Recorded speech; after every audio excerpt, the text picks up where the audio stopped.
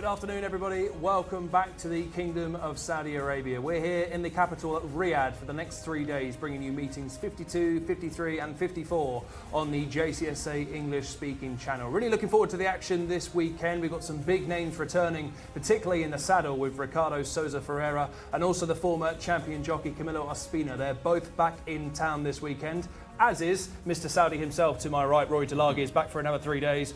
Rory, two of the big names are back here this weekend. Yeah, it feels like the season's just beginning to crank up again. We've had a couple of reasonably quiet weeks, haven't we? But the return of Camilo Ospina is a big boost to racing here.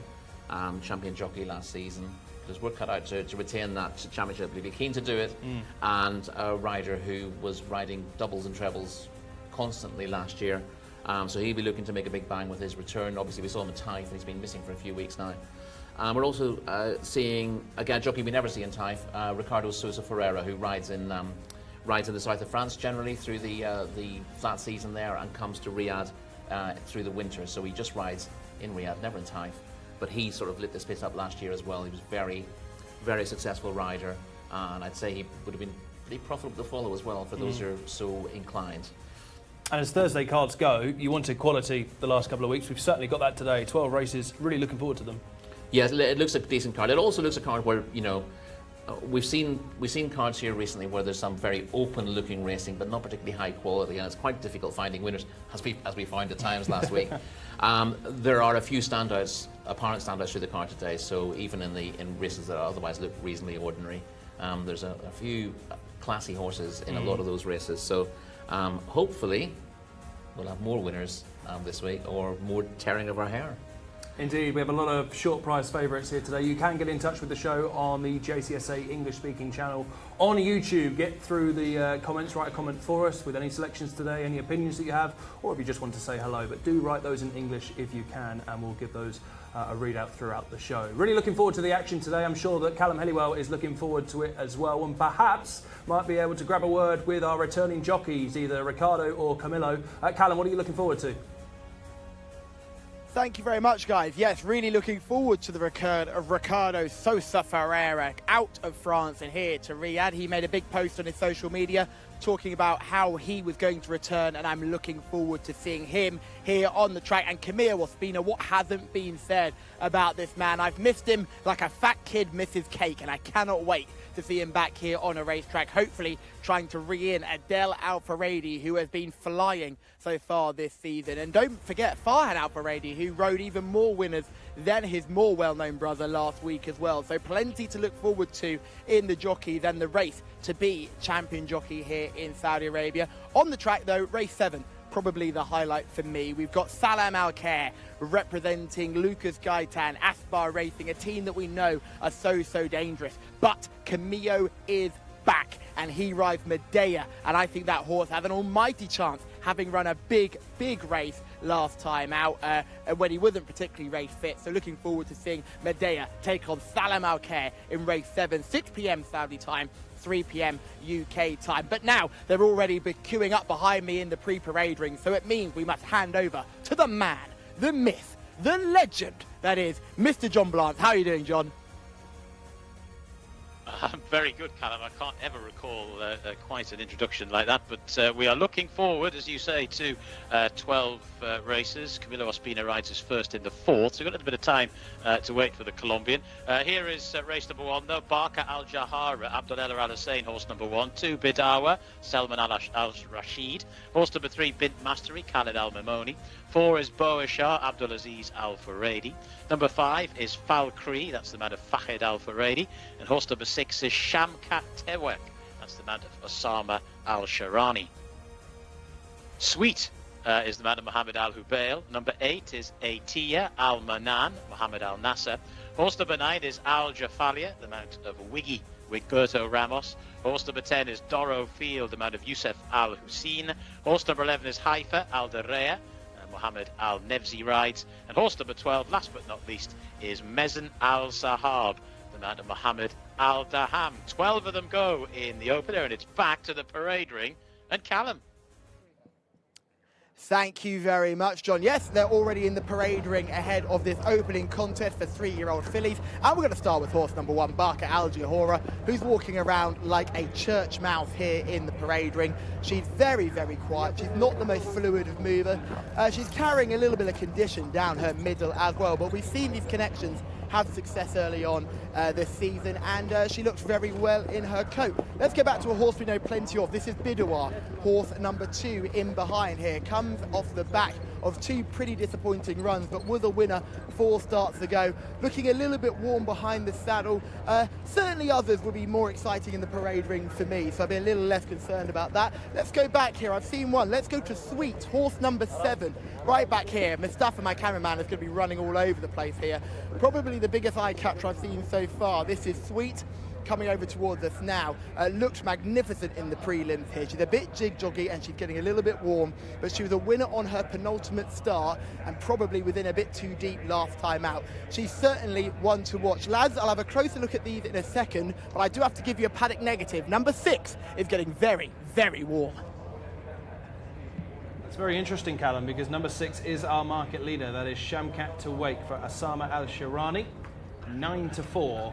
Finally off the mark at the 10th attempt last time. Second choice is number 5, Falkry at 100-30. Bint Mastery, 5-1. Barca Al Jahara, the top horse, at 8-1. Same price about Sweet. That's number 7. And then Bidouar at 10-1, the rest at bigger prices. Let's go through some of the leading players here in the market, Rory, starting with the market leader, which is number 6, Shamkat to Wake. Finally off the mark last time on return here. Did everything just fall right on the day? Did she have the perfect position throughout, perhaps? Yeah, she certainly had plenty in her favour that day, but I think if we look at some of the other runners, we'll see that they've also had things in their favour when winning. But Shamkat to Wake has the best form in this race according to the official handicapper here with a rating of 76, and probably didn't have to improve to win that course and distance maiden 4 weeks ago. This is back up in class for Shamkat to Wake, but unlike a lot of horses stepping up from a maiden win, this horse is already proven in better company, so I expect Shamkat to Wake to be competitive here. Just want to keep an eye on him in the parade ring because Callum give him a paddock negative, and I don't mind them sweating up a little bit.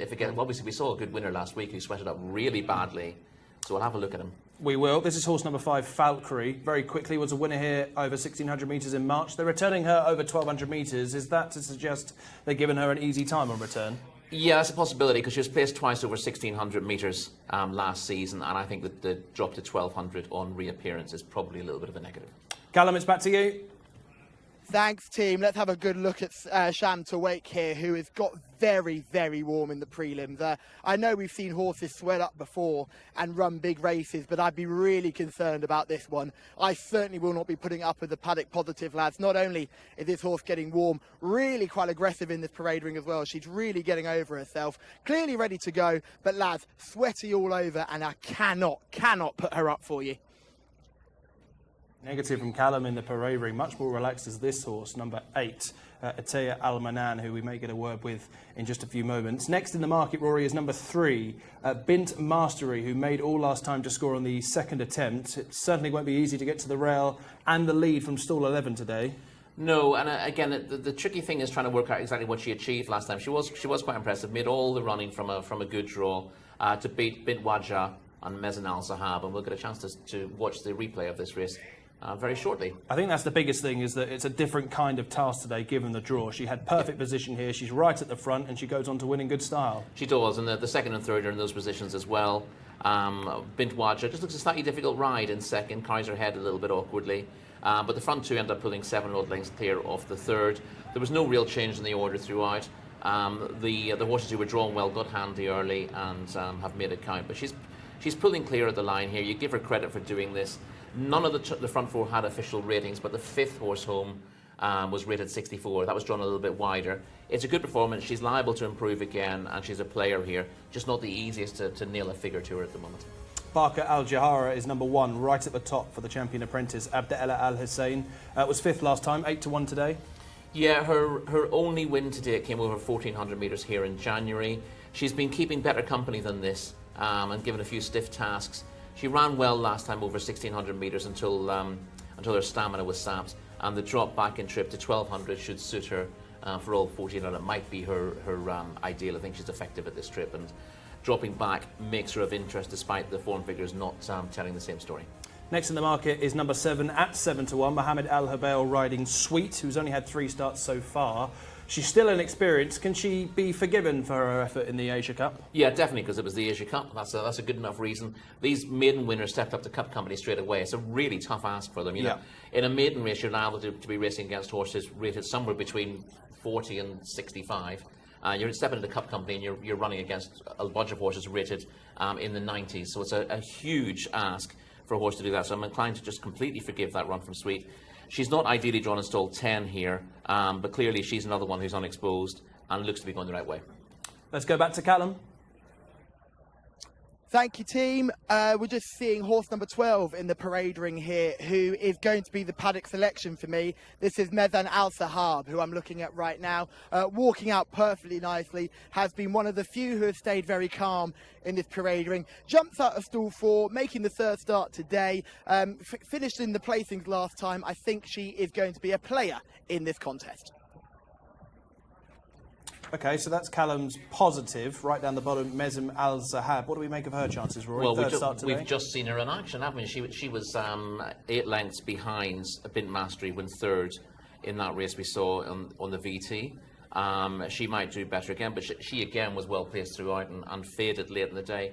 That was her 2nd start. She should do a little bit better. She certainly does look okay on the parade ring, as Callum says, but she's got it to do with Bint Mastery. For all, she's at least better drawn today. She's in 4, so she's again got a positive draw. Bint Mastery's got to get across from stall 11, which looks difficult enough. And Mezin Al Sahab is the same price about number 2 Bidawar. Both of those are 10-1.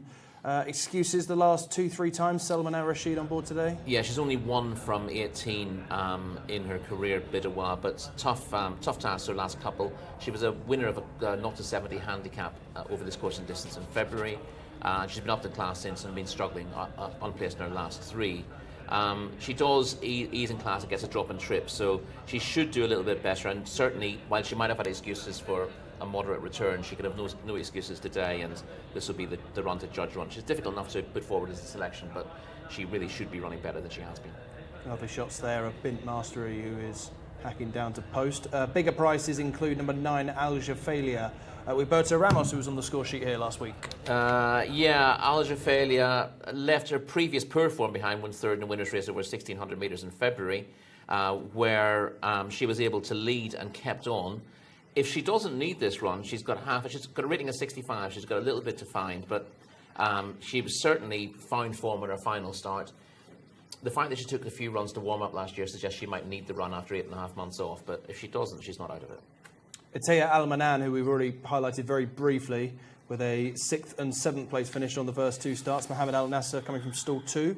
Yeah, she's shown a bit of ability on those starts, but the fact that she's unable to make the money in maiden races suggests that she's going to struggle here. On the plus side, she's drawn in stall 2, so this gives her an opportunity to build on the mild promise of those runs, but a bit more required now. And the other 3 are bigger than 20-1. Bawashar 4, Dorofield 10, Haifa Al Duray 11. Any of those with any potential claims here? The bottom 2 have shown very little so far, and you can't make a case for them. Bawashar, you can at least make some sort of case with a rating of 70. Those form figures don't look very good, no closer than 6th on her last 5 starts. But she is capable. She's got to get that mark of 70. She's had to show something. She won a maiden at Taif last year. Arguably, that track suits her better than here, because although she's not really repeated that run, her best efforts have also come at Taif. So, the question mark at this track, but she does at least merit a mention with a rating of 70 here. Okay, the runners are arriving down at the start ahead of 12 races here at King Abdulaziz Racecourse. We start with the non-winners of 2 events for fillies over 1,200 metres. Rory, what do we like in the opener? Well, I was going to go with Shamkat Tawik, but she is definitely a paddock negative, and the betting doesn't really reflect that. So, although I've got slight question marks about her getting across from stall 11, I think Bint Mastery becomes the automatic choice if you're against Shamkat Tawik, and she will do for me. Yeah, I like Bint Mastery as well. Positive jockey change, and they got the best out of her dropping to 1,200 metres last time. I think she's more solid than Sweet, who I also like. The form's certainly better. Sweet beat a horse called Wahij back in March by 3 lengths, who is now rated 62. Wahij was 12 lengths behind Bint Mastery in the footage that we just saw 3 weeks ago, and elsewhere I think everything fell into place for Shamkat to wait last time. Big negative in the paddock, as we've seen. So happy to ignore her. The rest have plenty to do. So it's Bint Mastery for me and Bint Mastery for you in our new round of selections this week. Let's start as we mean to go on. So I did take week 1. You did indeed, yes. But handsomely. I'm expecting a lot of winners today. Callum, are you hopeful for a few winners today?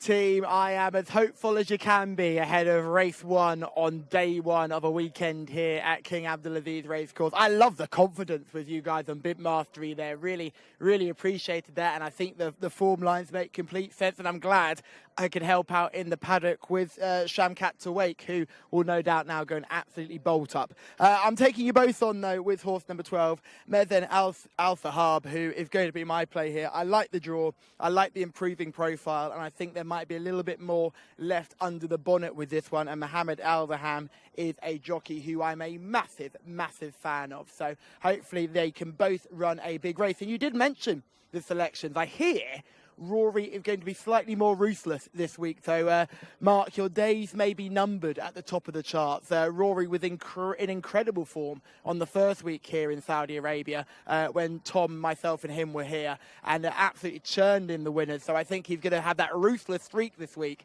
and hopefully come up with a few winners. But yeah, in this field, it's 12 for me and it is 3 for the boys. The 6, Shamkat to Wake, with a big, big negative in the parade ring. Could not go anywhere near that one.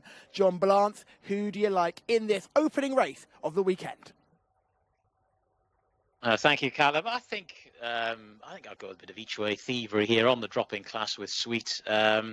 Obviously, the draw is a big thing here at Riyadh, but less of a thing when we're talking about horses of differing abilities, obviously. And I wouldn't have thought it's a huge issue to be installed 10 under these particular circumstances for Sweet. Still just at 3 runs, fewer convictions than 1 or 2 of these, shall we say? Yeah, I think each way in a race where you've got some nice each way terms in the international markets, why not give that one a go? They are circling down at the start at Riyadh. This is a non-winners of 2 lifetime for fillies. Favourite still in the international markets is Shamkat to Wake, but maybe those playing in the international markets haven't necessarily seen what we've seen in terms of the way that horse is in the parade ring, or was. Never great to get a negative paddock assessment from Mr. Helliwell, who's got a keen eye for these sorts of things down there. So that would just put you off ever so slightly. They're about to put them in. Just a quick check of those international markets. Sweet's been nibbled at, actually, into 7-1 from 8. But the favourite still, Shamkat to Wake. They are about to go in.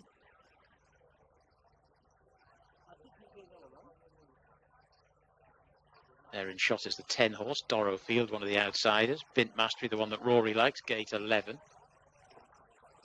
Now they seem to be all cantering away from the starting position. I'm just going to wax lyrical there about how quickly they're going in Riyadh, and then they've all suddenly decided to make an about turn, and not entirely sure what's going on. I think Callum is more likely to be able to provide some information on this than myself, so I'll hand you back to Callum. Thank you very much, John. You say, can I help you? I will try. At the moment, I don't really know what's going on. I will try and find out as soon as I can. Going down and see if I can hunt down any stewards. Don't think I can find anyone at this end. I think they're coming back in. I think they're coming back in here. They're coming in behind me. The lads, even the stable staff are slightly confused, I think, because the grooms are now coming back. They're being told to open the gates and bring them back through, I think. Seems to be what's happening in front of me. Yeah, all the grooms are now going back to look and see what is going on. I'm going to try and find out some extra information. Now is my job of looking around and seeing where everybody's gone. Usually there could be a steward hanging around. Just trying to work out what's going on. We're just going to try and work out what's happening here and see the jockeys are jumping off. Lads, the jockeys are jumping off. I'm going to go and have a dig around in the steward's room and find out what's happening, but everyone's dismounting in the parade ring. Well, we're not really too sure what's going on, so we've left Callum to go and find out some of the answers. I'm not sure I've seen that before, Rory. I mean, you just said to me off air, is it a stalls issue? But they'd rightly stay down at the start, wouldn't they? Yeah, unless it's something they know is going to be an issue. Could be an electrical failure. Yeah. But yeah, the fact they come back so quickly when they were due off in a matter of seconds, we didn't have a delay, and then they came back because of an issue. So we'll hear what the official line is. But the fact that they're all coming back, the jockeys aren't staying on board. They're coming back into the unsaddling enclosure suggests that something significant is up. And no doubt Callum will be back to us in a matter of seconds with the reason behind that. Well, you had the perfect view behind us, really, didn't you? You could see what we could see, where the horses are coming back into the parade ring. There is the blue and white stripes of Mezem Al Sahab, who I think is one of the last to come back with the market leader, Shamkat Tawake. So let's go back to Callum, because I think he's having a word. You can see here speaking to Mohammed Al-Daham, getting a quick word. Callum, let's see what you found out from other jockeys. Thanks, team. Well, what's unbelievable is that I'm trying to find out from other jockeys, and immediately I've been told that they don't know what's happening either. Just see now as the trainer, he's going to talk to the stewards now. So he's talking to the outriders at the moment. They're going to try and find out. I'll see if I can get a word from Nawaz. Nawaz, do we know what's happening? He's giving us a shake of the head as well. He's saying he doesn't know what's happening either. So, guys, we're all a little confused here. I'm going to try and break in and try and find some stewards. What's happening now, the horses are being re-led round the parade ring. So they haven't been taken into the saddling area as I speak. I am going to keep having a watch of them here and see if they're going to do another lap. They are indeed doing another lap. The horses for the next race are in the pre-parade, so they can't go into the pre-parade ring. So now we are going to try and find out. So I'm hearing that it's probably going to be a stalls issue or an electrics issue with the stalls. The jockeys are going back in. I'm going to head into the steward's room and see if I can find out extra information, because there doesn't seem to be any stewards out here. I will get back to you as soon as I know more. Yes, thank you, Callum. We'll let you go to the steward's room to see what we can find out. There is one of the riders in shot. That is Fahed Al Faredi, who is due to ride the second favourite Falconry here, and even he looks very confused. And Callum, spot on. So the horses in the second race are already in the pre-parade ring. These are the horses due off in the first race, so there isn't really anywhere for them to go. But as we said, Rory, it's probably best, well, we would have thought it would have been best for them to stay on the track, but clearly it's a significant issue rather than a minor one. Yes, if it was going to be a 10-minute delay, you'd expect maybe the riders would often leave their horses around at the start. We see this in the UK. Well, we get delays all the time in the UK, and no one bats an eyelid. But if the suggestion was there was going to be a 15, 20-minute or more delay, then it makes sense in this sort of temperature not to be standing at the start in the sun and getting into a little bit of shade in the parade ring. This is very interesting. We'll have to keep an eye on what's going on, and we wait to hear from Callum. John Blance was poised in the commentary box, and all of a sudden I thought we were looking at pre-recorded shots of them cantering down to the start, but indeed they were coming back here. So Callum has been into the steward's room. I think he's just come out now. Let's see if we can find out any further information from Mr. Helliwell himself. Thanks very much, guys. Yes, tried to find out what's going on. Just been into as far into the steward's room as I can go, and all I've been told is technical issue at the moment. I'm trying to gather some more, and I will try and let you know as soon as I know more, but at the moment, just technical issue is all I can give you right now. Okay, thank you, Callum. So I think we've pretty much summed up the first race as best we can. So we have got some time to fill, Rory, and I think what's best to do is look at some of the big names later. We've got some really good racing here today, and as I flick through my race card, I think race 4 is definitely one to keep an eye on. This is a non-winners of 2 event for fillies. Race 4 is over 1,600 metres for 3-year-old. They are now actually going back into the pre-parade ring, so clearly the horses from the second race have now disappeared, and they have now gone back into the pre-parade. I mean, the pre-parade is the quietest and the most covered area here, so it makes sense that that they would look to do that. But obviously, that means that We've had to Just a bit of a mess, really, at the deal minute. with horses from 2 different races in there at the time. Anyway, let's look at the 1:35 or the 4:35 Saudi time, I should say, here in Riyadh, 1,600 metres, where Dance Desire is the 7-4 favourite for Mohammed Al Daham, who did have a ride in the first, might still have a ride. We're yet to see. Of course, this is all hypothetical speaking here, because hopefully we don't have racing cancelled. But I thought this was one of the best races of the day, with Dance Desire, with connections that can do no wrong at the minute, and Aina Ware right at the top, who I think is definitely more value than a rating of 70. How do we assess the fourth race here today? You particularly want to look at Aina Ware and Dance Desire, and they're the two most interesting, I suppose, in the race. Dance Desire obviously runs for Thamer Al Dahani. We're big fans of Thamer here, and he does very well with his imported horses. Dance Desire, British bred by See the Stars out of Merkel, Zayn Hanna. She won a similar race at Taif in July and ran at least as well as that one, third to Tamida in the Taif Cup for 3-year-old fillies on her latest start. I wouldn't have thought this track would be any sort of issue for her. Some horses are sort of Taif specialists because they're suited by the deep surface or the sort of the tight bends there, but Dance Desire's got being by See the Stars, I think a big galloping track would suit her at least as well. You'd also think there's a lot more, a bit more to come from her after just 7 starts. This is an easier task than she had last time out, and she sets a pretty solid standard. She's rated 82. Aina Ware, who's the really unexposed one in the race, has a rating of 70. You think that's potentially a very favourable rating? I just think if you watch the 2 races back, and we will see one of them later, hopefully, we won't see the start on either occasion. I think the debut third is better than the actual win, given the amount of ground that she actually lost at the start. Yeah, again, we will see. We may see a footage of Aina Ware, but we won't see the start of the race. And she's been slowly away both times. She ran very well to be third on debut, and as I said, she took advantage of the experience she got there to win last time out. 70 is probably a fair enough rating on what she's achieved in bare form. Yep. But once she learns, hopefully she will learn to jump out of the stalls. Normally slow starts for debutantes here are just about inexperience, and they learn. But obviously, you do get horses who tend to be habitually slowly away. Well, at this rate, we might not have stalls to come out of. I guess. I don't think they'll do flip starts here, to be perfectly honest. But we'll see. But yeah, so Fahad Al Faredi rides. Stall 3 is a positive there, whereas the favourite Dance Desire's got to come out of stall 15. However much class you have, a wide draw is a problem here, unless you're blessed with exceptional early speed. Yeah. And just because you're the class out in the race doesn't mean you're the fastest over the first yes. Furlong or so, and that's an issue for Dance Desire. She is fast enough at this trip, and I think she probably will get across. But it's an interesting clash between the pair of them. Okay.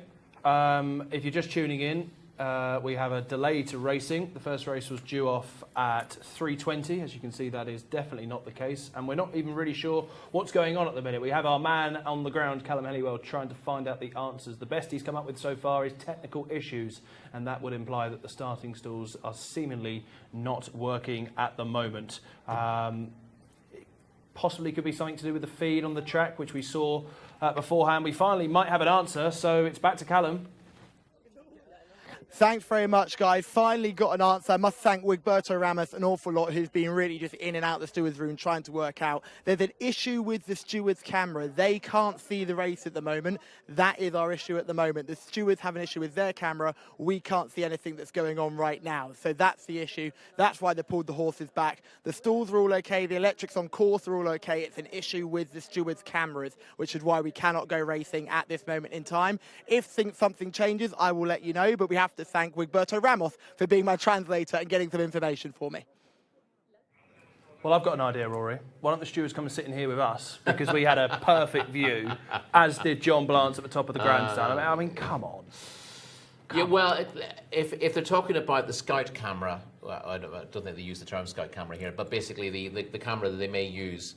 Drone, do you mean? Or? No, it can be a drone, but essentially a camera that shows the off-action action. Yes. So you can use it for stewards' inquiry. So you're not just looking at the main camera. You're able to get a full shot of the race that shows you the full context of what's going on in the if there happens to be a stewards' inquiry. Obviously, if there happens to be a faller in a race or something like that, you need to be able to look at all the angles. But yes, it seems very frustrating that everything else is in order, and it's just I don't think it's a case of their TV needs fixing. Switch it on and off again. I think it's that patrol camera or however you want to define it that is non-operational at the moment. The irony, of course, was that last season we had something like 28 different cameras here, which is a huge number, and we're a little bit pared down this season. Yeah, hopefully that'll be resolved fairly quickly, because otherwise we have got some spare squeezing seats all in that here, action haven't we? into a shorter time. I'm not sure I fancy spending the afternoon in the company of the stewards. Nice people, though, I'm sure they are, but we'll see what pans out. Let's talk about a couple more horses we're going to see today, and they are both north of 100, I think. Salam Al Khayyar is definitely, that's in race 7. Salam Al Khayyar, who was placed in the Taif Derby behind Hakit, beats the same rival in one of the Taif Cups towards the end of their season. Salam Al Khayyar in race 7, Rory, is certainly one of the standout names on the programme today. Yeah, listen, looks to have absolutely tons in his favour. As you've mentioned the form, he's got form at a high level here. Drops back into open company, and obviously open races kind of a real mix of abilities in them. Alex Moreno was on board. Lucas Gaitan is one of the highest percentage trainers you see in Riyadh. Doesn't just churn them out for the sake of having runners in the colours. Drawn and stalled 1 as well. So big class edge, ideal draw, top jockey. Top trainer. And top trainer, obviously. There's not an awful lot not to like about Salam Al Khayyar, and he's going to be a very... You can tell me exactly how skinny and pricey he is, I'm sure. Yeah. Probably. Well, he was 4 to 7 much earlier. Meanwhile, let's go back to Callum.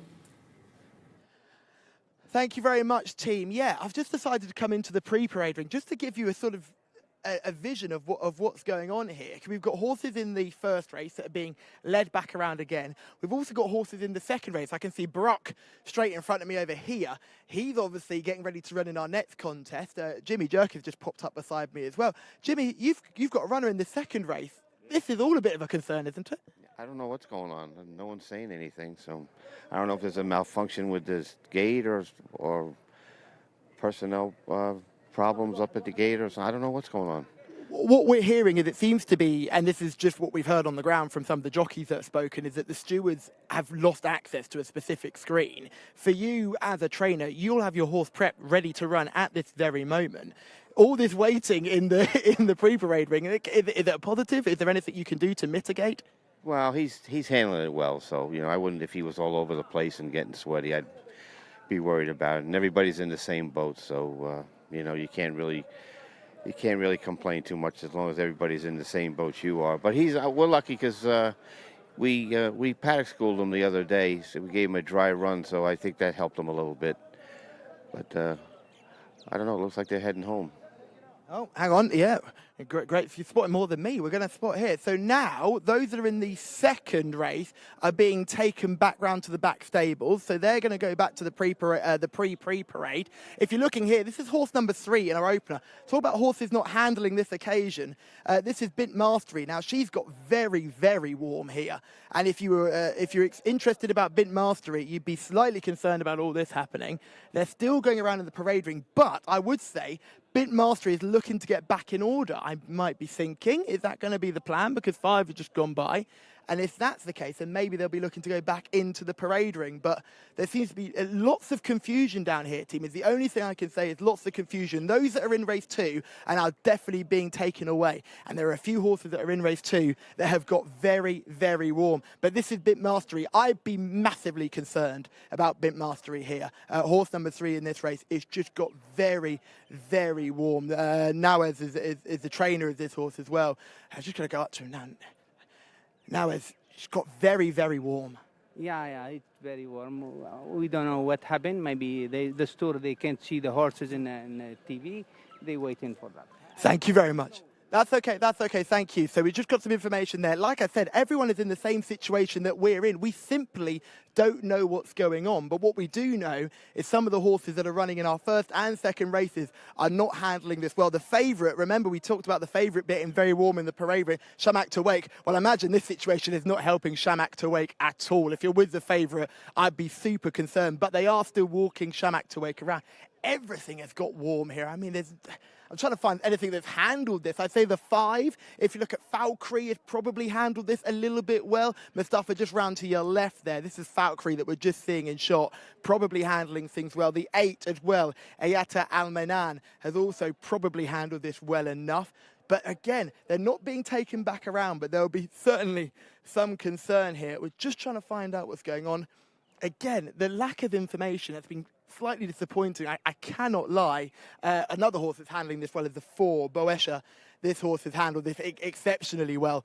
Probably the best of the group, I would say. But even that's going into the stalls now, so we'll get a good chance to look at all our stalls that we have here. In fact, let's have a good old look at this. Is Newa, I think. This is Sweet. I think I can just see here, we'll get a lovely shot of Sweet, who they've actually locked back up properly. So we'll just hold on here so Mustafa doesn't get run over. But Sweet is in the saddling box, actually getting really looked after and attended to here, getting taken away from everything, because this area, you can see, we can close them away. And let's have a look at this Mustafa here, who's just come through in front of us. This is horse number 7 on your race card, Sweet, who they're actually keeping indoors here, because obviously this is a really well-covered pre-parade ring. They don't want to have that horse out here with all the kerfuffle going on around, so they've decided to keep Sweet indoors. They've also done the same thing for Barker Al Jahora, who's next door. Mustafa, if we go one down here, we can see Barker Al Jahora as well is another horse that's being kept in at this stage. You can see, look, just how airy and how much airspace you've got and airflow into this box as well, just to keep this horse as calm as possible. This is Barker Al Jahora. This is your 1 here. Now, she is handling this as well as you could possibly imagine, but again, she's getting very, very warm, and you can see all over she's getting quite warm. So that would be my only concern here. If you had Barker Al Jahora as one of your selections, she is getting a little bit warm. You can also see she's got the 2 earplugs in. She's got an earplug in on this side and on this side. They're just trying to keep her switched off. But honestly, this is what you don't want to do, because at the end of the day, you're dealing with horses that are revved up and ready to go. They've gone down to the start. You can see she'd gone down to post. You can see she's covered in dirt already.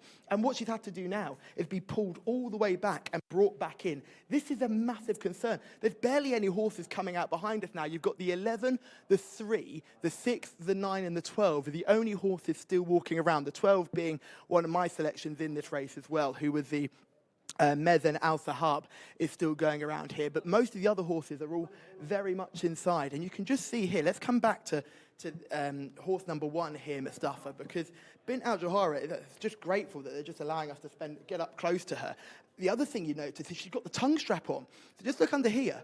She's got a tongue strap on. Now, most people would say, if you're dealing as an equestrian with horses in general, you don't want horses stood around, hey, steady, steady, steady. You don't want horses stood around with a tongue strap on. I know. Because what they're having here is their tongue is being pushed down to allow them to breathe when they're running, not when they're just stood around. So that would be another little concern for me, is that she's got the tongue strap on still. For me, I'm thinking now from a welfare perspective, I wouldn't want horses stood around with a tongue strap all day. It just doesn't seem really fair on them. You can see she's slightly uncomfortable with that just under her chin there. So that would be the one concern for me if you were on Bint Mastery, who stood up like an absolute saint, really. I mean, she's a racehorse. She doesn't want to be stood here all day. So it's well done to everyone involved with her. Thank you so much for giving us the time. Let's go back out round here, because we can talk about the horse that the boys like. Bint Mastery is down this other side here. Let's have a look at Bint Mastery, because again, we still don't know what's going on. The outriders still don't know what's going on. I'm going to have a word with Faisal, see if he knows anything. See if we can get a word with Faisal. Do we know? No, still no information. That's the best interaction we've had all day. Do you know anything? No, haven't got a clue. We'll go down here. This is Bint Mastery for the boys. I think it is. Oh, no, this is Valkyrie, I should say. Horse number 5. I just got my colours slightly mixed up there. But let's have a look at Valkyrie. He's another one that's in here. Slightly different stabling areas here. You can see this is a horse that's just being kept in without the doors. But you can see the difference? We're washing down these horses. See this? We're washing down. We're keeping everything cool, because it is warm out here. And if we're stood around having worked out, this is going to be a thing that we need to do. So they do need to keep them warm. So you can just see we've got the buckets of water here with our sponges. We've got the scrub down things there as well, so you've got plenty of options. But then it's great to get up close to Valkyrie here in front. You can see how big she is. She's a big girl, isn't she, old Valkyrie?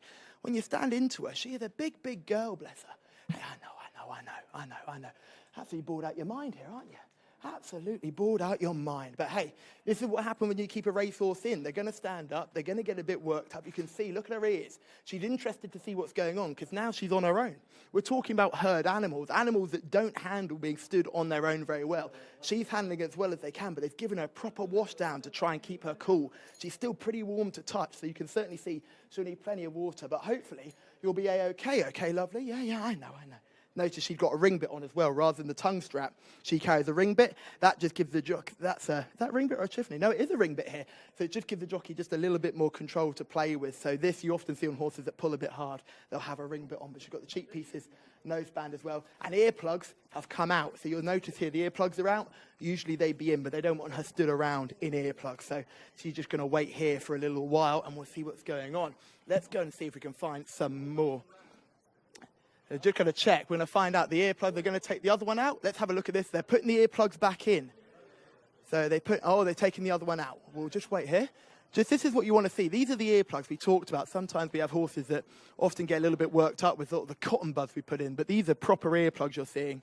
Trainer just coming over to make sure everything's okay as well. Probably making sure I wasn't messing up, so we'll just keep out the way here because horse 6 is coming back around. This is Shamak to Wake. Let's have a look at Shamak to Wake, Mustafa. Here we go.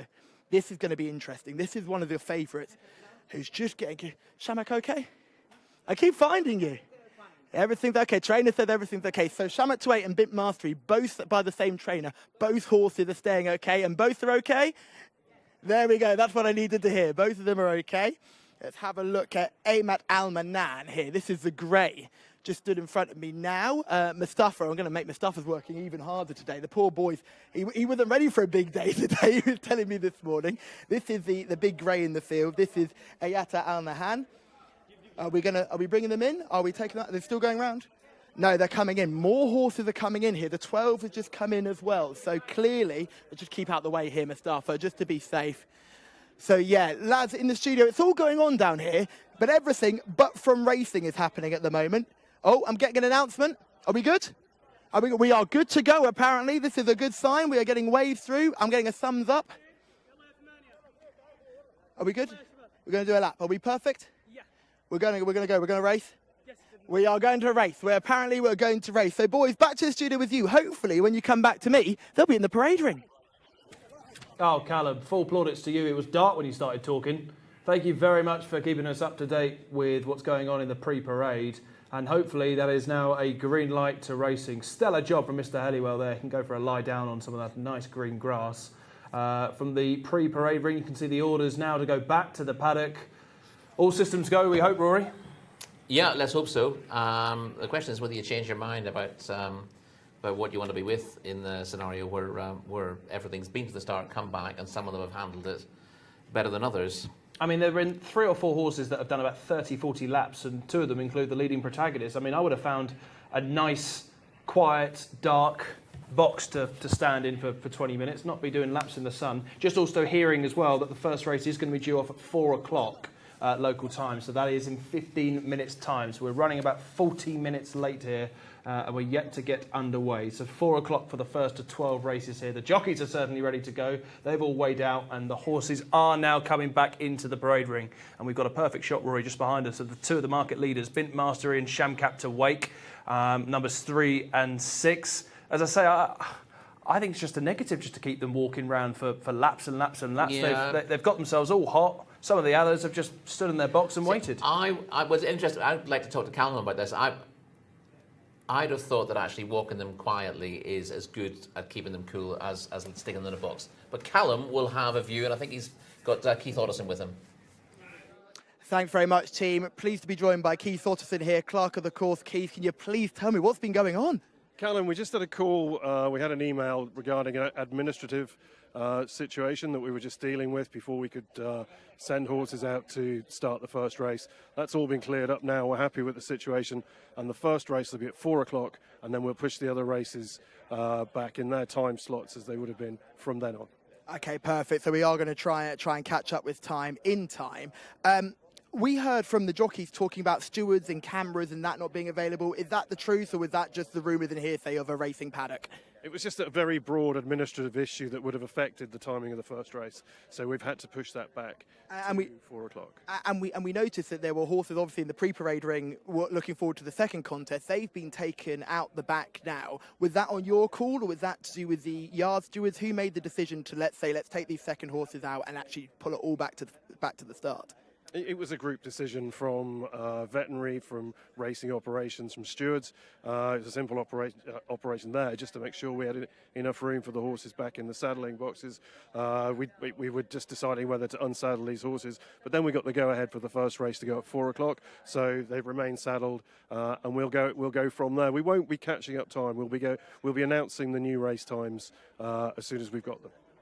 Perfect. Thank you very much, and thank you for your time. Not at all. My pleasure. Thank you, Callum. Thank you. Great to hear from Keith, who has summed it up pretty well there. So we won't really catch up time. I think most of the races will just go back at the gap that we've missed, which is roughly about 40 minutes for the first. Was due off at 3:20, now due off at 4. We do have sort of slightly staggered gaps in the races today, so it may well be that those 30-minute gaps will become 25-minute gaps. But there's no sort of rush to win back all that time. But I'd imagine there'll be no 30-minute gaps today. It'll be all 25s. But we'll see what the official race times. We'll get an official race time for all the races going forward, so you know exactly when to tune in should you have an interest.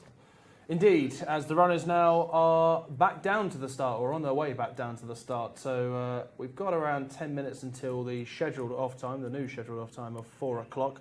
Let's talk about some of the leading protagonists on form then, because I know we've had a few negative signals from Callum in the parade ring with the two market leaders getting very warm. Let's talk about their credentials on paper, Rory, starting with Shamkat Tawake, who is the 9-4 favourite. Just remind us as to why she's at the top of the market. Yeah, she's never been out of the frame since her debut, so she's got a really solid profile, 10 runs, and she's always there or thereabouts, both in maiden company, in non-winners of 1. I think there might even be an open race thrown in there, but generally very reliable. And finally got her head in front last time out in a maiden contest. Steps back up in class, but obviously she's shown before that she can mix it at this sort of level.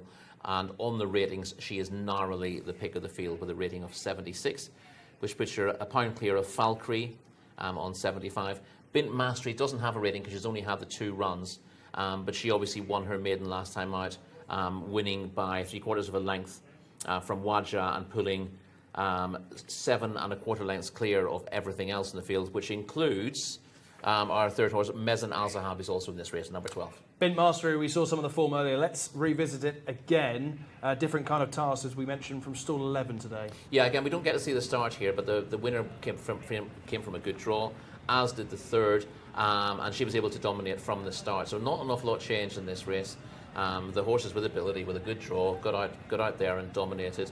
But it's interesting what happens in the last furlong, because sometimes you expect the field to begin to close up late when those who've got an easy lead are able to dominate. But actually the front 2 pull clear.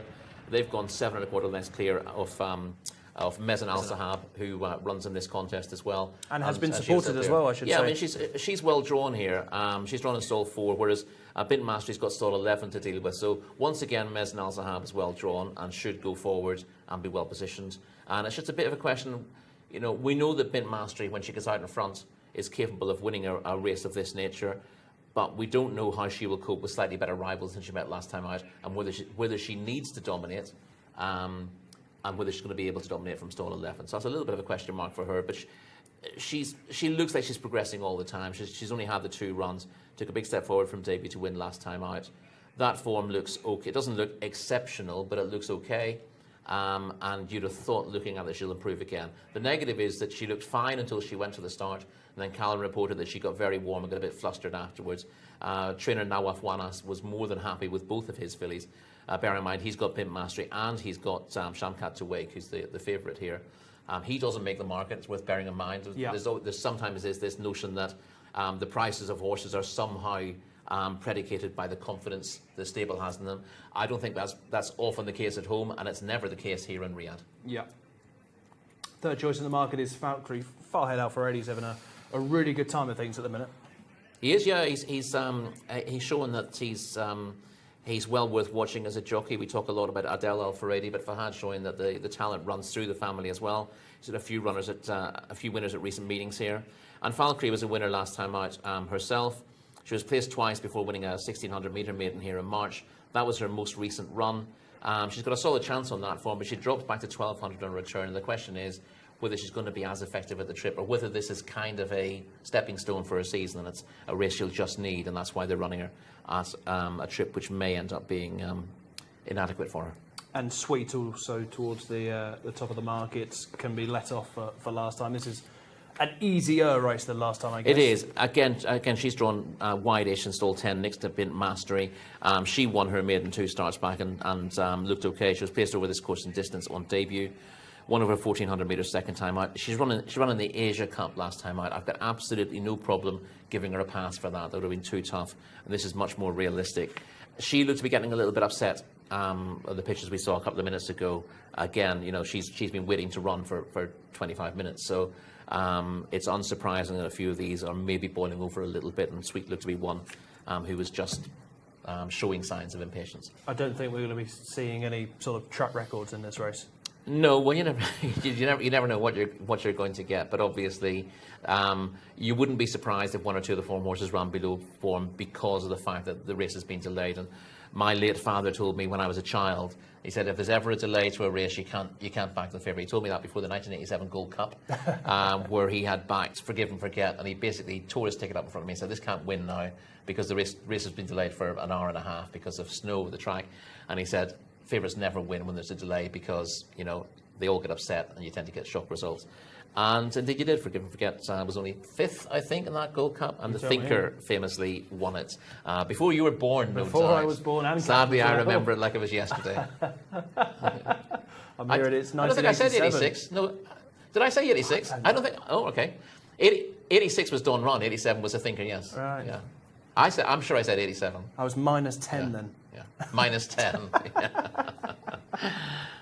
Anyway, that is the thoughts of Rory Delaghi. The market, well, there's been a bit of movement, particularly for Bint Mastery, despite 1 or 2 negatives with all the kerfuffle a few moments ago, is now 3-1 from 5-1, so that's probably one of the biggest movers. Likewise is Mezim Al Sahab, both of those from the same form line. It is 9-4 Shamkat to Wake, 3-1 Bint Mastery, 4-1 Falkreath, 7-1 Sweet, Mezin Al Zahab 17-2. The big drifter has been number 9 Al Jafalia, 12-1 out to 20-1. The stall's loading process will hopefully start in the next few moments. Remind us, Rory, while you're with number 3 Bint Mastery. Yeah, well, I'm with Bint Mastery because I was put off Shamkat to Wake getting very warm in the preliminaries. Now Bint Mastery's also got a bit warm. So, do you want to change?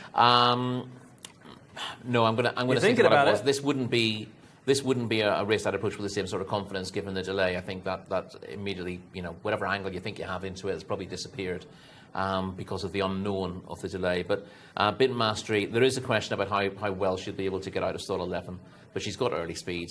I expect her to be very effective here, and I've got slight negatives about the front 2 in the market. Falkreath is the other one who's prominent in the betting.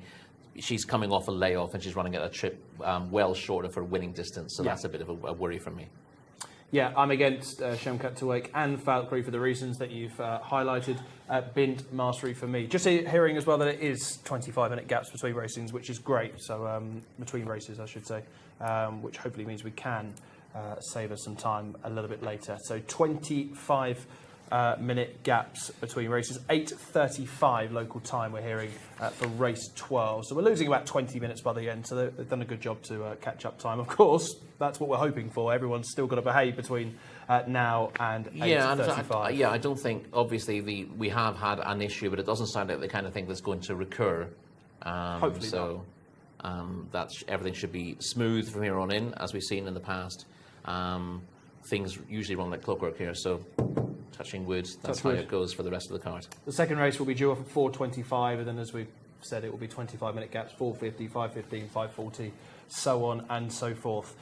So hopefully we should get underway in the next 5 minutes for the opener here of the 3-day meeting here at Riyadh this weekend. A reminder that it is Bint Mastery for myself and Rory Delaghi. Callum, are you changing tack at all with your selection in the opener? Thanks, team. Yeah, I was, and now I'm kind of doing a roaring, just sticking with my guns and just sticking it with not much confidence, to be honest. Let me give you a run through of the horses and how they handled things. Barker Al Jahora, that was a horse that we got a good look at in the stable, had the tongue strap kept on, and we just didn't look great. Hasn't looked any better going down to the start. Big negative in that one. Bidawar with another one that handled things a little bit better than some of the others. Bint Mastery, the 3, got incredibly warm, lads. I mean, this was a horse that I was slightly concerned about health-wise in that pre-parade ring. Just was so warm, rocking side to side, did not look comfortable at all. The trainer was very keen to just keep her moving, didn't want her to stop. The same can be said for his other runner, Shamkat Tawake. They were almost the only 2 that stayed out for the entire process. Bawesha was kept fairly quiet, didn't get to see much of that. Ayat Al-Manan, that was the horse who handled things well. That was the big grey we saw. Handled things very well, didn't get a lick warm, went into the boxes right at the last minute and then came back out comfortably. I would not be surprised if that horse runs a bigger race than others coming out of stall 2. Aljafalia, that's a horse that's a big drifter in the market right now. And the market's got a good chance to look at these in the pre-parade, but wasn't giving me major negative signs, unlike Doro Field, who you may have seen going around without the jockey, and in shot now, just heading around without the jockey. That horse was getting warm in the parade ring at the start of proceedings, came back, was sweating up an absolute storm, and they've gone without the jockey there. I imagine Doro Field will be a non-player in this contest. Heifer Alderea didn't get to see much of, and Mezan Al Sahab, with the selection that I'm going to stick with, didn't look particularly great either. If I was looking for a horse that handles things well, it was the 8. Ayat Al-Manan. I think that horse handles things as better than some of the others in this field, and you can see Bint Mastery, lads. I know you're sticking with it, but I'd be very concerned. Just got incredibly warm. I've got the head vet Toby's near me, and we've got a little bit of time that we can fill here. Toby, I'm going to grab you just a second here. In a situation like this, where horses have gone down to the start and been brought back, from a health perspective, is there anything that we should be looking out for? Yeah, certainly. I mean, we look to loosen the saddles off in the pre-parade if we can, just take the pressure off the horses and keep them nice and relaxed. But the team are keeping a very close eye on the horses, making sure that they're not getting too hot or agitated pre-race. The horses handled it very well, so we just make sure that the welfare of the horses is looked after at all times. But they'll all take their part in the first race and be ready to go at 4 p.m. Yeah, we saw Doro Field, horse number 10, who got very warm in the prelims, came back and has been going around without a jockey there. Was that one of the horses that would have made sort of a second look shortlist? Yeah, so we certainly keep an eye on anything that's sweating or showing any signs of agitation. But the cardinal signs, so we'll have a look at the horse's heart rate and respiratory rate and just make sure that that they're in a suitable condition to race. And although outwardly they can appear agitated and be sweating, the horses are in a suitable condition to start. Mentally, it can be a challenge for the horses. They don't all handle the situation with the same ease, but they were all in a condition that we were happy with. Thank you for taking the time to talk to us. They're loading up for our first contest. John Blance, it's all yours. Thank you very much, Callum. Well, let's hope this is worth the wait, because it has been quite the wait for our opener, but everything has to be absolutely hunky-dory, ship-shape, etc., and it is now, and they're putting them in down at the 1,200-metre start for this non-winners of 2 lifetime race for fillies, and Shamkat Tawake continues to be the favourite in the hands of Osama Al-Sharani. This is horse number 4 going in, Bauer Shah, Abdulaziz Al-Faradi, into stall 8. The 12 still to go in is Mezan Al Sahab. The 8 to move forward as well, Atea Al Manan. 9 horse, if you're working off the race card, not all race cards have that horse's colours in, or the jockey's colours in. So turquoise with a gold sash coming out of stall 5, Al Jafalia. 3 more left to load. The 12, Mezan Al Sahab. The 7, Atea Al Manan. And also horse number 5, Falkri. And then we will have a full complement. Hats off to all concerned, sorting through the problems that we had, and a big hats off to Callum Helliwell. It was one of the slightly nervier moments in broadcasting when you're told somewhat nonchalantly by your director just to fill, and well, Callum's done just that. Valkyrie to go in. Buddy for Sweet as well, who seems to be without Mohammed Al Hubail. It's not really a race in which we can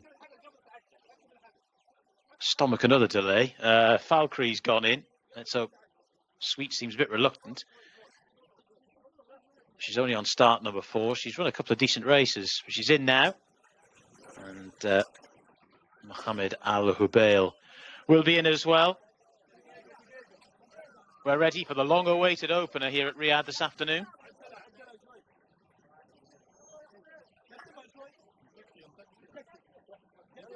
Still making sure that Sweet's okay.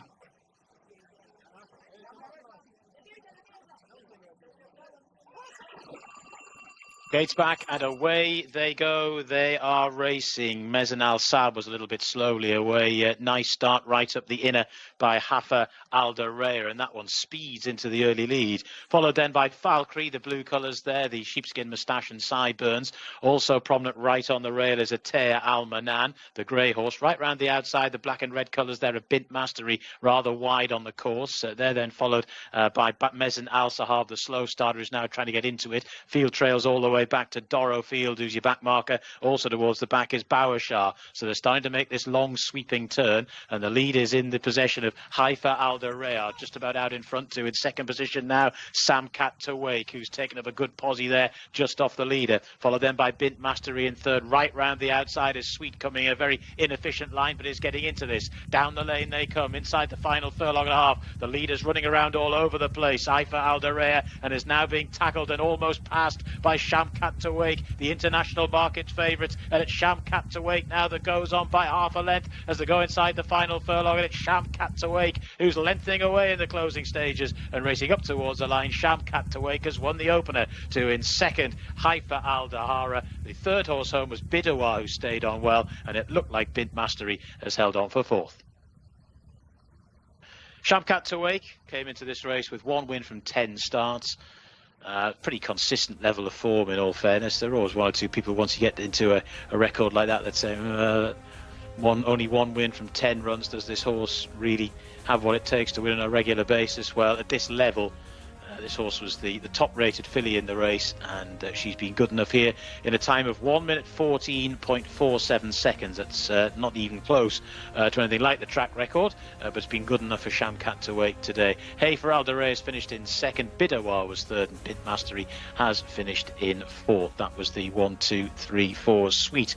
Flattered to deceive for a moment or so, but clearly had spent a lot of petrol coming rather wide there. But Shamkat Tawake got a lovely ride just off the back of the speed there. Osama Al-Sharani aboard, and has won by 2.5 lengths in the end. Haifa Aldareya in second was rather green in the closing stage. It wasn't this sort of clinching factor in that horse losing the race, but Haifa Aldareya on only start 3 was running around a bit in the closing stages.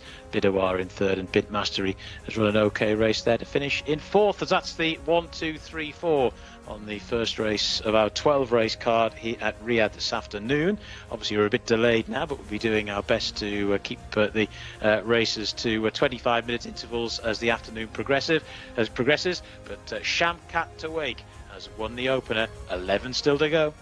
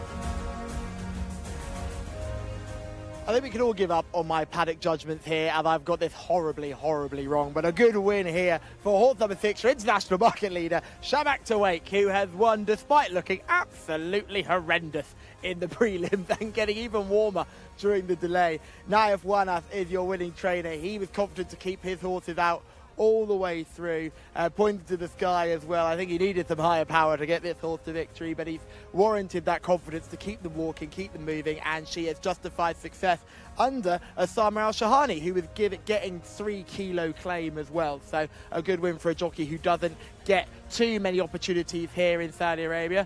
You're going to wait and make sure that the saddle comes off and everything. She's 1 from 10, she's now 2 from 11. She's a good enough individual, and she's won that well, but you just cannot get a good eye on. You cannot get away from the fact that this horse has got very, very warm. So we're going to have a good look now. I'm going to talk to Osama briefly as he weighs in. He's just going to young lad here, Osama, 3 kilo claimer. Just hoping to get a quick word from him. Currently talking to the Arabic channel, but we will always get a word from the jockeys, because I know it's what a lot of you at home live for here, so we'll hopefully try and get a word. And Osama's done very well, weighed in successfully there. He's going to get his hat and his saddle. Everybody's waiting around. Take off the saddle cloth. Oh, Osama's had a nightmare. He forgot to take off the saddle cloth. That's all good. Now he's weighed in correctly. See, I should have warned him. I should have told him before that was what he needed to do. A young lad here, Osama. Well done. Congratulations. Alhamdulillah, alhamdulillah. Thank you. Shukran. Shukran, mashallah. Mashallah. Well, a great job from Callum, and it shouldn't be so hard on himself. He's got one job in the paddock to tell us what's a plus, what's a negative, and every so often, Rory, you'll get one wrong. Shamkat Tawake has doubled up here. Yeah, I mean, Callum's been a bit hard on himself. Saying this horse can't win is possibly a mistake, but pointing out that this was the horse who got warmest in the preliminaries, who got very sweaty, is definitely worth mentioning. It is worth also mentioning that although it's very warm here, you don't often see horses sweating up badly, but the 2 horses in the last 2 weeks that we've seen sweat up the worst have both won. This horse and Walad into Miss, who got into an absolute muck sweat here last week, didn't stop it. And there are some horses who run their best races. And Walad into Miss runs on Saturday as well in one of the big races, I think in a Group 2.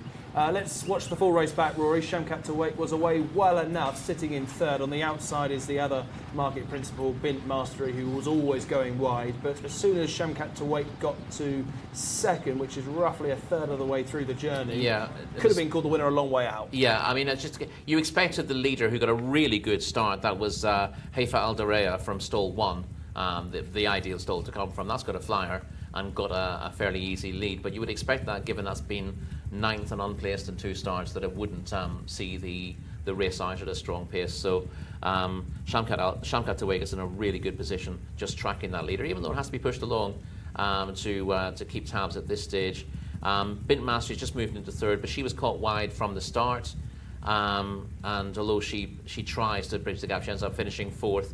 And we see Bidawad dropping in class in the blue colours with the yellow cap and sleeves, running on to grab 3rd place. But the favourite Shamkat Tawake hits the front at this stage. It's a massive improvement from the 2nd Haifa Al Dareya, but definitely helped by being in an inside stall.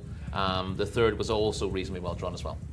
I think it's fair to say, would we give Bint Mastery, Sweet and Bidawar another go, given the circumstances before the race? Yeah, absolutely. But again, what we found, I think, with Bint Mastery, I don't think she's left her race at the start there. I think she's just lost this because she's hung out wide, whereas she was able to dominate last time. Being able to dominate is worth an awful lot. Yeah. So essentially, she's slightly flattered by being able to get in front and dominate that race last time out. But in a situation where she's in against similar class rivals from a very good draw, you'd again give her good chances. I think that's the most in-depth preview you're ever going to see here on the Jcsa English-speaking channel. Just the full hour speaking about race 1, which we're pretty happy to now see the back of. Straight to race 2, of course, now 25-minute gaps from here on in. This is a non-winners of 2 event, due off now at 4:25 local time. And our commentator for the afternoon, John Blance, standing by with the runners and riders. Thank you, gentlemen. Yes, big field here, so stand by. Runners and riders coming through your screens. Al Haydarbi is the man of Abdullah Al Rashed. Horse number 1. 2 is Al Muqdam, Abdullah Al Khamis. Horse number 3 is Bashawat, the out of Asil Al Saidi. Horse number 4 is Burke in the hands of Mohammed Al Nasser. Dabiran, Mohammed Al Hubail, horse number 5. Number 6, Estijad and Jimmy Carrion. Horse number 7 is Hadab. That's the mount of Fawas Wanas. Number 8 is Pennywern Taverner, Ahmed Al Shra. Number 9 is Sense of Power, Adil Al Faredi.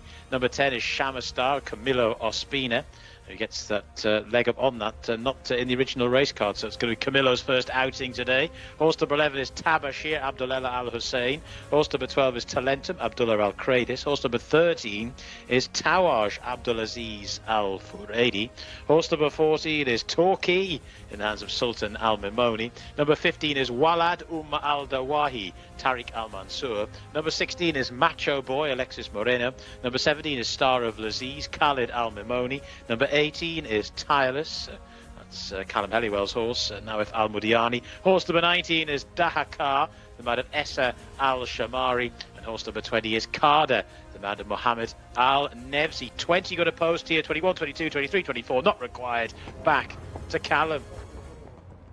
Thank you very much, John. Let's have a look at these in the parade ring. The first one we'll look at is Brock. Horse number 4 is the horse we saw in the pre-parade ring after our delayed last contest. And a horse that looked well then, looking even better now in the parade ring, walking out, looking really well in the coat. Strong hindquarters in behind. It's great getting to see the colts and geldings in this race, having seen the fillies. You can just see the difference in ability with these ones physically, and that's what we like to see. So Brock is the first of my paddock eye catchers. Walks with a real nice swing to the hips as well, covering the ground nicely. The form over the last few efforts haven't been particularly good enough, but a race like this, you can't ignore Brock. Let's go back to horse number 13, unlucky for some.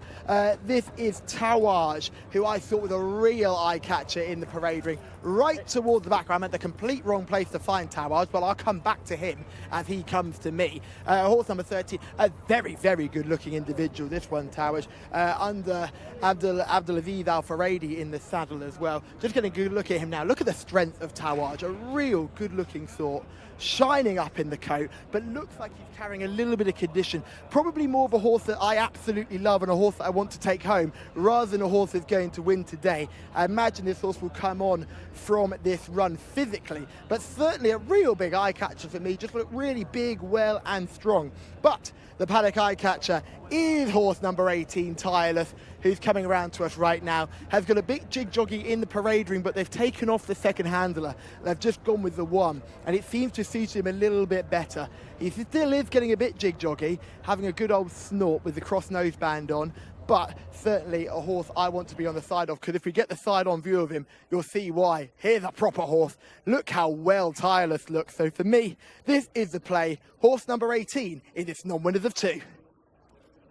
Well, thank you very much indeed, Callum. That is the 7-4 market leader, Tireless, for the Red Stable, Norworth Amodiani, and Jimmy Jerkins' first runner of the weekend. Carder, also towards the bottom of the race card, second choice at 100-30. A reminder that Mohammed Al Nefsi rides number 20. Sense of Power, 7-1, Adil Al Faredi. Al Magadam, 8-1 for Abdullah Al Khamis. Brack is a 12-1 chance with Tawak. Macho Boy, also the same price. And Camilo Ospina, who has his first ride back here today, is aboard number 10, Shamas Star, who is a 16-1 chance. So let's start right at the top, Rory. Tireless, which is something I hope that you are today. It's going to be a real stamina test for us here with a few delays to get through. Tireless towards the bottom. Jimmy Jerkins, Red Stable. Callum's given it a big green tick in the parade ring. Yeah, I'd like Callum. I'd like Callum to grab Jimmy Jerkins and get the lowdown on this. Who's the best horse at the weights? But of course, his form is based on what he did in the US, where he was a winner of a maiden special weight and ran well in graded stakes. We'll hear from Jimmy Jerkins hopefully shortly, but Callum is with the returning former champ. Thank you very much, team. The bell has gone, so we'll be quick. But Camilo Ospina, you are back here in Riyadh. How are you? Oh, very good. Thank you. Thank you very much. I'm very happy to be back. It's a long time, but I try to do my best job, and we'll start again. Start again. You've got plenty to catch up to Adel Al Faredi. Can you catch him? Oh no, it's difficult. It's difficult. Adil is very good jockey, and he rides the best horses away. And I will try. I will try to do my best job. I'm looking forward to the big race for my stable and giving the big race, special for my stable, and then we'll see, and depend on the race, depend on the trainer and the owner, and I will try. Well, hopefully you will try, and hopefully you'll get a good start here. The bell's already gone, so I'll let you get on. Good luck. Yeah, thank you very much. Thank you. Yeah, lovely to hear from Camillo on his racecourse return. A few handshakes all around with connections. He's on board at Jcsa Star. But great to see Camillo back in action, Rory, not only for his ability on the track, but also his ability in speaking to Callum, that we like hearing from the English speakers. Yeah. He is certainly one of the best. Yeah, he understands the game very well. His English is solid, and he always gives you a good debrief on what's happened in a race and what he, the jockeys aren't always inclined to tell you what they think is going to happen in a race coming up, and that's not surprising, but it's nice to be able to get a good description of what has happened and what to expect in the future. We might be able to get Jimmy Jerkins. I know Callum is lurking. Callum, have you got Jimmy? Got Jimmy Jerkins with me now. Jimmy, we talked about this horse in the prelims of our last race, getting taken back away. Has he handled everything okay? Yeah, he's good. He's a little antsy, but it's been a long wait. But for the most part, I think he's in good shape. Rory says he's by far the best horse in the race on paper. I've said he looks the best of these in the parade ring. This is just a foregone conclusion now, surely. Oh, I don't know about that. They gotta do it. Just hope he takes to the, back home. He's used to 6 and 7 and 8 horse fields. Now it's a 20 horse field, so might take some getting used to. But he's going to break from the outside, and he'll have a pretty good run to the turn. 7 furlongs or 1400s usually, it's a little short for him by how it looks on his past performances from back home. But I think first out of the box he should be fresh and should have enough speed to be in a contending position by the time they hit the turn. Thank you very much. Hopefully he can be in a contending position as he crosses the line as well. Best of luck. Yeah, that's the important thing. Okay, thanks. Thank you. Great to hear from Jimmy Jerkins, who has the favourite. We need to speak about the second favourite, Rory, which is number 20, Carder, 130 down the bottom. Yeah, I was in good form at the end of last season. I won a 1600 metre maiden here in February, ran well in his next start. Was well held when last seen in a winners of 3 contest. That was on his return here, which he probably needed anyway. This is an easier race. And on paper, he's got a decent chance with a rating of 80 if back to his best, which is a slight question mark. But you'd expect that run to have done him good. Again, the issue with him is he's drawn a stall 18, and that is not a particularly kind draw. I was interested to hear from Jimmy Jerkins about Tireless from his box and stall 13, but he seems pretty confident by Jimmy's standards that this horse will have the speed to get across and get in a good position. So Tireless does look the one they have to beat. Another one that needs to get across. I mean, some of the leading protagonists are all drawn wide here. Tireless in 13, Carter in 18. Sense of Power number 9 is coming out of stall 16 under Adel Al-Faradi. Yeah, I didn't like this at all, to be perfectly honest. A fairly useful winner for Charlie Appley back in 2022, but he's had 2 runs here and he hasn't beaten a rival, so needs to show that the old ability remains intact. We need to see Al Magadam, who is going down to post here. We have got some form to bring you. This was third last time. Yeah, not at his best. No, and this is an eye-catching run, though. He only just appears in the picture now. He's got about 3 horses behind him in those black and sort of gold colours, and he has to weave his way through in this not to 80 handicap. So you see that he's not particularly helped by the way it pans out in the straight, but he runs on strongly to finish third. This would be at a trip that's short of his best as well. So stepping back up to 1400 metres after this, I thought this was an eye-catching third. It certainly was in the end. And if you imagine there was an extra furlong to run, he'd have gone very close in that contest. So I think he's got solid place claims. Stall 19 is not ideal, but he showed there last time that he's capable of making ground from the back of the field, which most of these horses struggle to do. There's plenty of pace out wide here, isn't there? Yes. So the question is, who can make it count? He's not pace out wide, and it's generally not easy if you don't have the pace to take a good position to work out what to do from a stall like 19. You've generally got to drop in and hope for a bit of luck, but that's the way he tends to be ridden anyway. Brack has a pretty decent draw compared to the rest. This is number 4 on the race card, Mohamed Al Nasser, 12-1, 3 straight 7th place finishes, 1 win from 22 in the career. How do we measure Brack, number 4? Yeah, he's won from 22, and he's basically lost 20 in a row. So he's not the kind of horse you want to be with for win purposes. He always turns up, though. He always runs a half-decent race. Threatens to get in the prize money. It's obviously frustrating if you own a horse like him and he's finishing 6th and 7th. But he picks up bits and pieces of prize money. He's been placed twice in Taif this summer. But yes, it's 20 runs in almost 2 years since he's put his head in front. So it'll be a wee bit of a surprise if he wins this. For all, he's liable to finish nearer first and last. We've only covered the first third of the field, and we are running out of time, Rory. Is there anything at a bigger price that suits your fancy? Yeah, there are a few. There's a few who sort of tie in together. 11 and 12, Tabashir and Talentum. Yes. They're 20s and 16s in the betting. I think both of those are quite interesting. Tabashir would do first. Fared best of a number of these. Quite a few of them finished behind Ancestral Land in a 1,200-metre winners' race last month. Ancestral Land, a very useful performer. And Tabashir did best of those, finishing second. He's had tougher tasks since. So 7th and unplaced in 2 starts since, but they've been in tougher races than this. I could see him bouncing back. Stall 9 is okay. And I thought he was interesting. 20-1 probably underestimates his chance. But Talentum, I thought, was at least as interesting. Was behind Tabashir, finishing third to Ancestral Land, but that was still a good performance with plenty of these behind. But he finished in front of Tabashir last time out in a race won by Muqtahem in the best time we've seen over 1,200 metres this season. That trip would have been too short for the pair of them, but Talentum was spotted doing good late work that day.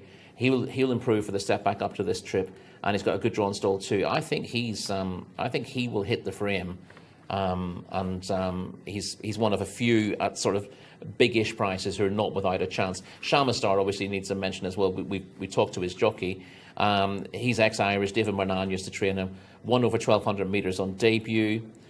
He was 2.5 lengths behind Al Maqdam in the race we just saw. Went fourth in that 0-80 handicap. He was getting weight from Al Maqdam though, so it's not easy to see him turning the tables, but he's not without a chance here. And nor is Macho Boy on the pick of his form, but he's a little bit inconsistent. Thank you, everybody, getting in touch on the YouTube page, especially Ed, who mentioned had they tried rebooting the system ahead of the first. Always, the first question you always got to ask in these scenarios when there's some sort of administrative or technical issue: have you turned it on and off again? Off and on again, rather. Great to hear from you, Ed.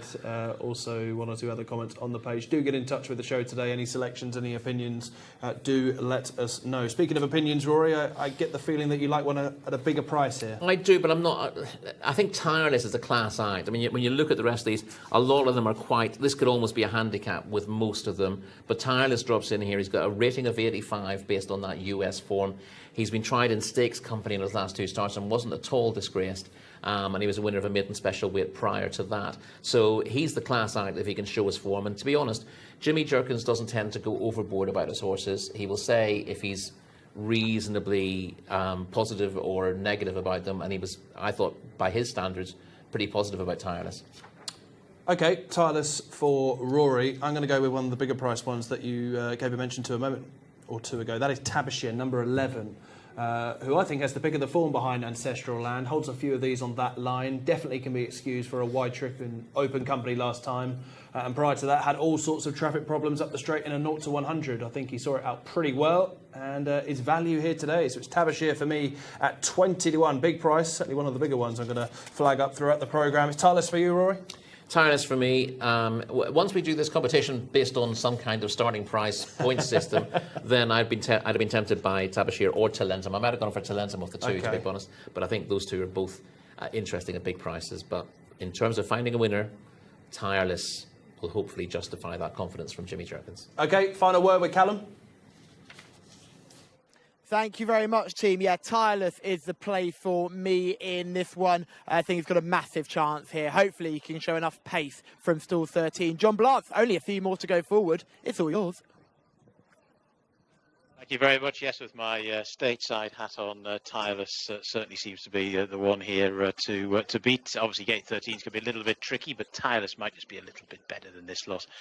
Certainly today and maybe in the fullness of time. This is the Hacker to go in. Horse number 20 still out the back as well. Carder. The 2, Al Maqdam still to go in. And the 8, Pennywern Taverner for Ahmed Al-Shra.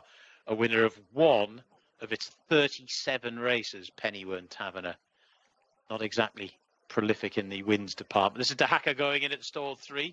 Saddlecloth 19, gate 3. Horse number 20, Carder to stall 18. And the 8, Pennywern Taverner into stall 5. 1,400 metres this time. All present and correct. And they're off and racing. slowly away, Pennywern Taverner, as they make their way through the early stages. Nice early speed from Macho Boy. That one wants to grab the lead. One that's working its way over from a wide draw is Estijad. Also there from a wide position is Sense of Power. That's your leading trio. Tireless has got a nice posse there, just stalking the red jacket in fourth position. Nice posse for the favourite backers there. Shamastar is just in behind them as well. Right up the inside rail, Bashawat is quite prominent too for Asil Al Saidi. Towards the rear of the field at the moment, Walad Al Dahawi doesn't have many behind it, and neither indeed does Al Magdum as they make their way around the turn here, and they're well strung out. The lead is with the early speed of Macho Boy, big white face the rail. Towards the outside there in second is Estijad and Jimmy Carey in the big white face. Favourite now just being nudged along, Tireless. Right up the inside, Bashawat is trying to make a bit of headway, and Tireless is now having the Persuader waved at it as they make the swing for home. 2.5 furlongs left to go, and still out in front is Macho Boy, been in front since flagfall. Here now, though, emerging in second is Bashawat, and looks to have plenty of momentum as well. Bashawat goes on, but now also Barak from the back of the field, from absolutely nowhere, from a different part of the Arabian Peninsula, I might say. Barak is well clear in the blinking of an eye. Mohammed Al Nasser aboard, and Barak has gone clear in the closing stages and is going to win very nicely indeed. Talentum from the back into second. Third horse home was Bashawat, and Al Mugdam also from the back has finished in fourth. So the horses that were off that early speed have been the ones that in the end have come into it late. And Barak, BRQ, that's how this horse's name is spelt, but I've been reliably informed Barak is fine. Mohammed Al Nasser aboard. One win from 22 starts prior to today, but this level, non-winners of 2 lifetime against this opposition, given the pace collapse as well, has worked very much in Barak's favour, has gone on to score. We can get straight across to Callum Helliwell. Thank you very much, team. Thank you very much, Tim. I just got the trainer with me. I don't know how many. If he's on the phone at the moment, we'll just wait for the phone call to finish. But he looks in very, very fine spirits. But Bruck, your winning horse of this contest. A very impressive win as well from Bruck, who came off a bit of a pace collapse there and did well. Abdullah, very good winner there. Yeah, it's a good win, to be honest. He should win it, with the respect of all of the participants. But the point here, Berg has dropped a little bit of his performance since or post gilding him. So it was an easy race. He should be an easy race for him if he's at his peak. So alhamdulillah, he went smooth and the race was great enough for him, and hopefully he keeps this up. I don't want this kind of performance level. I expect more from him since he was rated 93 and now he's dropped until 80 after the gilding or after castering. Yeah. He seemed to be a horse who looked to be improving last time as well. He ran a much better race last time. He looked to be going in the right direction. We highlighted him in the parade ring as well. He looks so well. Yeah, alhamdulillah, he looks fine. Thanks to the team who was involved in that win. It's a teamwork, and I much appreciate the patience of the owner since he waited for him. And we actually count every effort just to get this kind of win and progress, that's so. Well, he's walking in the parade ring behind you, so we'll let you meet your horse. Thank you so much. Thank you. Well, the most helpful thing there is that Connections have told us how to pronounce this horse, and clearly the A comes before the R, not after the R. Bark has won the second race here, the non-winners of 2 event. Now a 2-time winner is horse number 4, Bark, beating into second place Talentum, who's run a screamer in second place. I know Rory gave a mention to before the race. Bashawat and Al Magadam home 3rd and 4th. Lots to discuss here, Rory. We'll watch back some of the replays in just a moment. But a win here for Mohammed Al Nasser and number 4, Bark. Yes, certainly Bark, who's often sort of thereabouts without winning in good races, was helped by the fact that the paces rather collapsed here, and he's finished very strongly. To look like he was different class on the day, but we know a lot about him. We know that he does have plenty of ability. He generally keeps a little bit for himself. He's probably best suited for to a really well-run race like this, where they will get tired and he can run through them, and the race has set up for closers essentially. But yeah, listen, ability-wise, he had every chance here. He was £7 behind the top rater having his first start here, and looked very much in need of it at Tireless. He was an eye catcher in the paddock. Jimmy Jerkins thought he'd have the early speed, even though he stays further, to sit up with him, but he clearly hasn't adapted to the surface yet, or maybe isn't quite as fit as he's looked at home. But he faded out of it from the top of the straight to be well beaten in the end. And as we mentioned, we did have finishers coming to the fore here with Bark finishing very strongly to win. Talentum was the horse that I liked at a price. You know, he ran really well over an inadequate trip last week, finishing strongly in a really hot contest. And he's backed that up with a good second here. Bashawat held third, and Al Migdam, who we said was badly drawn but would be doing his best work late in the day, has done just that to finish fourth. As we'll see, not the best away, Al Magdam towards the top of picture now, dropped out to be second last. It's quite hard to see where the winners come from. Number 4, you can see sort of in the middle of picture. Wasn't best away, was easily settled. Clearly the front runners have done too much, Rory. Yes, I mean it's not immediately obvious at this stage, but that's the way the race has panned out. We saw pace up from Macho Boy, who's a horse with sort of beige colours with a white face. We saw pace also from Tireless. We mentioned in the red stable colours with the red headgear on as well. So visor for him there. We saw a little bit of early pace as well from Tawaj in the light colours, and Sense of Power in the yellow with the sort of purple cap also showed speed before fading. And it was the closers who ended up coming to the fore in the end. None of those we mentioned ended up figuring in the finish. And it's ended up being a very different race. I can see my sort of outsider in about 5th place now, running on strongly.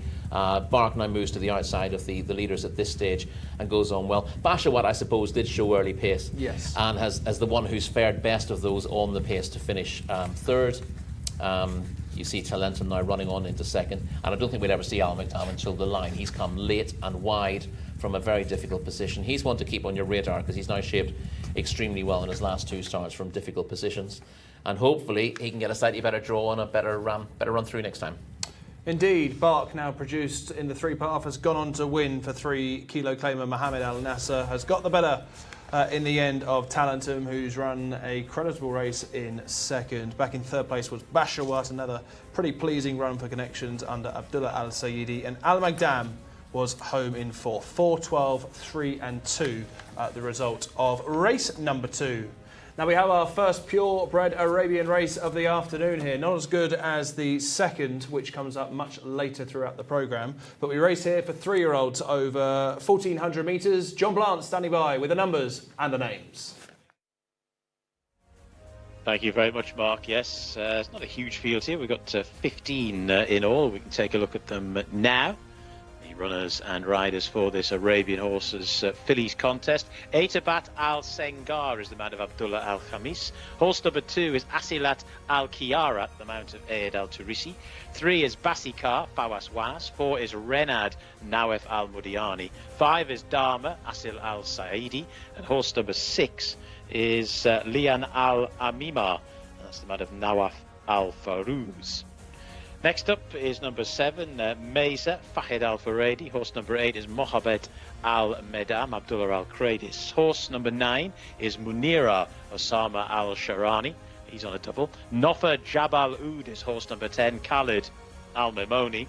Horse number 11 is Ofra Athbar, the international market's favourite. Mohammed Al Hubail is aboard. Horse number 12 is Salfa Al Hezam, Jimmy Carrion. 13 is Sahana Al Sakra, Abdul Ella Al Hussein. 14 is Shug Al Shabibiyah, the man of Rakad Al Obeid. And horse number 15 is Wasem, the man of Tariq Al Hassan, a £3 claimer. Lucas Gaitan is the trainer of the favourite. A very prolific trainer he is too. And he's with Callum in the parade ring. Thank you very much, John. Yes, Lucas Gaitan joins me now. Lucas, we've been here before. Unraced, 3-year-old, purebred Arabian. The last one went off at a massive price on the international markets. This one, not so much. Yeah, well, it's a very nice filly. She's sister to another good filly we have, Mutawakija Adba. She's a winner of 3. So, well, by pedigree, I think she's a good filly. She was training well, so we expect a good race from her. We know you have quite a lot of 3-year-old purebred Arabians on the farm at the moment. Where does she rank amongst them? Well, probably from the fillies we have, probably she can be the best of the fillies. We still have a couple of unraced horses, so well, from the fillies and by the way she was training, probably she can be one of the best. And a lot of these 3-year-old Arabians have had quite a bit of experience now. A few of them have had plenty of runs. Are you concerned with her first day at school that this might be a bit too much for her, or is she ready to go? Well, as I said, she has some experience she's been training since Taif, so well, I think she will have no problem. Of course, you never know. First time is all new for them. There are a couple of fillies that have at least 5 races each. That's a couple of good races. So well, but I think if she does what she was doing in the mornings, she can do it. Perfect. So basically, if she showed what she's shown in the morning, she just wins this going backwards, doesn't she? I think she will do. I think she will do. Yeah. Thank you very much, Lucas. Best of luck. Thank you. There's the message from Lucas Gaitan, who trains the favourite here, Ofra Athbar, another 3-year-old first-time starter in the colours of Athbar Racing Stable. Mohammed Al Habail, perhaps the lucky man aboard here today, 15-8 at the top of the market to oblige here on debut. Basika, who we'll get to in just a moment, 9-4. And I think, in my view, it's a match between those two. The rest are all 7-1 and bigger, although some of these are still unexposed, having only competed once before. The likes of Dharma at 7-1, Asilat Al-Kirat 8-1, and Mesa. They've all together had one start apiece, 7, 8 and 10-1. The rest are bigger prices. Obvious place to start here, Rory, is with the market leader, who runs in the colours of Maki Nathbar, who, you know, as we've seen not only this season but also last season, you must always take note when there's a Gaitan horse on debut. Definitely one to keep an eye on the market. Hasn't been too much movement yet, but it's not 33s, it's 15-8. No, and again, that's how these horses should be priced up. If anything, that's possibly slightly generous as well. For all that, Basika, who we'll get on to, ran very well behind one from this stable last time out. The way Lucas Gaitan talks about this one suggests that he thinks she might be even better than our first time out winner. She's well bred, as he says. He trains the half sister, who's an above average sort. Everything he said would give you confidence. Training well, thinks she might be one of the best in the stable. She's running in what looks an extremely winnable maiden first time out. So what's not to like, really? You were here when Maki Nathbar won. Yeah. I'm going to test your memory now, because I remember that Lucas Gaitan said, either before or probably I assume after the race, that he had another 3-year-old to keep on side. Do you reckon this is it? I think so. He said he had one that would be out in in about a month, he said. Okay. And I suspect the way he's talking about her that this is the one. Okay. Basika, who is second choice in the market, rather, number 3, ran well for a long way on debut behind that big gamble, Maki Nathbar, which we'll see in action shortly. That was only 2-3 weeks back. Form has been boosted with the second coming out and winning. Yeah, I thought it was a really good run, and she's run well throughout that contest. Obviously, the winner was well above average and won easily in the end. But Basika held on to second place until deep inside the final furlong, when she was headed, I would say, in the last 30 yards by Urshan, who'd shown form and listed in a very good contest before that, and went on and won next week. So that's a really solid effort, second time out for Basika. It shows how much they can improve from one run to the other, so maybe we shouldn't rule out the likes of Asilat Al-Kirat and the other second-time starter, because often they'll learn an awful lot from debut, and Basika clearly did. So she sets the standard, and it's a solid enough one, but we do expect that the unraced Ofra Athbar will be well above average. Well, let's talk about some of those that are possibly unexposed. You mentioned, I think last week, that you can forgive horses after their debut. It's only their first run. Some of the fields are stacked 20 runners deep here. Numbers 2, 5 and 7, Asilat Al-Kirat 9th, Dharma, who was 6th, and Mesa, who was 7th, could all improve here. They could, yeah, absolutely. Simply because that first run could bring them on an awful lot. Basika showed that. Sometimes they're slightly more wary of horses who run well to be 3rd or 4th in debut. Some horses show their best form first time out, and if they're ready to go, they don't often improve an awful lot for that. But horses who look in the parade ring as if they're capable of doing well and then run disappointingly, that's often about nerves or about learning late in the race what's required, and they'll often show much better form for that. So I wouldn't rule any of those out that you've mentioned, Mesa, Dharma and Asilat Al-Kirat, but I wouldn't make them my pick. Okay, let's see a form clue, a form hint perhaps with Jcsa, who you've already spoke about the conclusion to her second time start. This was behind Makim Athbar. 9-4 today. You'll see closest to the running rail has given her running on second start and has come on plenty. Yeah, she set the others a merry dance. And there were, bear in mind, there were some reasonably fancied runners in behind here in the Al Khalidia cutters, for example. She set a strong pace until after the bend. She was then put in her place very quickly by Makim Athbar, but bless her, she stays on well enough to stay in second place until right on the wire, essentially, when Urshan beats her. And of course, Urshan has come out and won a half-day race since, so that's backed up that form. Obviously, it tells you a lot about Makim Athbar as well, and for all the positives about Jcsa, the easy win of Makim Athbar just shows you how good Lucas Gaitan's 3-year-old purebred Arabians are. One of the more experienced runners is number 12, Salfa Al-Hizam, in the colours of Rakud Al-Ansari, who had an excellent summer in Taif. Salfa Al-Hizam has had 5 starts to date, so one of the more experienced in the field. Jimmy carrying on board today, but a nasty draw to overcome. Drawn a stall 15, which is not easy. Is race fit, caught the eye last time. Shipping better than the result. It was 6th in the end. But looked a threat off the home turn and just faded late in the day. Should be able to build on that. But this seems to be a pretty warm race, and the draw out wide is going to make it difficult. Okay, we've left Callum waiting long enough. Let's see what he's got an eye on. Thank you, team. Yes, sorry to come to you as late as possible here. Here's the 11, Ofra Akbar, the talking horse of the race. And certainly, I've got no concerns here when it comes to physique. A very strong, powerful individual here. Looking forward to seeing how this 3-year-old filly gets on. She's a good looker. She's walked out nicely. She's maybe not quite as physically developed as the 3, which would be a slight concern. But you know what these Akbar racing fillies are like. They're going to be pretty revved up and ready to go on debut. So looking forward to seeing how this horse gets on. She's going to be the second out onto the track. Hopefully for international favourite backers, she'll be the first across the line.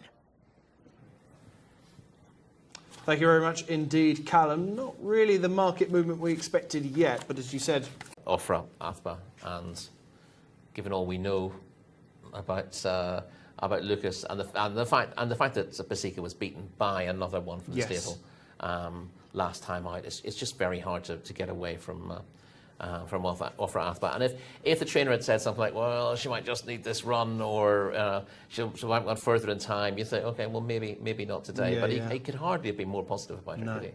I think the market's got this absolutely spot on, particularly with the horses. Both the horses at the top, Ofra Athbar and Jcsa. Is there anything else that we need to give a mention to? I know we didn't get through some of the bigger price runners in the previous race. Is there anything bigger than 16-1 that we really should give a mention to? I suppose you could mention Mohabbat El Madam, number 8. Yeah. Who's had 4 runs. Good draw in stall 1. Not long with the new stable. And although well beaten last time out, that was in the King Faisal Prep, which is full of the top Arabian horses in Taif of this age group. So I would have thought that Mohabbat El Madam may do better. There's a 16-1 chance, could run into the frame for you. But again, it's, as I said, none of these appeal as being criminally underrated, as it were. Shu Galashibi Bayer is the biggest price of all, but does have some experience. That's number 14 on the programme. Yeah, six starts. Hasn't really progressed in those 6 starts, it has to be said. Good. Rakan Al Ubaid on board is probably a positive. Stall 11 knots. Maybe a little bit better than a rating of 50, but you need to be a fair bit better than 50 to be competitive here. Okay, that is some of the leading players then ahead of our third race on the programme. This is a purebred Arabian fillies maiden, 3-year-olds in action, all still seeking their first success. Some debutants here, including the favourite in shot there with the blue headgear. That is Ofra Athbar. 1,400 metres the trip here with the off time, the new off time, now at 4:50 local time. If you're just joining us, we were delayed 40 minutes ahead of the first race, and we are doing our best to catch up time. 25 minutes between races. I'm pretty sure you could work that out, the new race times from here on in. So the market reads as follows. Over at Athbar, 15 to 8. If the money's going to come, it's going to come very late indeed. Basika is a solid second choice at 9 to 4. Dharma, one start so far, finishing just outside the placings. Abdullah Al Sayedi, 7 to 1. A little bit of money for Asilat Al Kirat, now 15 to 2. Mesa is 10. Salfa Al Hizam is 12s. And the rest are all 16 to 1 and bigger. Time to pick a selection out, Rory. Is it going to be Ofra Athbar? Is it going to be Basika? Or is it going to be something else? It's not going to be something else, is it?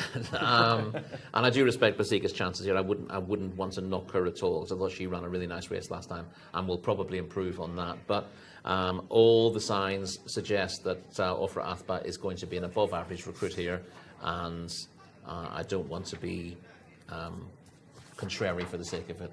It's about time we get off the mark today, isn't it? It is, yeah. Okay, drifting as well. Basika now 13 to 8 favourite, 9 to 4. Is that a surprise?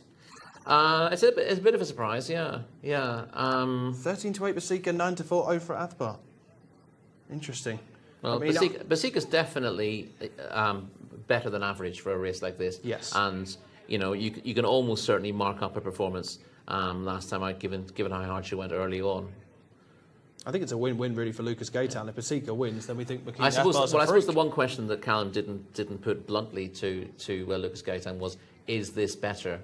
Yes. than your previous winner? But I still think you might have said yes. Yeah, I agree. I'm also in agreement with that. I really value Basika. I think she'll play a leading role here, but it could be a similar story, just setting it up for an Athbar Racing stable first-timer who will eventually outclass them. That's what I think will happen here. Sadly for Basika, a case of deja vu. Of course, I'm with the Gaitan newcomer, as is Rory Delagi. Callum Helliwell, are you going to make it a hat-trick? Yes, I am, team. I can totally understand the reason why people would like Basika here. You know that this individual has absolutely bags of early pace. She will be bang up there early on. And the last Athbar unraced 3-year-old we saw who beat Basika was very, very green. I think the ability won him that race on the day. If Basika gets a good run here and gets a split on the leaders, if Ofra Athbar is green, then she might find it hard to reel her in. That would be my only concern. Ofra Athbar, though, for me, it has to be the play here, just because connections are just so lethal in this purebred Arabian contest, especially at this level. Lucas seemed confident that she's been working well in the morning and she'll have the ability here, but the international market does not reflect that confidence. So, surprisingly, she is available comfortably at second favourite. If you like the favourite, Basika, all you know what's going to happen is she's going to bounce out of stall 2, get to the rail and try and make every yard of the running here. If you like Ofra Athbar, you need to hope that she isn't too green and she handles the preliminaries and the early stages of this race. I'm going to go down with Ofra Athbar, but it'll be a fascinating race for John Blance to call. John, it's all yours. Thank you very much, Callum. Yeah, they're about to go in, and it looks like horse number 14, that's horse number 10, I think, going in there. That's Nofa Jabal Oud. That's into stall number 10 as well. Next to go forward is Dharma. And then we've got Lian Al Amamir to go in. Horse number 8 there is Mohabat El Medam going into stall 1.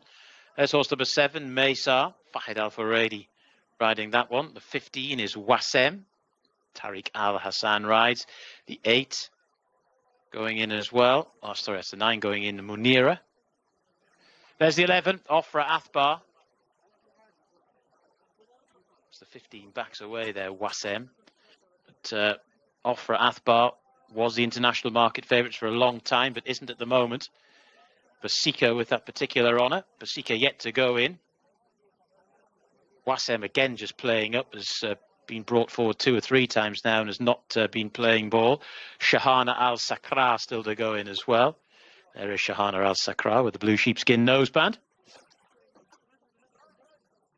I think we're all loaded up. 1400 metres, purebred Arabians. Gates back, away they go. They are racing.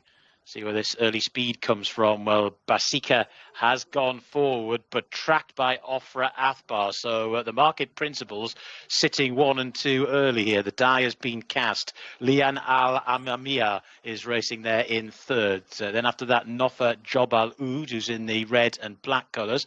Towards the outside, pushing on is Salfa Al Hezam. That's your leading cluster. At the back of the field at the moment, Wassem is right at the rear, and Dharma is also towards the back. Interesting, they're quite well clustered up here, hinting at not a desperately strong gallop, but it's Basika that leads them. To on the outside, Ofra Athbar. These two have now just gone on by a couple of lengths. To in third, Mesar, the 7-horse. Right round the outside, looking to get further involved now, is Salfa Al-Ezam in the green and white colours. They're followed by Nofa Jabal Oud as they start to make the swing for home. These two have been locked in combat throughout. Basika, the 3, and 11, Ofra Athbar. They're just about stride for stride as they swing for home. He's had a little look behind Mohammed Al-Ubail aboard this Ofra Athbar on debut, but hasn't managed to shake off Basika just yet. Long gap back to in third position Mesa. They're inside the final couple of furlongs now. Both persuaders have been drawn here, and still they're locked in combat. Ofra Athbar just about the leader. Basika is battling back. Don't totally rule out the 7 either, Mesa, who continues to close, but it's Ofra Athbar who's just about out in front inside the closing stages. Basika's trying to battle back. Ofra Athbar, Basika still getting closer. It's Mesa from the back of the field, but racing up towards the line. It's going to be a win on debut for Ofra Athbar. Beats Basika into second. Third also Mesa, and they were miles clear of the horse who finished in fourth, Munira. He was confident, was Lucas Gaitan, the trainer, and Ofra Athbar has had to puff out the old cheeks on debut there, but she's done it well in the end.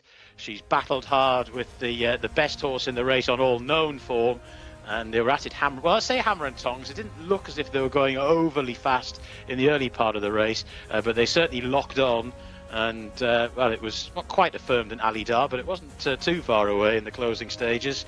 But Ofra Athbar in the end has just managed to find a little bit and wins on debut, and Lucas Gaitan, who's well represented in this sphere, has probably found himself another very good Arabian horse to go to war with, as it were, in the coming weeks and months here at Riyadh. Ofra Athbar, the winner, at 1 minute 37.64 seconds, 1 3/4 lengths. The Basika finished in second, lost precious little in defeat. Mesa finished in third, and it was a further 10 lengths back to Munira, who finished in fourth. I think the cream has certainly risen to the top there. And it's Ofra Athbar on debut for Mohammed Al-Hubail and Lucas Gaitan, who've won race number 3.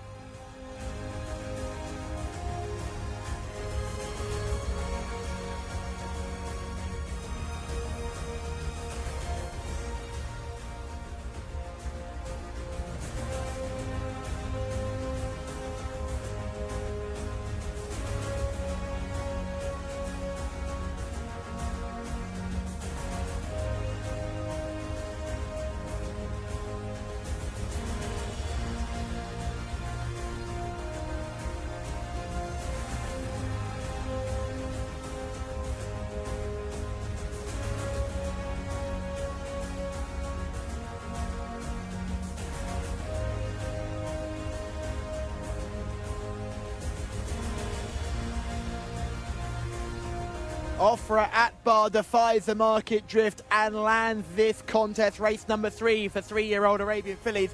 Lucas Gaitan, our winning trainer, is coming towards me now. We're going to grab him. He has come through. That's not to say that Basika has come through. That's not to say that Basika has run a bad race. She's certainly better than her mark of 75, and even the third place finisher Mesa has shown significant improvement to finish in third. And as John said in commentary, they pulled nicely clear. Back to Callum. We've got Mohammed, he's with us now. Congratulations, you can't run from me. Look at him, he's trying to run, well done. How do you feel about the race? We're a very close finish. اي ما شاء الله الفرس مرة كويسة والحمد لله متأملين فيها والله. Give us a translation very quickly. We've already got the trainer. Yeah, he said the race was very nice. She did very good. And he's very happy from her. MashaAllah, she's nice filly. Thank you very much. I think you've got a nice filly. Well done. Yes, thank you very much. Yeah, I'm sure Mohammed Al Habal is very, very happy indeed. He's got a nice ride here on Ofra Athbar, with Basika running her race on the inside. Mesa is the grey with the blue noseband picking up for third. The rest were all well beaten. I think we can take 1, 2 and 3 out of the race here, including the winner Rory, who has got off the mark at the first time of asking, not necessarily in the style of Makim Athbar, but has got the job done, and clearly stamina might be the name in the future. Yeah, this is a good performance. It's not as impressive as Makeen Athbar was against the same filly in second, but the runner-up has improved for that run as well. She was showing her first form last time. I blazed early speed and couldn't quite see it out. This time she's seen it out better, and she's battled really well too. So I think she's taken a big step forward in second, and therefore Ofra Athbar's probably run to a similar sort of level as Makeen Athbar did first time out, just being forced off the bridle to do it. Showed good early speed to get across from a difficult position to press Basika in the early stages, and it was always going to be a bit of a match from here.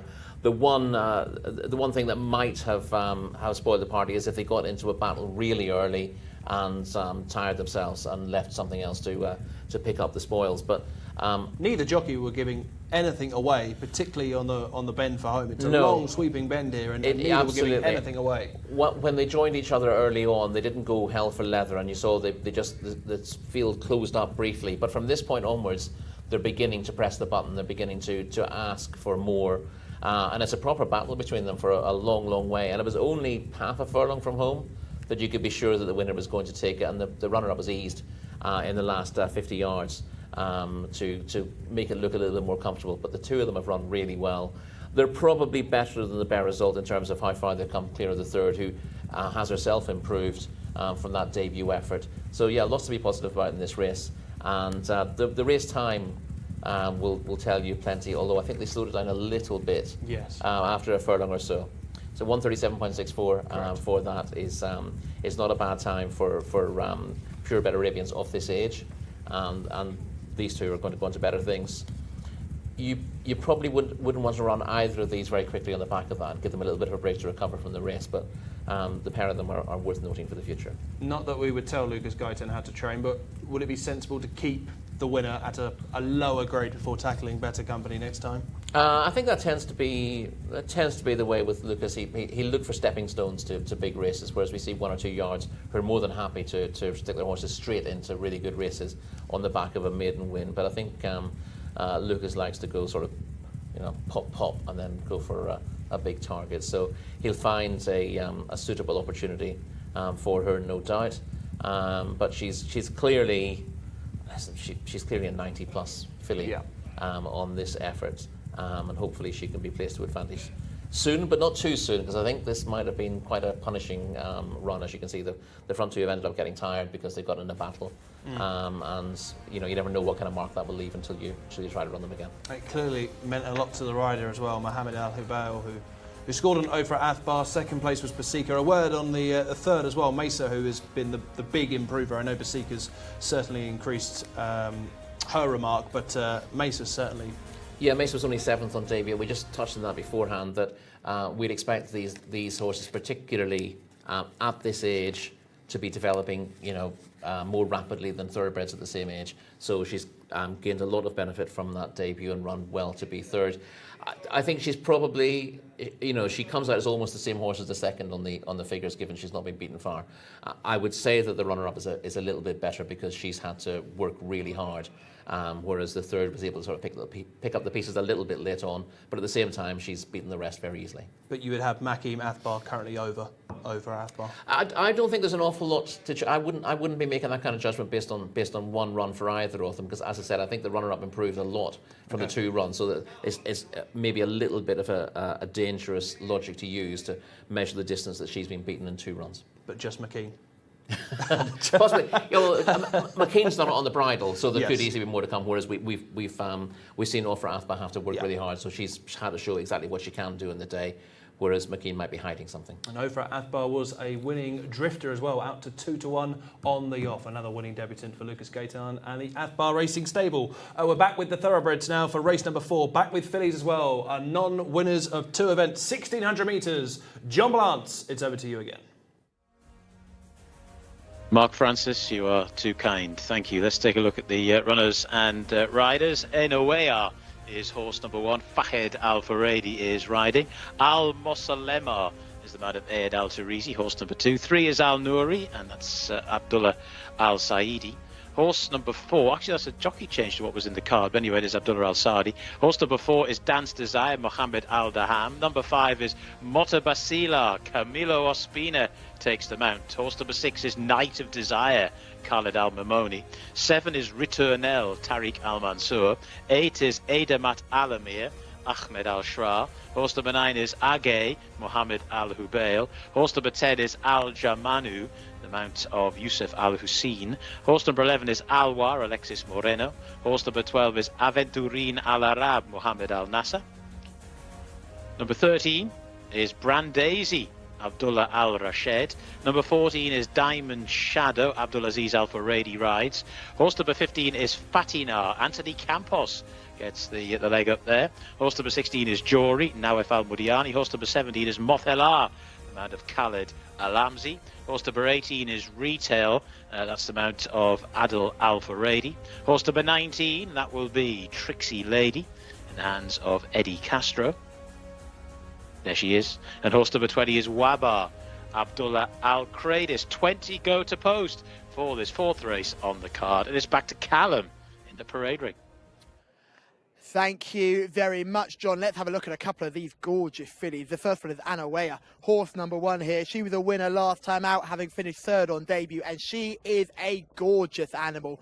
Really good looking. She's just stopping here because she was walking out so strongly. We're waiting for the others to catch up with her, and she's really handling everything well. She had a bit of a look around when she came into the parade ring, but nothing serious. You'll notice she's a very long individual here. We're going over the mile here. We're not going to see so many power-packed speedballs. Going to be more classy, long individuals here. She is one of them, Anawea. Let's go back to horse number 4, Dance of Desire. Powerful connections here. Salma Al Dahani is doing the training. This out of this by See the Stars, out of a decent dam as well. 1 win from the 7 starts, has plenty of experience and looks really, really well today. A good looking individual who's strong in the coat. I'd say maybe carrying a little condition, built more like a typical sprinter, but stepping up to the mile today. We go back one more to Mota Basila, completely different type here. She is a bull. She's built like a boy here. She's very, very masculine looking, horse number 5, Mota Basila, and she's striding out really nicely here. She's this dark chestnut here, horse number 5. She's a good looker too, and she's just walking around really nicely. For me, she was a big, big eye catcher in this field. I really like the way she's gone about her business here. She's a strong, strong girl, and she's got power in front and behind, and she has the assistance of Camille Ospina, who will be riding in these white stable colours for the first time in a while. We know the stable's coming back to form. Looking forward to seeing how he gets on. Let's track back a couple more horses. Let's look at horse number 11. This is Alwar, who's coming towards me now in these dark green colours, going towards this deep, deep black, almost black mare. And she's handling everything really, really well. She caught my eye because she looks so well in the coat. She's striding out nicely. She's taking everything in, and I'm intrigued to see how she gets on. She's a good looker. We're going to track back just a couple more. This is the final horse I want to have a look at. Horse number 19 here. I tell you, there's some absolute good lookers in this field.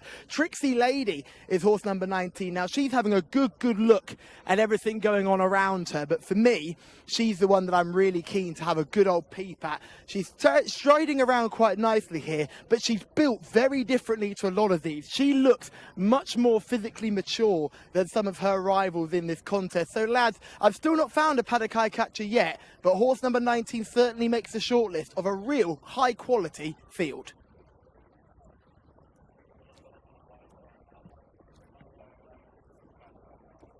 The Dance Desire for Mohammed Al Daham, Tharma Al Dahani, and in the colours of Sheikh Abdullah Al Malek Al Sabah. Ritonel for Tariq Al Mansour, 7-1. Second choice with Rital, the same price for Adel Al Faredi. Aina Wea is 8-1 for Fahed Al Faredi. Adamat Al Amir 10-1 with Fatina, Trixie Lady, and then it is 12-1 and bigger the remainder. I really like one here, Rory Delagi. I know, you've been saying it. Aina Wea, 8-1.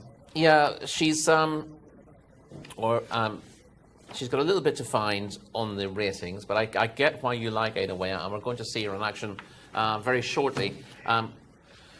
But what we won't see is the start, No. sadly, because both times she's missed the break. This was when she was successful on start number 2, and she runs away from the field in the style of a very good filly. She does. She beats Al Germana, who actually reopposes today, by 4 lengths. And as you said, we didn't see the start of this race. She comes from a middle stall and is slow coming out. Nothing else happens. She just basically gives the others a length or 2 head start, which is difficult to do here. But she quickly got herself into a good position without having to be rousted along to do so. And she's won this, I'd say, with a little bit more to spare than the winning margin of 4 lengths. This is the favourite, Dance Desire. This is the Taif Cup for fillies last time out. Yeah. And she finished a good third to Tamida. She was parked wide from the widest. There's only 6 runners in this race. She was drawn in stall 6 and was widest all the way. She travelled well into the straight, but then couldn't find any more from that stage and just plugged on to finish third behind the impressive winner. Tamida does look like a very good filly. Yeah. This is still a good performance from Dance Desire, who again is, as we said, is a See the Stars filly who should be at least as well suited by this track. Her form gives her every chance. She's rated 82, so she's officially got £12 in hand of Aina Weah, but Aina Weah has only had the 2 runs compared to 7 for Dance Desire. OK, we'll talk through the rest in just a moment. Meanwhile, it's back to our reporter, Callum Helliwell. Thank you, team. Thamar Al-Dahani joins me here. You've got Dance Desire in this race. A lovely pedigree. Yeah, she's a good filly. She's a good pedigree. She ran quite good in Taif. We hope progress some more for the big races. I know she's a good filly, but she need, a time to progress her form because she have a good pedigree, She's being sold as a yearling maybe for £100,000. That means she's... Clearly got some ability. This is a hard race, though. I thought there were so many really exciting fillies in this race. It's not going to be easy. You did so well last week, a hat-trick of winners, but this is going to be a bit harder. Yeah, I know it's harder, but I think my filly, she will do the best job, and you will meet me in the finish, inshallah. See you in the winners' enclosure, hopefully. Well done. She's a good filly. Thank you. Great to hear from Thamar Al-Dahani, who I know is Tom Collins' favourite trainer here in Saudi Arabia. I think we have got the right favourite here, Rory, 7-4, but it is short enough. Certainly in the right hands, as we see the tractors do a Yui. Dance Desire is the right market leader. Definitely. I mean, if you knew nothing about the draw, I think you'd have Dance Desire in here around the even money mark, given what she's done to date, and also given the scope she has, probably to do better still. She's still young. She's a daughter of the See the Stars, who cost plenty as a yearling, and Thamar Al-Dahani clearly believes she'll do better. He doesn't really train his horses to peak in Taif, and I'd have thought Dance Desire will do better still, but she is drawn to stall 15, and stall 15 is an issue. You can mark up her run if you like in the Taif Cup last time because she was trapped wide throughout, but she's going to be trapped wide here as well. So there's no easy route across for her. She's got enough speed to get out and get across if that's what she wants to do, but that's going to compromise her finishing effort to some degree, and that makes her a little bit more vulnerable than she might be otherwise from a good draw. Ritornell and Retail are also not really best drawn. Ritornell, number 7 on the race card, is drawn in 19. Retail, number 18, is drawn in 14. So 3 of the principals are on the extreme left as we look. Yeah, and I think there's a little bit of a question mark with Ritornell as well. She's competitive on form. She was a winner in Ireland when in training with October. She hasn't really run to the same level in Saudi yet, and I watched her last run in a not so 80 handicap over 2,000 metres in Taif, and she travelled okay through that race but got very tired in the straight and was beaten quite a long way, suggesting that trip is too far for her. She'll appreciate the step back to 1,600 metres. I'm pretty sure she'll appreciate the faster surface here in Riyadh as well, and I expect her to get closer to form. But again, stall 19 does add up. It's not really in picture. Exactly, They've got to close the stalls. They've got to close the stalls, yeah. But still, it's a long way out. Yeah. Roughly probably where stall 15 is now. We saw 2 horses win from stall 19 last Friday, I think. But that's 2 in how many? That was, yeah, but it was 2. It was 2 in the one day, but they both did the same thing. They both had lightning speed, and they got across to lead. So you don't have to come, if you've got the speed to lead from a wide draw, you don't have to cut across quickly to get to the lead. You're able to hold your position on the track and then come in go forward naturally and come in on the bend. And that's fine, but you do have to have more speed than everything else in the race to do that. If something in stall 10 has got the same speed as you, you're snookered. You can't get past that. Yeah. So you need to gamble that you are going to be the fastest horse in the race over the first 2 furlongs. And when we're dealing with these 1 mile fillies, essentially, it's not, most of the classy ones aren't out and out front runners. So it's not so easy to do that. And I think I completely get your point about looking at Ainawea as an option here, because although a rating of 70 suggests she's got maybe £10 to find to win this race, the fact that she started slowly in both starts suggests that she can improve a fair bit if smartening up her trapping boots, as it were. And I would expect experience to help her in that regard. Obviously, we touched on this at the top of the show, some horses just start slowly all the time. Yeah. And it doesn't matter whether you're starting 5 lengths slowly or 2 lengths slowly. If you're behind runners going into the first bend, you've then got to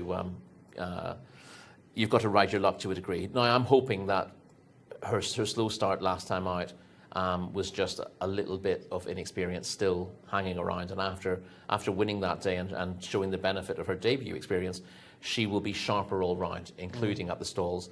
And if she is, stall 3 is a big bonus because she's the only one of the short-priced ones with a single swell. And see if you get a bigger price that way. Ainawea for me, Ainawea for Rory Delagi. Callum, be sensible. Surely you're on the number 1 here.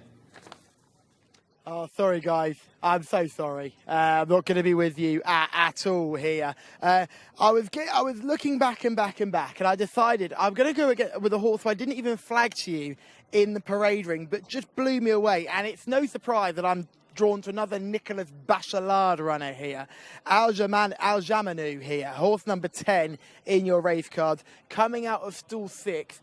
Has had no luck yet so far in the career, but looked incredibly well in the parade ring and had a second last time out. Al Jamanu will be the one for me. It's a late change, but that's what I'm going for. John Blance are already nearly loaded, so it's over to you. Thank you very much, Callum.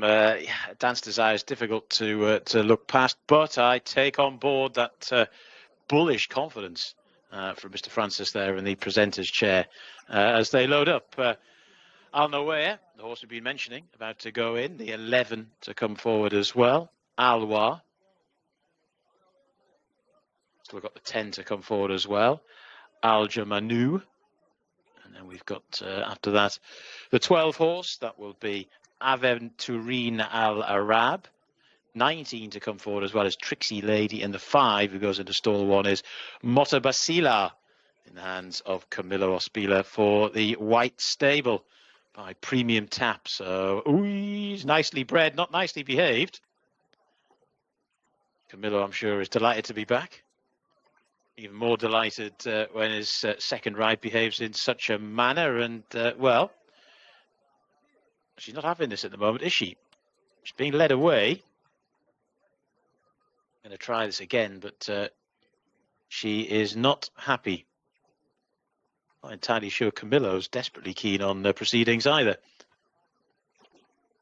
So we're just waiting for Motabasila, and then when Motabasila graces us with her presence, be ready to go, but she's not doing that at the moment.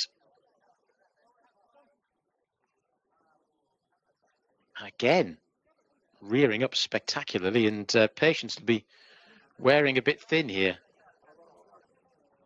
pretty shortly.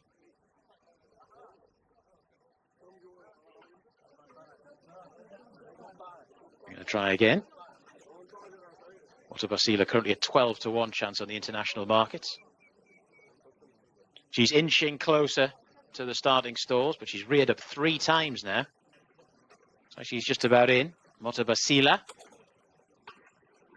Favourites will be emerging from stall 15, as the guys were saying. All the sort of best form horses here have got tricky gates to overcome. Stand by.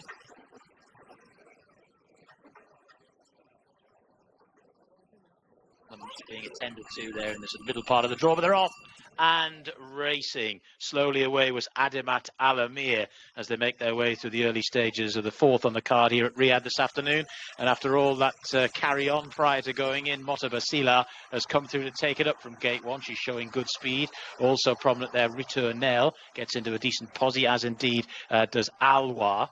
And it's these three. Now the favourite, Dance Desire, is just trying to gravitate across there from a wide gate, spot the white and green colours.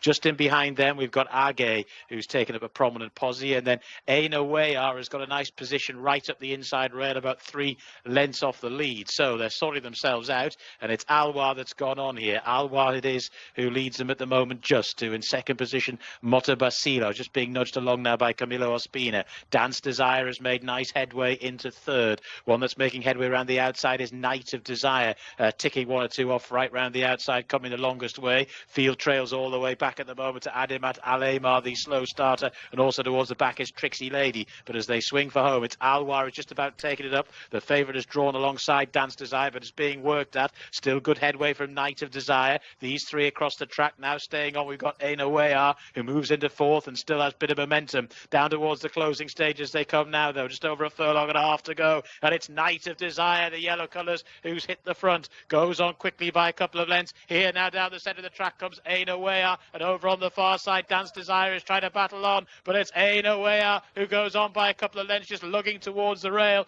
but has got this well and truly sewed up, racing up towards the line. Aina Wayar has won. From the back, staying on for second, Age. Then in third position we had the favourite, Dance Desire. They were the first three home.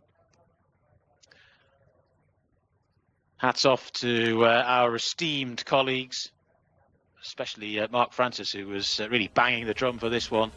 And Fahid Al Faradi has steered Aina Wayar to victory. Like I said in the call, just lugged a bit towards the rail there. Almost got to the front and she thought job done, but has won in no uncertain terms there. Over the mile, a time of 1 minute 41.75 seconds. This filly's now won 2 from 3. Rated 70 prior to today. Well, she's going to get a little uptick for that. Age, who I said came from the back, not quite. Got a good start, lost a bit of ground, then stayed on again. Dance Desire has finished in third. And I think Night of Desire, who had to come right round the houses, came the scenic route and a bit more, has probably run a pretty good race to finish fourth in the end. That's one for... Night of Desire finishing fourth. That is one for your Saudi Arabian notebook. And Al Mosalema has finished in fourth. Good speed shown by that Ospina horse, Mota Basila, but in the end she was tired in the closing stages. But it's Aina Wayar, flagged up by the Shrewdies in the studio. They knew that one has won race number 4.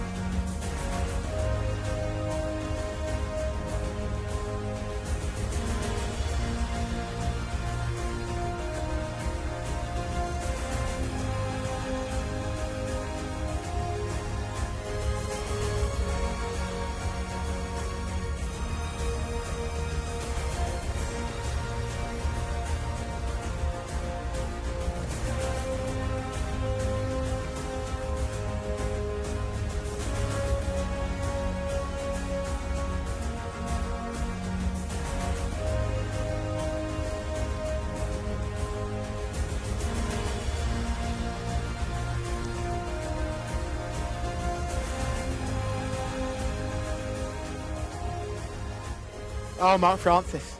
Oh, Rory Delaghe. You gave everyone an absolute cracking selection there. Aina Wayar comes in 11-2 on the international market, according to our ever knowledgeable producer. She looked good in the parade ring. She made the shortlist. She wasn't my final selection, but boys, you're absolutely right. And Mark, I think you found a good one because she's shown a cracking attitude here. And I'm sure Gaith Al Gaith will be absolutely over the moon with that performance. He just give me a look. I'll just Gaith, thumbs up, good? That's a thumbs up and a smile from Gaith Al Gaith as well. He's very happy with that as well. So good to see this Aina Weah. Like I mentioned, she's a long girl. I imagine she could do even better over further. She's got a whole range of contests that she can go to now, and really quite exciting filly to stay on the right side of. You can just see how long she is as she stood like this. She's got so much growing left to do in that frame, and she showed such a wonderful attitude to go and win on this occasion, making it 2 wins from her last 2 starts and 2 wins from 3 overall. Looking forward to seeing what she can do in the future, and looking forward to catching up with my friend Fahad Al Faradi, who, in my opinion, got the best smile in the weighing room here in Saudi Arabia. He'll be over the moon with that, Fahad. Just going to weigh in. He's just checking to see whether he's got any good photos of himself. One of the big players on Instagram in Saudi Arabia is old Fahad Al Faradi, and he's going to go and weigh in now. I'm going to get on this other side here. They are going to test and sample test the winner just to make sure that everything is A-OK, but that is not abnormal, as you would see this on a race car. Just waiting to make it Fahad. Is he all good? He's got the nod. I think he's OK. Fahad, don't you run from me now, Fahad. Well done. Thank you. Always a quick word with Fahad, but great to hear from him, and as Callum alluded to, he's got a great smile, and so he should, because he has delivered Aina Weah to perfection here. Slowly away, probably her best performance from the gates to date, to be honest. I mean, it couldn't have got much worse than the debut nor second time out. She has been produced down the middle of the course here, bred by Rabba Bloodstock, who is certainly a name to keep an eye on. Produced down the middle of the course to get the better of the likes of Dance Desire, who has faded, Age as well, who ran on. Aina Weah, Rory Delagi, is a winner for us.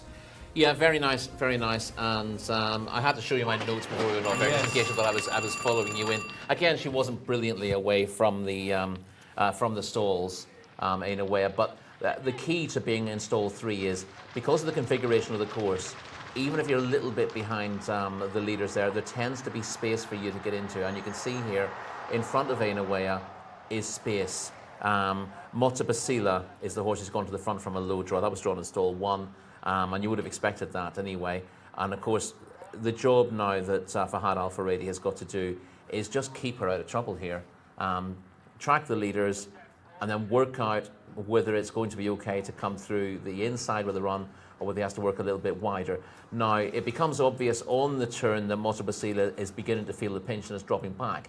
And the one thing you don't want to do in that scenario is be trapped right behind the leader. It's just happening now, actually. I mean, Fahad's done really well from this position, hasn't he? He has. Now, you see, he immediately wants to come 2 horses off the rail so that Mota Basila doesn't drop into his lap. He's now tracking Age, who runs an absolute cracker, given his rating.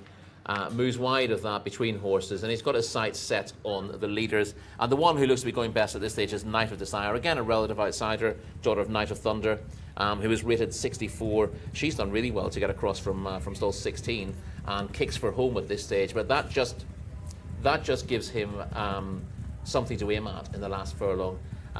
Gets his mount wide, Aina Weah, and she sets her sights on the leaders, gets there very easily, I thought, given it looked a wide open race with a furlong or so to go, and goes on to win. Dance Desire sort of lost her pitch briefly and then stayed on again to press for really second on the run in.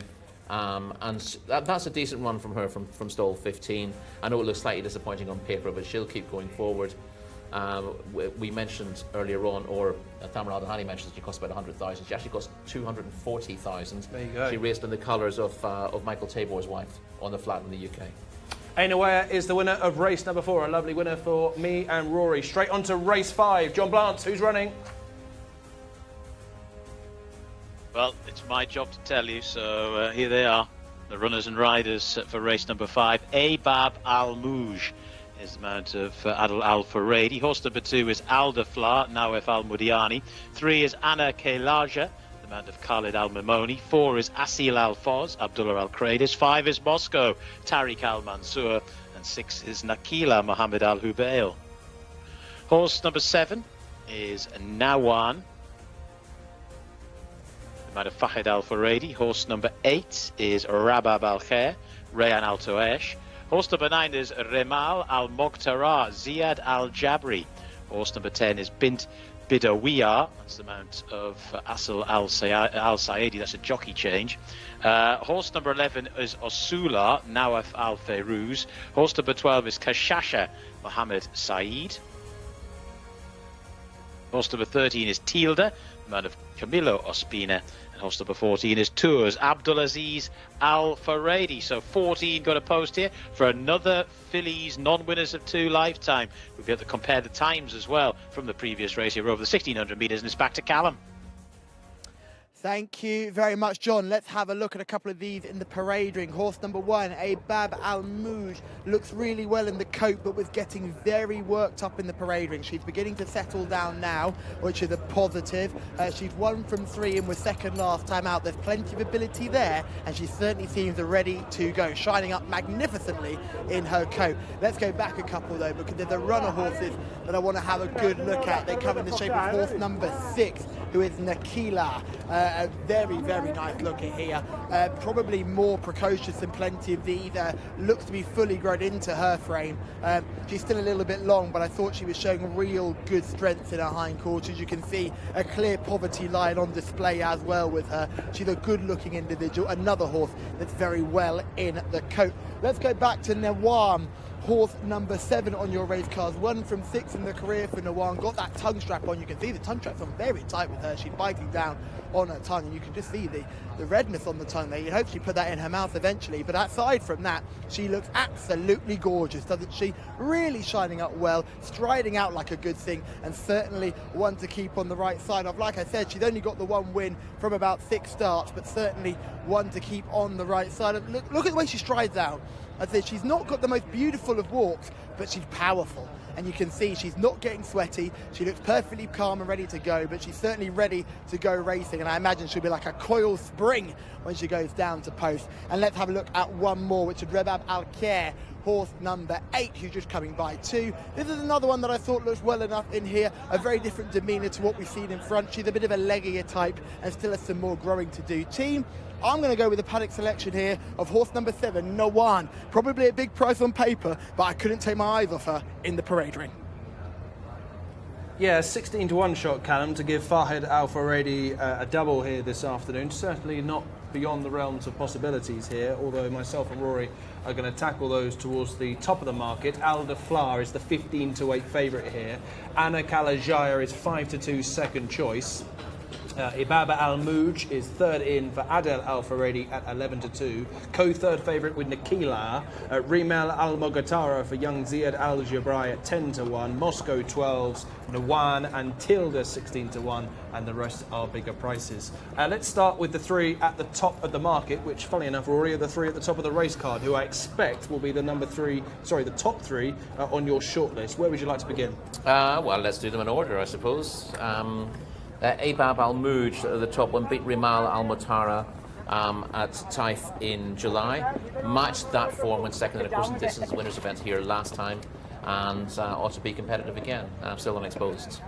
So that is Ibab Al-Mouj, sorry? That's correct, yeah. On to 2, which is Al de Fleur, which we can see in action here. A winner on debut over 1,200 metres. Has had some tough opposition since. Yeah, had 12 starts today, so has a rating of 85, but is more exposed than 1 or 2 of these. Al Dafla, but she ran a blinder. The footage we'll see of her now, well, she's beaten 7 lengths, but this was a very, very good performance from the winner, Allah, who's yet to be beaten over this 1,400 metre trip and is an absolute superstar. Possibly my favourite horse from my entire time in Riyadh last season. You'll see Al Dafla in the white and blue colours run on well to grab second place, but the winner is a different class. This was the Prince Abdullah bin Joloi Cup in February, so, you know, cup competition, strong race, and it never looked like winning the race, but she's picked up the others and ran on very well to grab second place. She's not the type to absolutely outclass her opposition, but she does have form that gives her a good chance of going well here. This is Ibab Al-Mouj. Adel was not at his best this day. I mean, you don't say it that often. No, Adele doesn't make too many mistakes, but Abab Al-Mouj, as you said, maybe could have been seen to better effect here. Gets stuck behind the winner and runs on pretty well for second place, having won her previous start. On the rating, she's got a little bit to find. I think she can be she can do better than she did on this occasion, and that's maybe not the best indication of her ability. The only reason I say Adele wasn't at his best was just prior to the start of that beat. He actually had some tough traffic problems to overcome, eventually finishing second. We'll get to number 3 on the race card shortly. It's back to Callum Helliwell.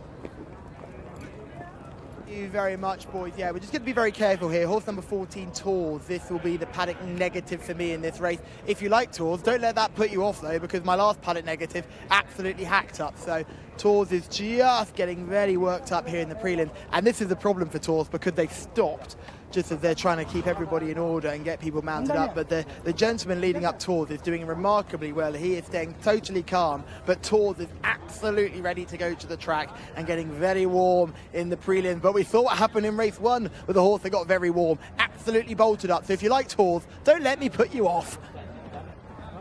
Thank you very much indeed, Callum. That's number 14 on the programme. Let's get to number 3 though, Rory. Anna Kalajaya, who was a winner here not too long ago. Khaled Al Mamoni, 5-2, unbeaten. Yeah, won her only start to date, Anna Kalajaya.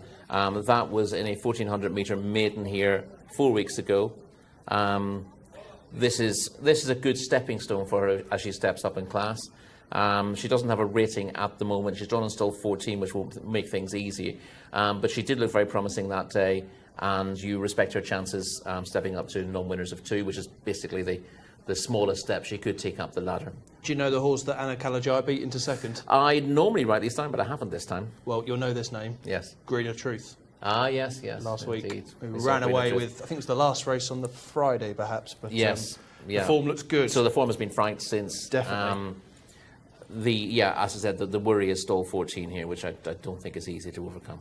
OK, Nikila is also worth a mention, number 6 on the programme, second last time. Mohamed Al Habail looking for his second winner of the afternoon. Yeah, she's largely been running well. She's been in the frame at 5 of her last 6, Nikila, and she was a winner over 1400 metres at Taif in August. She's been running over 1200 since then. Might appreciate a return to 14. I wondered, she's not proven over 1600.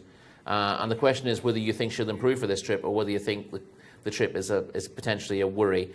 I was a little concerned about the step up to 1600 given what I've seen of her, but she's still got a positive profile and a single figure draw here, so more positives than negatives. Rimel Al Mogatara, Ziad Al Jabrai riding for the red stable here, has been a bit out of sorts since 10-1. Yeah, was behind Adab Al Mouj 2 starts ago, or that was 2 starts ago for Adab Al Mouj, and isn't particularly likely on paper to turn that around. Promising. I mean, obviously represents a powerful yard. Looked promising early on when winning over 1200 metres. Does stay this far. There's no question about that. But just seems to find her level. And I think others are open to more improvement. She's got a rating of 61. I can't really argue that she should be much higher than that, and she needs to run to something north of 70 to win this, I think.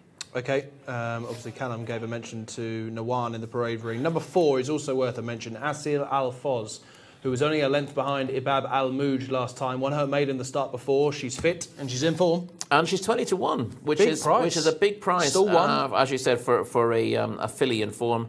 She's only got a rating of 63, but I find that the handicapper doesn't tend to overreact to horses who sort of run up to horses with higher marks. The handicapper, given that horses aren't running in handicaps very often here, tends to take a slightly more conservative view, looking at where sort of lower rated horses finish as well. And it's fair to say that Asil Al Foz has probably run to a better mark than 63 on her last 2 starts. So 20-1 looks attractive. Stays further than this, was a winner over 1800 metres in her maiden. And then she was third to Gadar Albanat over this course of distance last time out, splitting Abab Al Mouj, who we mentioned already, and Tilda, who was just behind there. And Tilda obviously reopposes as well. Yeah. Anything else at a bigger price we should mention? It's 25-1 and bigger, the ones that we haven't discussed. Nothing. Well, let's see what I've said about Tilda. She's not from 21, which is really the big issue. That was one of her better efforts when finishing 4th to Gadar Albanat last time out. But obviously, if she's behind both Abib Al Mouj and Asil Al Foz in that race, so it's not easy to see her turning the form around. But it wouldn't be a massive surprise to see her finish 3rd or 4th here from a fair draw. OK, Well, we're closing in on the start time ahead of the 5th race. 5:40 the new off-done, so we're still 40 minutes behind, but we are going to slowly catch up a little bit with 25-minute gaps. Rory, what are we siding with here? I think... Looking for the hat-trick, of course. Yeah, I'm not mad on a drawn stall 12, but Al Dafla, listen, if she runs the same race as when second to Hala in the Prince Abdullah bin Jalal Cup in February, she wins this race. There's no doubt about that from me. Okay. So it's not the ideal draw. I don't want to be tipping too many horses from wide draws, but I'm not absolutely sold on the next couple in the market.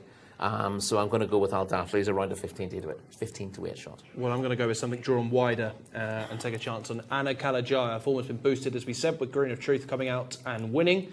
I think Carla Damamoni knew he had plenty left that day. She was pushed out towards the finish. She gave her a few slaps, but I think that was more to educate her. She had the race sewn up from a long way home. He could have won without the persuader, really. Hopefully she can confirm that promise here. Draw is a worry, but she could be anything. That's 2 of the top 3 of the market covered by myself and Rory. Callum, what are you going with here in race 5?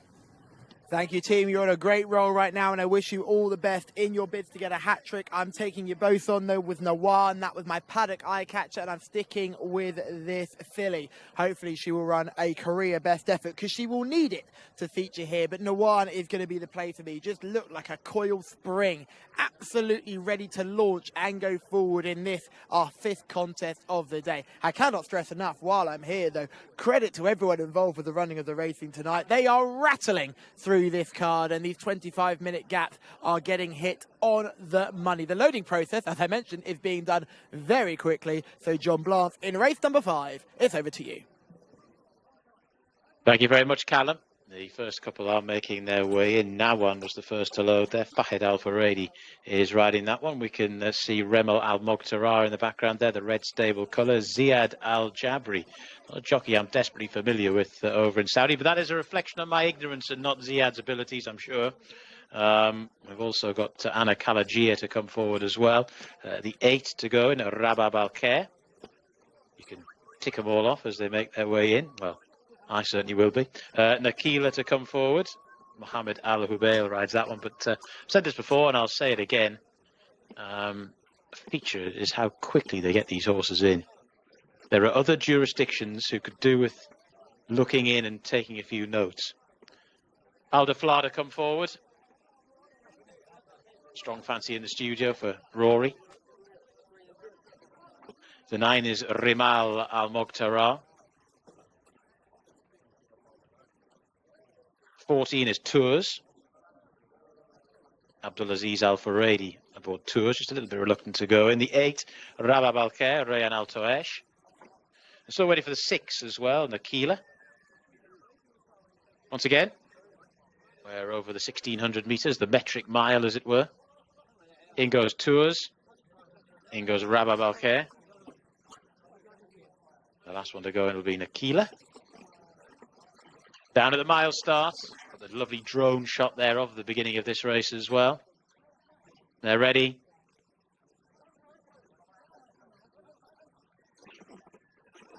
Flags up, flags down, gates back, and away they go. Oh, we've got an unseat. We've got one that's out of the race there. That's Tours. So that one is running away riderless as they settle down in the early stages of this mile contest for fillies, and it's Nakila who's taken the lead. Also there is Nawan in the early stages, the 7. Another one that's prominent and pushing on is Ramil Al Mokhtarar. Then we have Abab Al Mouj, who's up the inner as well. Then in 5th position we have Anna Kalajia. They're followed up the inside by Bint Bidawiyah, who's making a little bit of headway now, the 10 horse. Field trailing of those that remain all the way back to the 12, that's Jcsa, and the 14 is Galloping Loose Tours, but thankfully everything seems to be okay with that one. So they're making the turn now, and the lead is held by Nakila, but now just tackled and passed by Nawan on the outside. So it's Nawan and Nakila, followed then in 3rd position by Abab Al Mouj. Then in 4th spot, getting a little bit closer now, is Rimal Al Mokhtarar, but going rather wide to do so. Still within shouting distance as well as Nakila, but just going back through the field as they start to make the swing for home. And Anna Al Kalajia is also very very much on the scene. So they're making the turn for home, and it's Anna Kalagia that comes through to take it up and quickly goes on here to in second position now on. Abab Al-Mouj is still in there pitching, but now looks a trifle one-paced, but that can't be a way of describing Anna Kalagia, who's well clear. 3, 4, 5 lengths to the good. Deep inside the final furlong they go. Only one winner here. Khalid Al-Mamoni aboard. Anna Kalagia well clear and racing up towards the line. Will not be caught in a month of Sundays. Anna Kalagia the winner. 2 in second position Nawan. Third horse home was Abab Al-Mouj, and the fourth over the line Remal Al-Moqtara. Another for Mark Francis. He's been spending a lot of time in Saudi over the last few months, and all that effort has paid off. Winner after winner after winner here on the English language show. Don't say we never give you anything on this particular telecast. It's Anna Kalagia who scored 2 wins, 2 runs, bosh. No problems at all, and put the race to bed in well, a matter of strides as they came to about the furlong and a half position. 1 minute 40.71. That is 1 second faster, actually 1 second and 4/100ths of a second faster than the previous race over the same course and distance. And that horse has done it pretty much hard held as well. Now on in second, the third horse home was Abab Al-Mouj, and the fourth horse home was Remal Al-Moqtara. 8 1/4 lengths, 4 1/2 lengths and 3 lengths. They were strung out all over the Arabian Peninsula, and it's Anna Kalagia who has scored in no uncertain terms.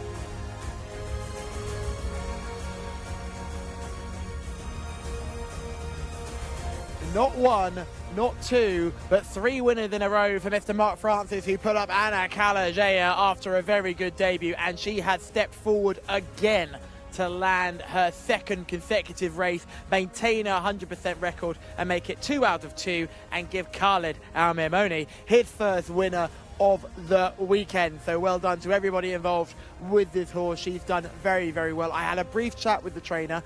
He was just very excited about it. He says 2 wins from 2 runs. He's happy. They don't know where the ceiling is with her, but they're looking forward to whatever the future holds. She's not the most eye-catching of fillies. She's got a pretty unattractive head, and she's not particularly tall or very rangy looking, but whatever she does have is pure class, and the clock doesn't lie, as Rory Delagi will say, and the clock proves that she went nearly 1.5 seconds quicker than the winner of our previous contest. Well worth noting that the paddock selection also came in session. Khalid Al-Mamoni trying to run. Khalid, well done. Well done, alhamdulillah.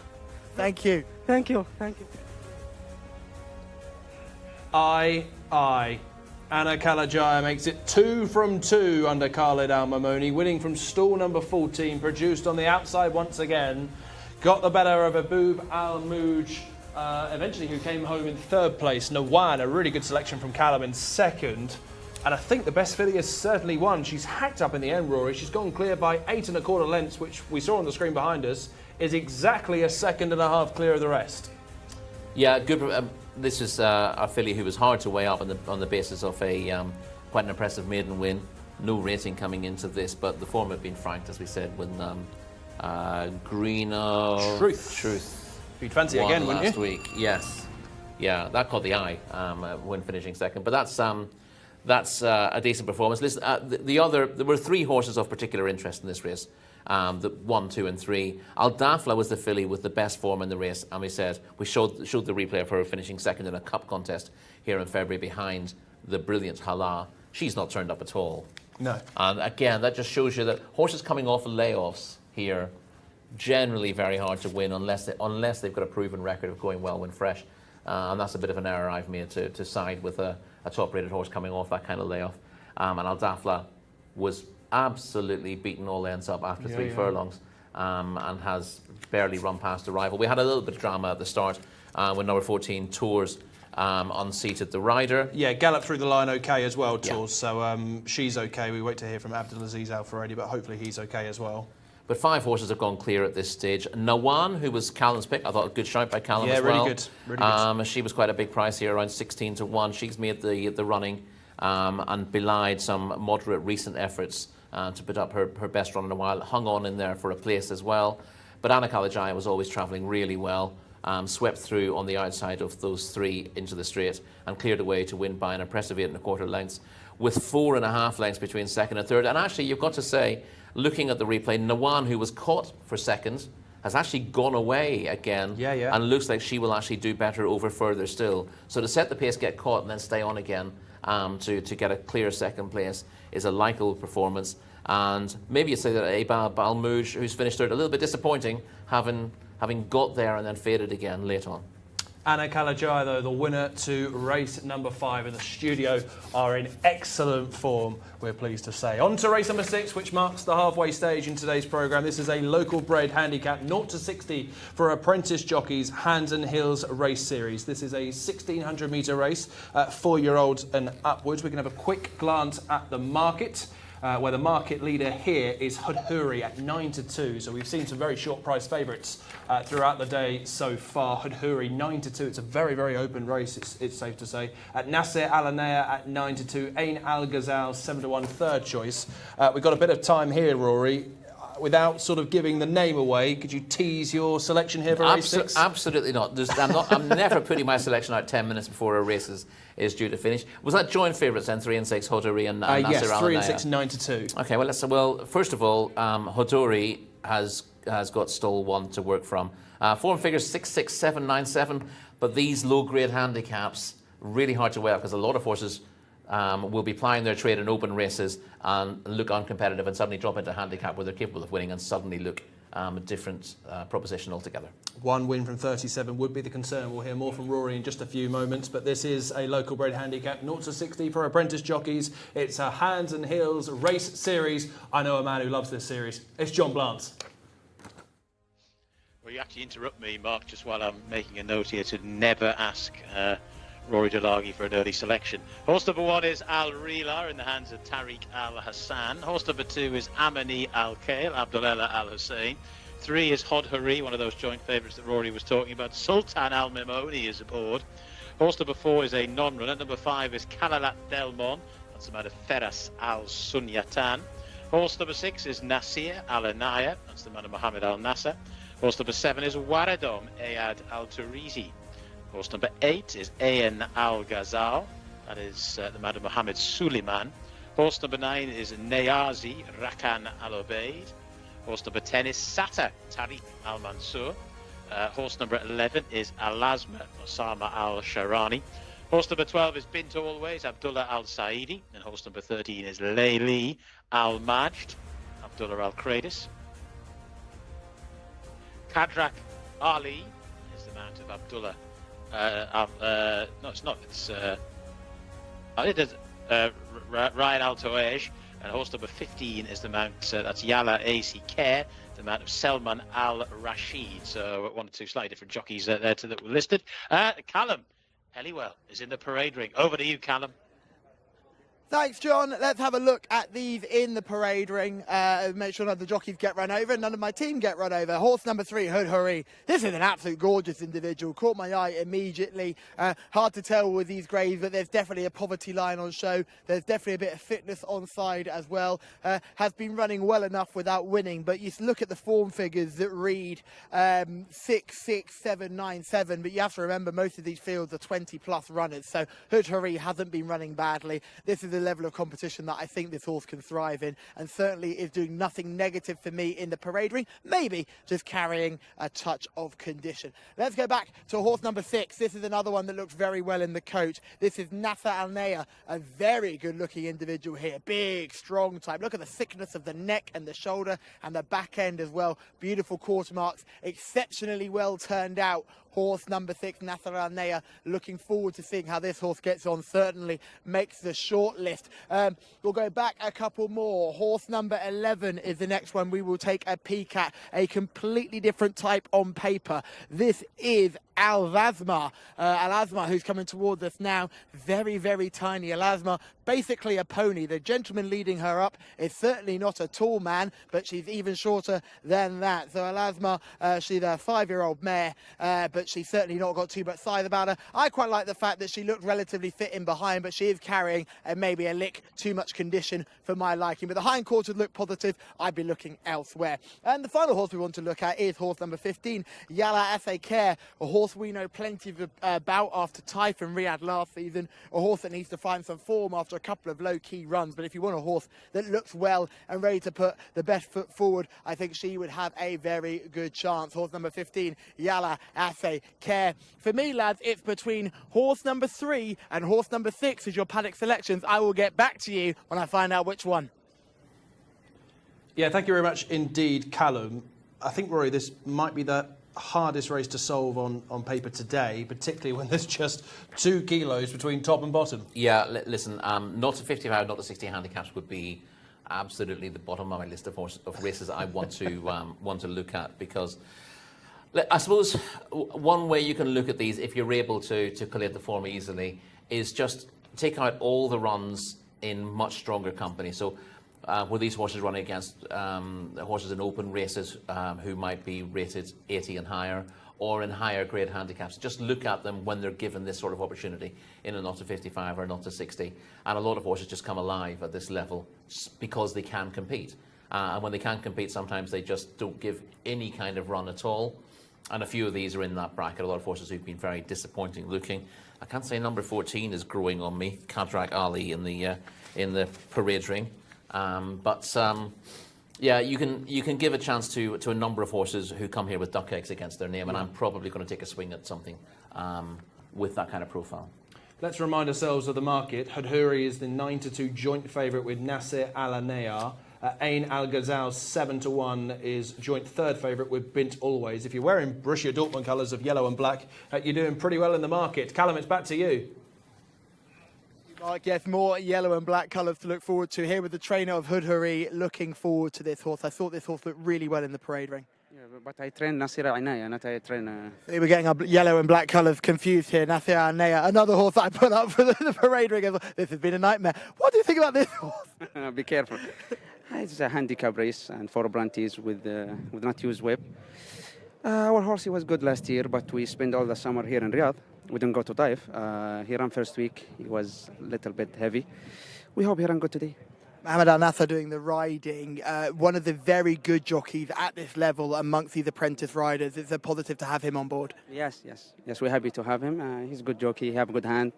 He have good brain. We will see, you know. How many of these jockeys also have a good brain?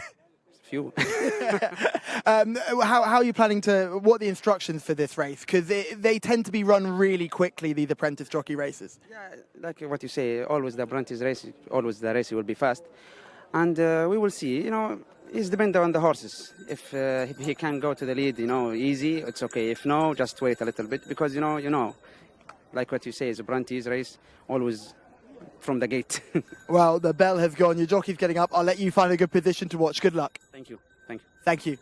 Yeah, just confirming that is the trainer of Nasser Al Naya. Oh, Callum. He's doing a great job. He's doing a great job, is our Callum. Nasser Al-Anaya, great to hear from connections there. Bred and owned by Tariq Mohammed and Naya.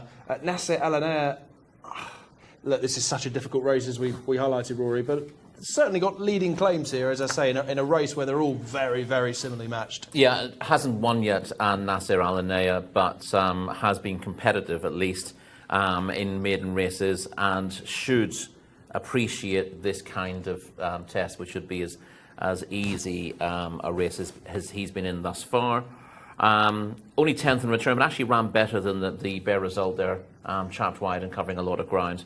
Liable to step up in that. The only downside to that, drawn 11 again, which is not the ideal sort of draw. But yeah, if Nasser Al-Anaya had been drawn 5 or lower, would probably be my pick in the race.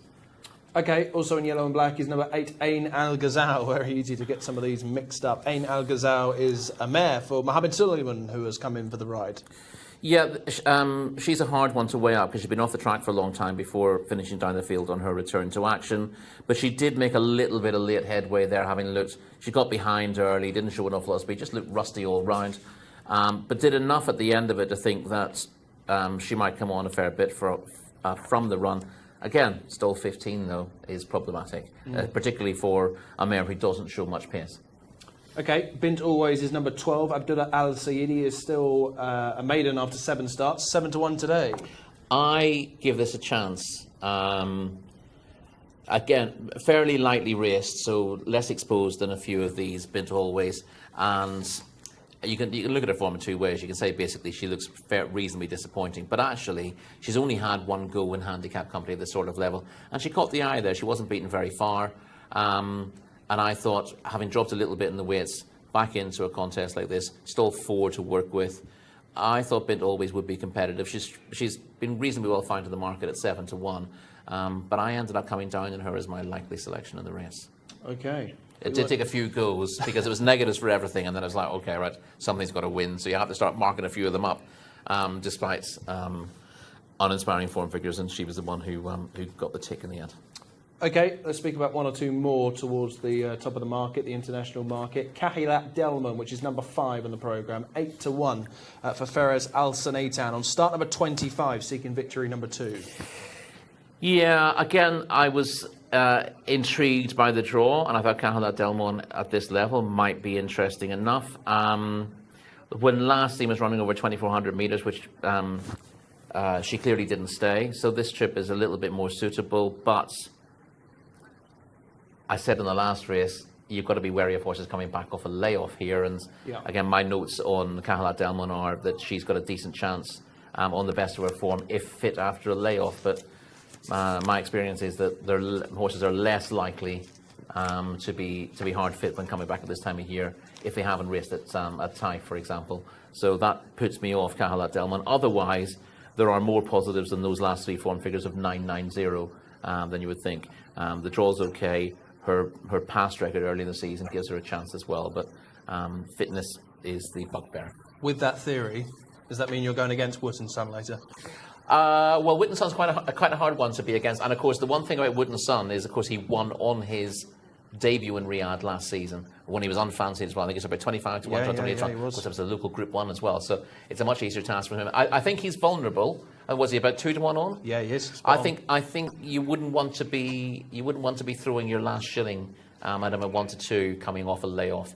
Although he got off to a really good start last year, he was racing through the season in Britain before he came here, so he was, he wasn't coming off that long a layoff. So that's a slight concern for him, but he does have an awful lot of class in that race. Okay, the 5-minute countdown is on ahead of race number 6 here. This is part of the Apprentice Jockeys Hands and Heels race series. It is a 0-60, a very difficult 0-60, as we highlighted, just the 2 kilos between top and bottom. Time, Rory, to deliver your selection, and you're siding with, please? I am siding with Bint Always, number 12. And because?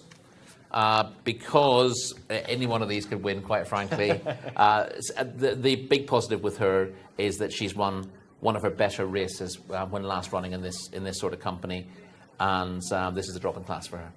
Okay, so it's Bint Always, number 12 for Rory Delagi. I'm looking to keep up the good form, the good recent form, and I'm going to side with number 6, sorry, drawn in stall 11.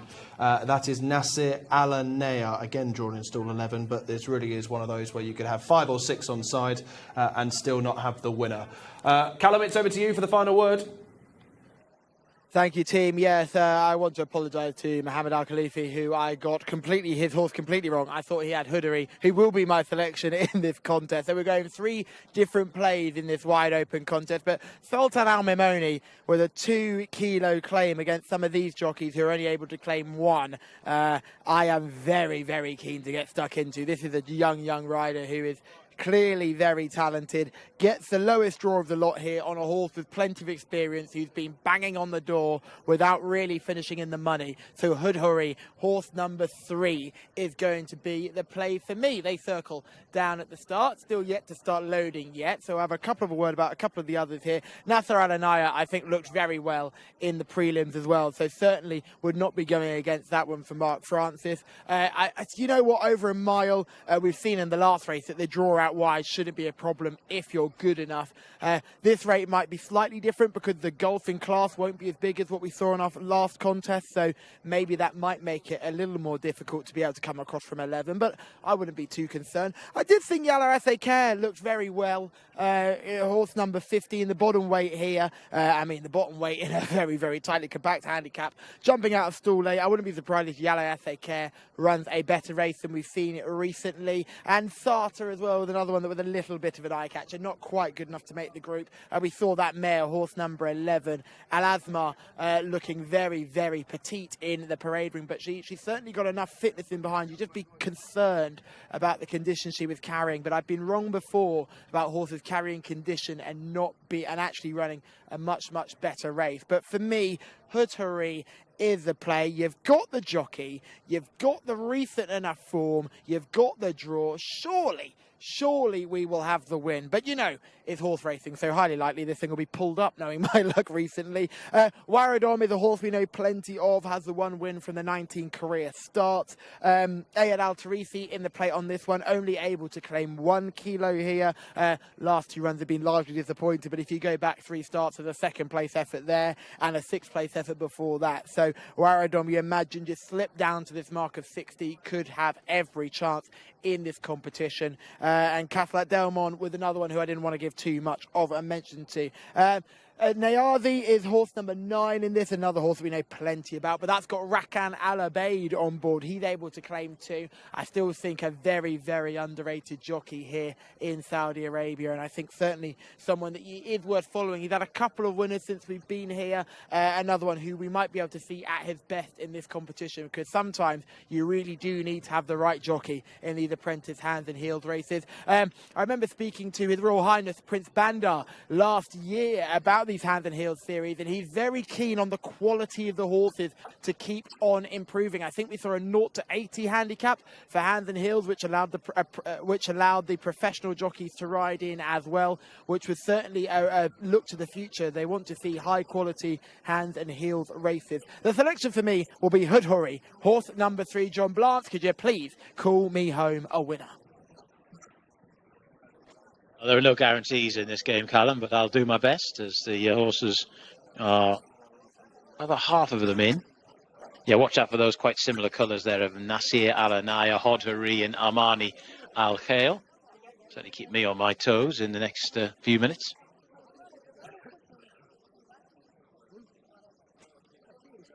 This is a 12 horse going in, Bint Always.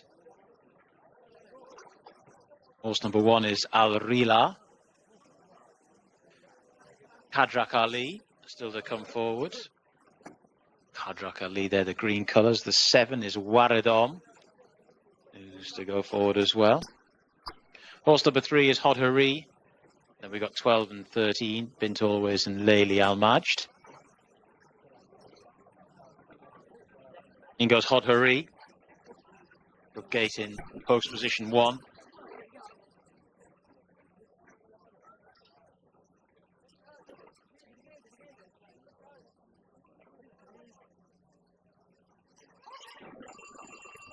Off they go. They are racing. Quick getaway and a good start made by Layli Al-Majd. Also up for the pace in the early stages is Nasir Al-Anaya. There's quite a fight on for the leadership here. Al Rila is also prominent in the run as they make their way through the first 200 metres or so.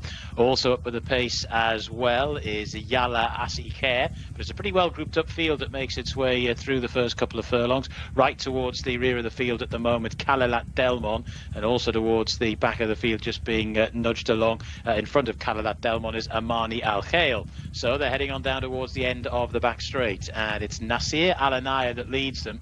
Towards the inside, getting a little bit of a knock around there was Hod Ari, just going back through the field. Not had a particularly good run in transit at all, that one of the international market fancies. So they start to make this long sweeping turn up the inside. Bint Always gets the first mention and goes on to Nasir Al-Anaya, who's racing in second. Round the outside in third is Al Rila. Bit of a gap then to Al Azma, who races in fourth, the red colours. They're followed in fifth position by Kadrak Al Ali, who's trying to stay on the green and white there with a red sheepskin noseband. They're making the turn for home, and none goes better than this Nasir Al-Anaya for Mohammed Al Nasser. Leads by about a length or so. To in second position, Bint Always, is now looking a little bit one-paced. Trying to get going is Al Rila. From the back of the field now, really beginning to stay on, is Nayazi, and that one looks a bit of a threat, but none more threatening than this leader, Nasir Al-Anaya, and if anything is quickening further clear inside the final 200. Nasir Al-Anaya has been prominent throughout and doesn't look like it's going to be caught, getting a little bit tired in the closing stages, but enough has been done. Nayazi's finishing off very strongly, but won't get there. Victory for Nasir Al-Anaya. Nayazi finished in second. Al Rila was third. Hod Hari, possibly somewhat unlucky, has finished in fourth. Another winner for Mark Francis. Incredible scenes. Hope you're filling your boots wherever you are in the world watching this particular telecast, because Nasir Al-Anaya was in a good early position, and it was funny, they were quite sort of grouped up, weren't they, as they came to that first bend. I don't think they've absolutely gone harem scarum. Interestingly as well, 1 minute 43.25 seconds, comfortably the slowest of the three races we've had over the 1600 metres thus far. That's not a great surprise given the quality of horse on show here, but still worth noting. Nasir Al-Anaya wins with Nayazi in second. Al Rila has finished in third. Had a wide trip throughout that one to keep an eye on maybe for next time out. And Hod Hari was knocked around a little bit, shunted back through the field, has come home well in the closing stages in a race where the closers struggle to make a huge impact. Will certainly get past Nasir Al-Anaya, who was prominent throughout. So possibly one or two horses for the future there. But as far as today was concerned, Nasir Al-Anaya has scored for the red-hot presenter slash tipster Mark Francis. In fact, everyone's been in good form in that capacity so far this afternoon. I'm sure there'll be plenty more winners to come as well. But as far as race 6 is concerned, it goes to Nasir Al-Anaya, horse number 6.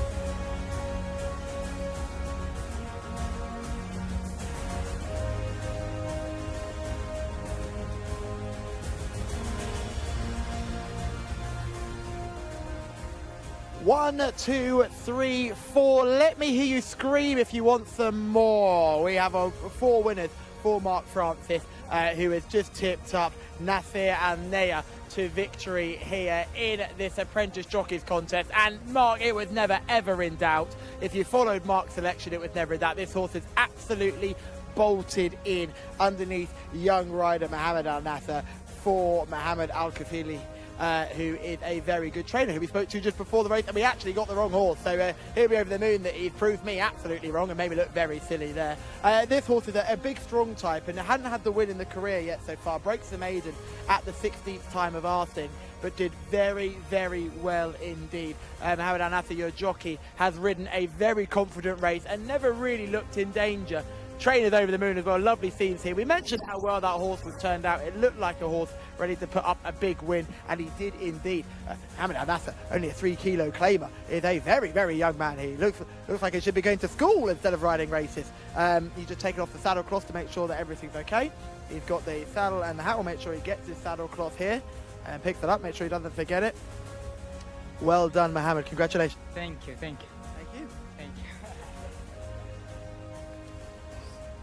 Yeah, Mohamed Al Nasser is our winning rider from race number 6, of course, part of this Apprentice Jockeys Hands and Heels race series, and he'll be delighted with victory here aboard number 6, Nasser Al Anaya. As am I. He fended off late challenges from Niazi and also Al Rila, who both picked up from the back of the field, but ran out of time and ran out of room, racing room that is, as number 6, Nasser Al Anaya. So much black and yellow in this race, I need to give it a big circle. Number 6 has scored. This Son of Commend wins on start number 16 for the very first time, and it's fair to say Rory had to play his hand pretty early from stall number 11. Yeah, I got across very quickly, almost got straight to the front from stall 11, and that was the winning of this race.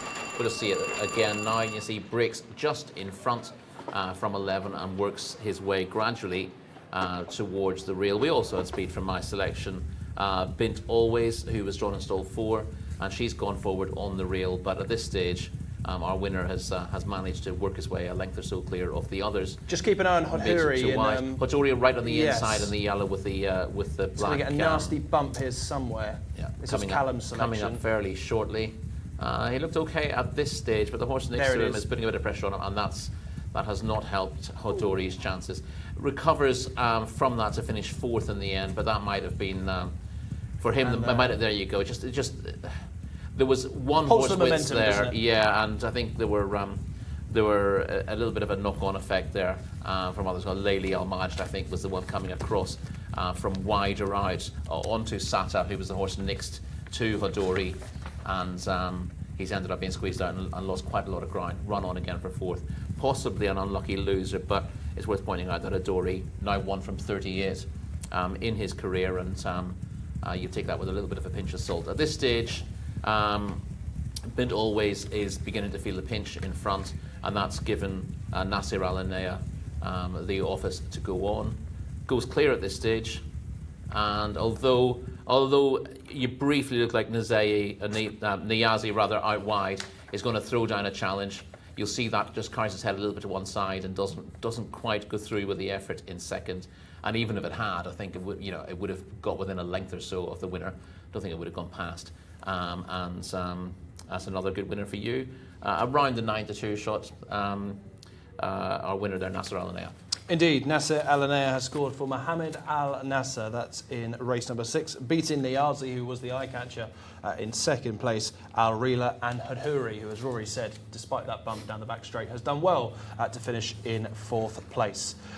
We go on to race 7. Thank you very much indeed, I should say, for those getting in touch on the YouTube page. We've had comments from Mujahid and also Ed this afternoon. If you want to get in touch with the show this afternoon with any selections, perhaps any opinions with some of the good racing that we've still got to come in the second half of the show, do get in touch on the Jcsa English speaking channel on YouTube. We are live right now. Race number 7, and perhaps one of the best horses we'll see today, in the colours of the Athbar Racing Stable, right at the top of the race card, for John Blance to take us through runners and riders of race 7. Yeah, so we're going to get the Lucas Gaetan Athbar Racing Stable double here. We'll see. Horse number 1 is Salam Al Khair, Alexis Moreno aboard. 2 is Matnouk, Reddy Castro. 3 is Mondrial, Abdullah Al Fayrouz. Horse number 4 is Konta, Abdullah Al Shra. Horse number 5 is Humud Al Khair, that's the man of Muhammad Al Yami. And, well, actually, no, it's Salman Al Rashid now. Horse number 6 is Mobasher, and that was the mount of Adel Al Faradi.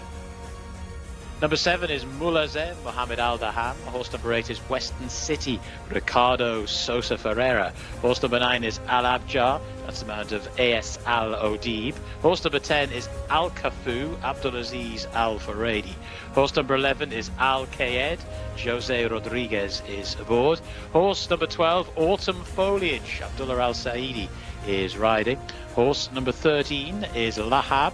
That's the mount of Naif Al Anazi.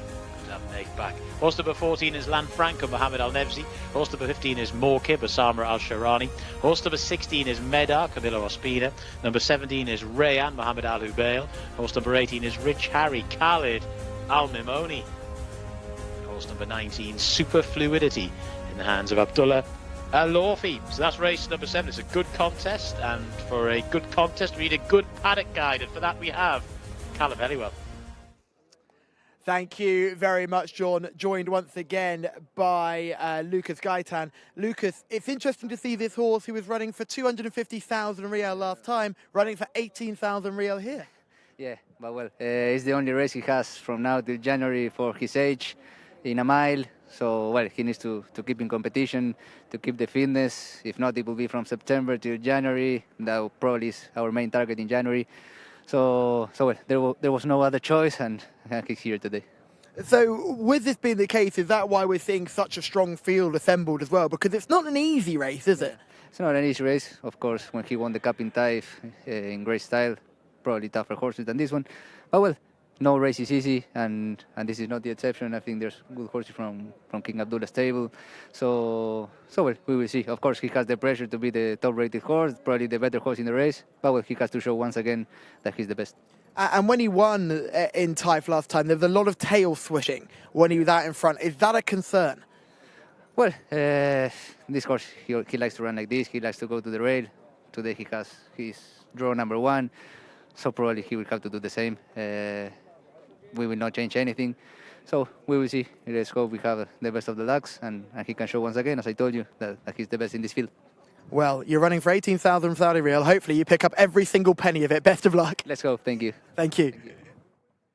Yeah, lovely to hear from Lucas Gaitan, who is chasing a double here this afternoon and has a pretty good chance here, as we heard from the trainer, that he's only competing for 36,000 Saudi Riyal, 18,000 Saudi Riyal going to the winner.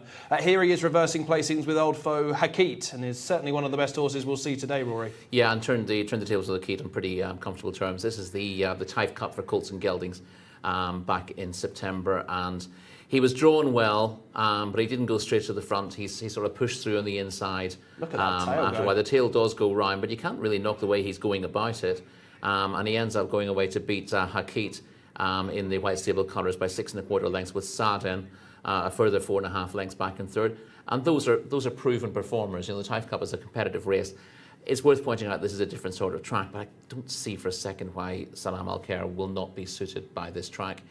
And you hear from Lucas Gaitan about what his long-term plan is for the horse and why he's running here, because it's a good stepping stone between that good race and his big target in January. And I guess the limited programme as well. There's very few races for him over 1,600 metres between now and then. Exactly. So this, as he said, this is the only race really that suits him in the calendar. So that's why he's turning up here. Great work from Callum Helliwell today. Let's go back to him now. Thank you very much, team. Joined by Thamar Adahani, who's got 2 runners in this, Mulazem and Western City. But let's talk about the filly in one of our previous contests. You said she just got too upset because of the delay. Yeah. The race was delayed 45 minutes. That's why my filly, she lost her performance, because she's, nervous and jumping, kicking all the way in the room. They cannot catch her. She go gallop in the room. I take a shower before the race. I want her to relax again, but she's really, she killed herself before the race. But she ran a good race, She missed the winning last 50 meters. I'm happy with her, I would say that must be quite a positive, that despite everything that went wrong, she didn't run an awful race. She ran okay. Yeah, she ran okay, and the weight, it's high weight for her, She's 3 years old, 60 kilo. First time she carried this. High weight, wide draw. It happens every time with your horse. I'm happy because my horse is in a good form. I hope to progress in this race also. We have Mulazem. He's a good horse. He's by Dubawi, his mother by Dubawi. And I don't know his father, but he's a good horse, trust horse.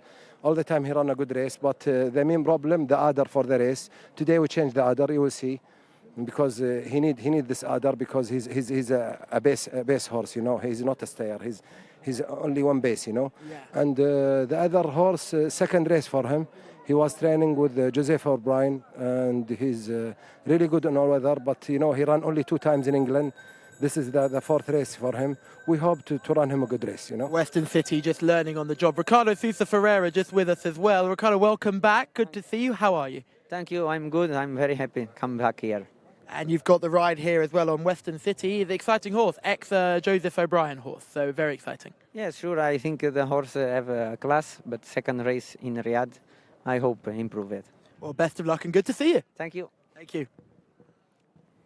Yeah, lovely to hear from the returning Ricardo Ferreira, who's got a leading chance, Rory. And you were just telling me off air that the rating is certainly covering up perhaps better ability. Yeah, well, he was well beaten on his debut here, but he was a winner at Dundalk on his debut for Joseph O'Brien, and he got a rating of 81 on the back of that. And he was then sent off at 4-1 on for his handicap debut and was fairly narrowly beaten. So the rating of 60 is misleading for him. He does need to prove that he can be as effective in Saudi Arabia, but he is better than a mark of 60 makes him look, and 33-1 might be a generous price. OK, let's look at the market in total. Salam Al Khair, very, very short at 7-4 on. Mobasha, 7-1 second choice. Mondrial heads the white stable pair here at 8-1. Medhar is the pick of Camilo Ospina, 8-1 as well. So both of them at the same price. Al Abjar 10-1, Kontar 16 with Mulazem. Al Kafu is also 16-1, and it is 20-1. 20-1 and bigger the remainder. We've already highlighted the top runner Salam Al Khair, who I think is the right price at the top of the international markets. Let's talk about number 6, Rory, which is Mobasha, who won his maiden here last time. What do we make of that performance? Yeah, Mobasha, he's a 7-1 shot as the market goes at the moment. He's unexposed with 1 win from 2 starts. He improved in that debut effort, when impressively landing what was, to be honest, just a run-of-the-mill course and distance maiden last month, but he did win by 6 1/4 lengths.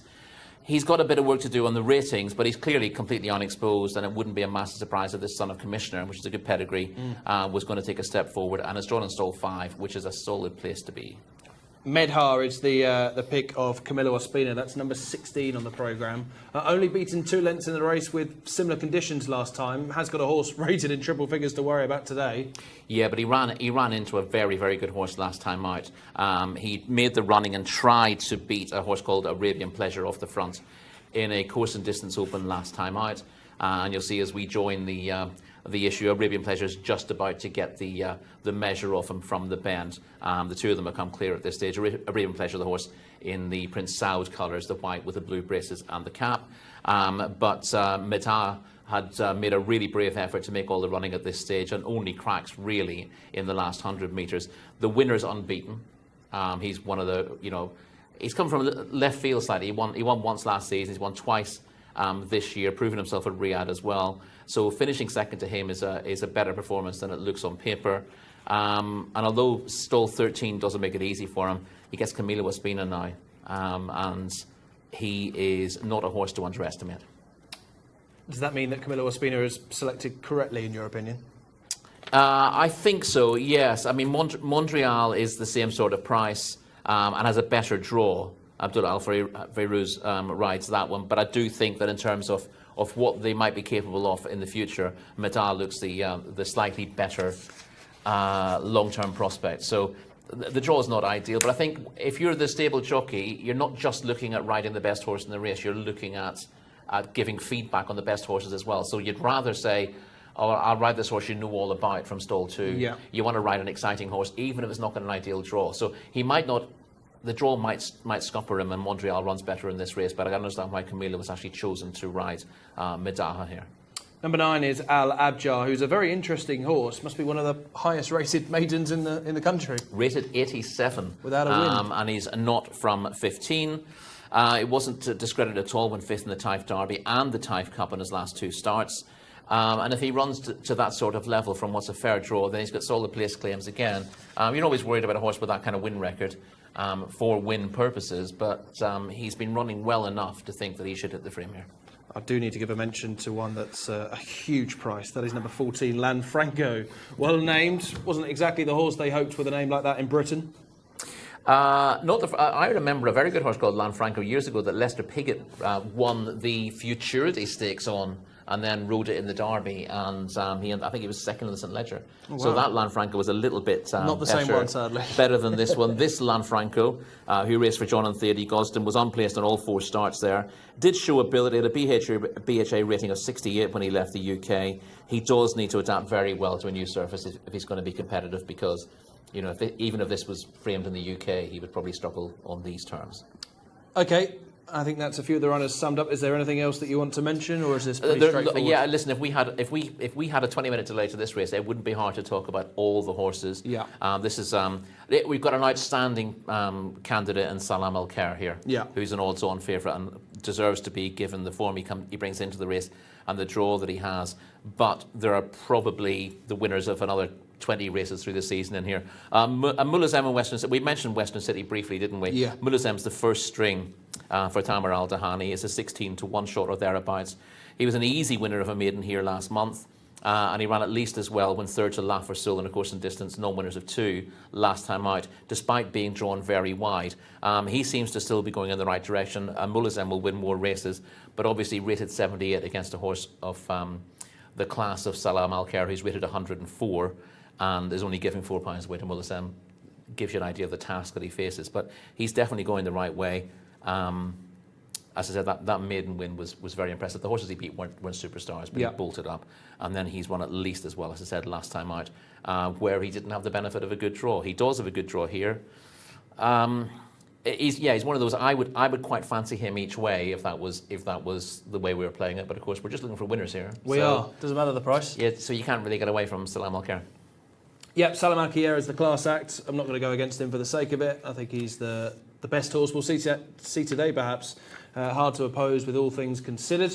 One concern would be transferring that form back to Riyadh, but he did land a cup race here when he broke his maiden, actually, back in February. Draw couldn't be any better. He's one of the best 3-year-olds around from a terrific stable. A big season looms for Salam Al Khair, and hopefully he can get his Riyadh campaign underway here without any trouble. Clearly, the next target is in January, but he's got a leading chance here, Callum Helliwell. Both myself and Rory with the top runner. Are you joining us?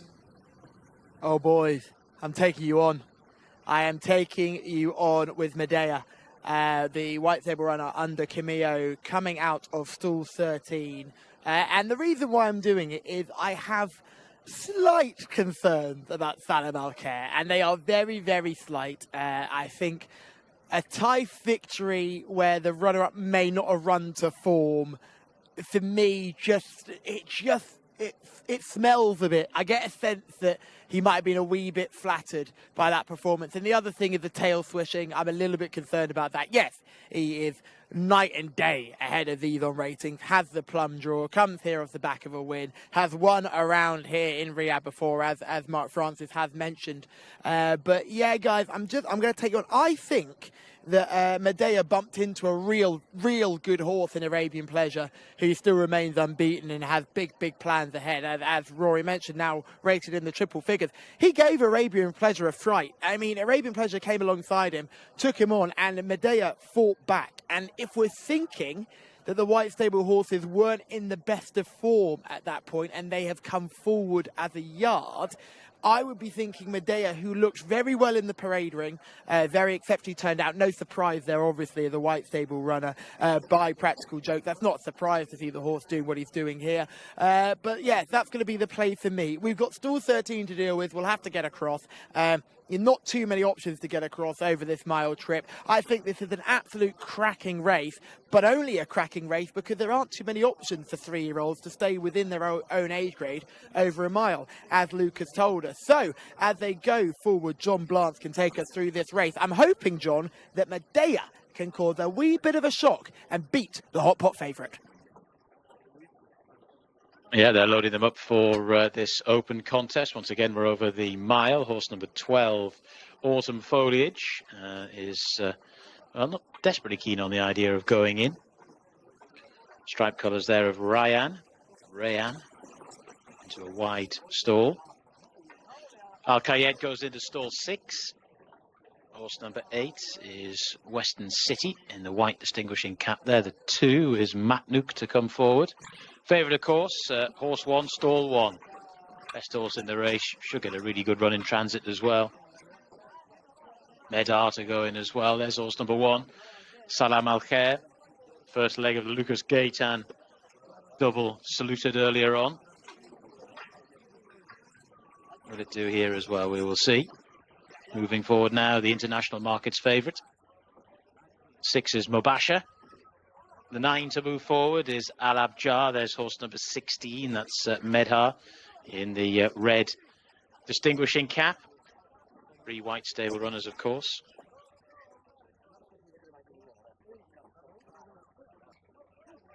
Medhar in those white blinkers as well.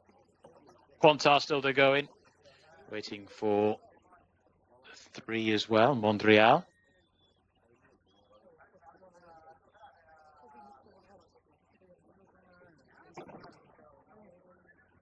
Four left to load. There is horse number 3, Mondrial, in those first white stable colours. Abdullah Al Fayrouz is aboard. In the background is Quantar.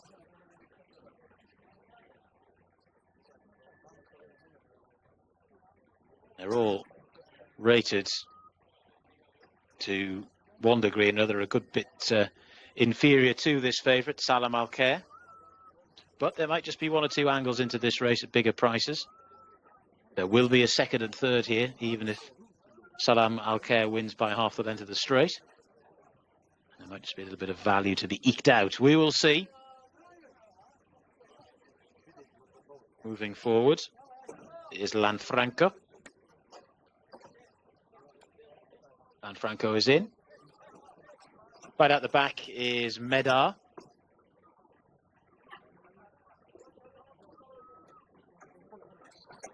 Goes in. 1,600 metres. Open race for local breds and importeds. They're off and racing.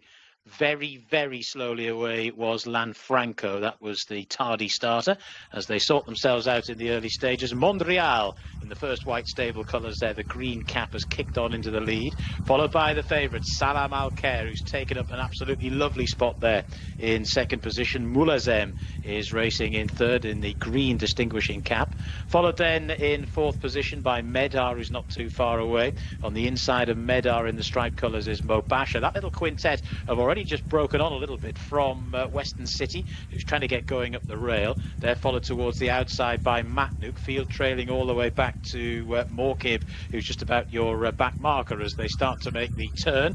And this long swinging turn as well. And the favourite, Salam Al Khair, has eased to the front, leads by about half a length to Mulazem, who's racing in second. Right round the outside in third is Medhar. That's your leading trio. They're just kicking on now from Mondrial, who gave us the early pace but is now just beginning to flounder. The rest have got plenty to do from there. Starting to make the turn for home, and it's Salam Al Khair, the international market's favourite, who goes to the lead by length and a half. Right round the outside is Medhar, trying to stay on. Salam Al Khair and Medhar, these two now just kicking on from in third position Mulazem. Salam Al Khair's being made to work to justify the short price, doing the old tail swish again. Medhar is trying hard to overhaul the favourite in front, but as they race up towards the line, it's Salam Al Khair by about a length and a half, still leading, still swishing the tail, but is out in front and is going to hang on. Salam Al Khair has won it. To in second position Medhar, the third horse home was Mulazem. Bit of a gap back to the fourth, who was Lahab.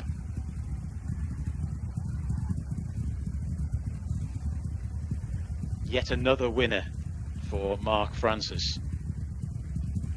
Rory as well, of course. I mean, to be churlish, this wasn't necessarily the most difficult one to find, but Mark's found some other very good priced ones earlier on.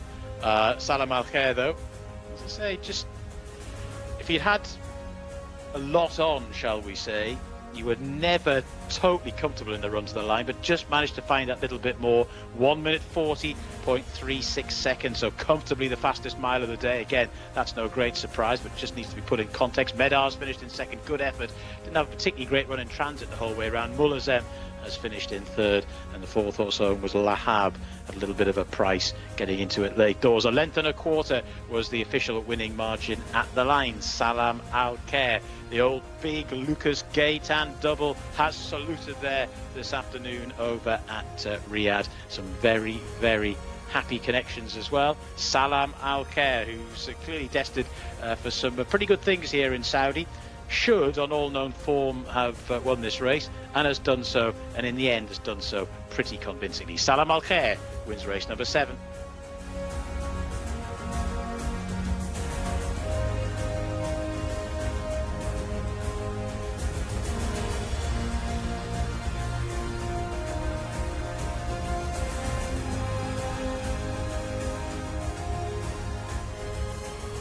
Lucas, Gaitan has done it again. The double is landed. It got a bit close towards the end.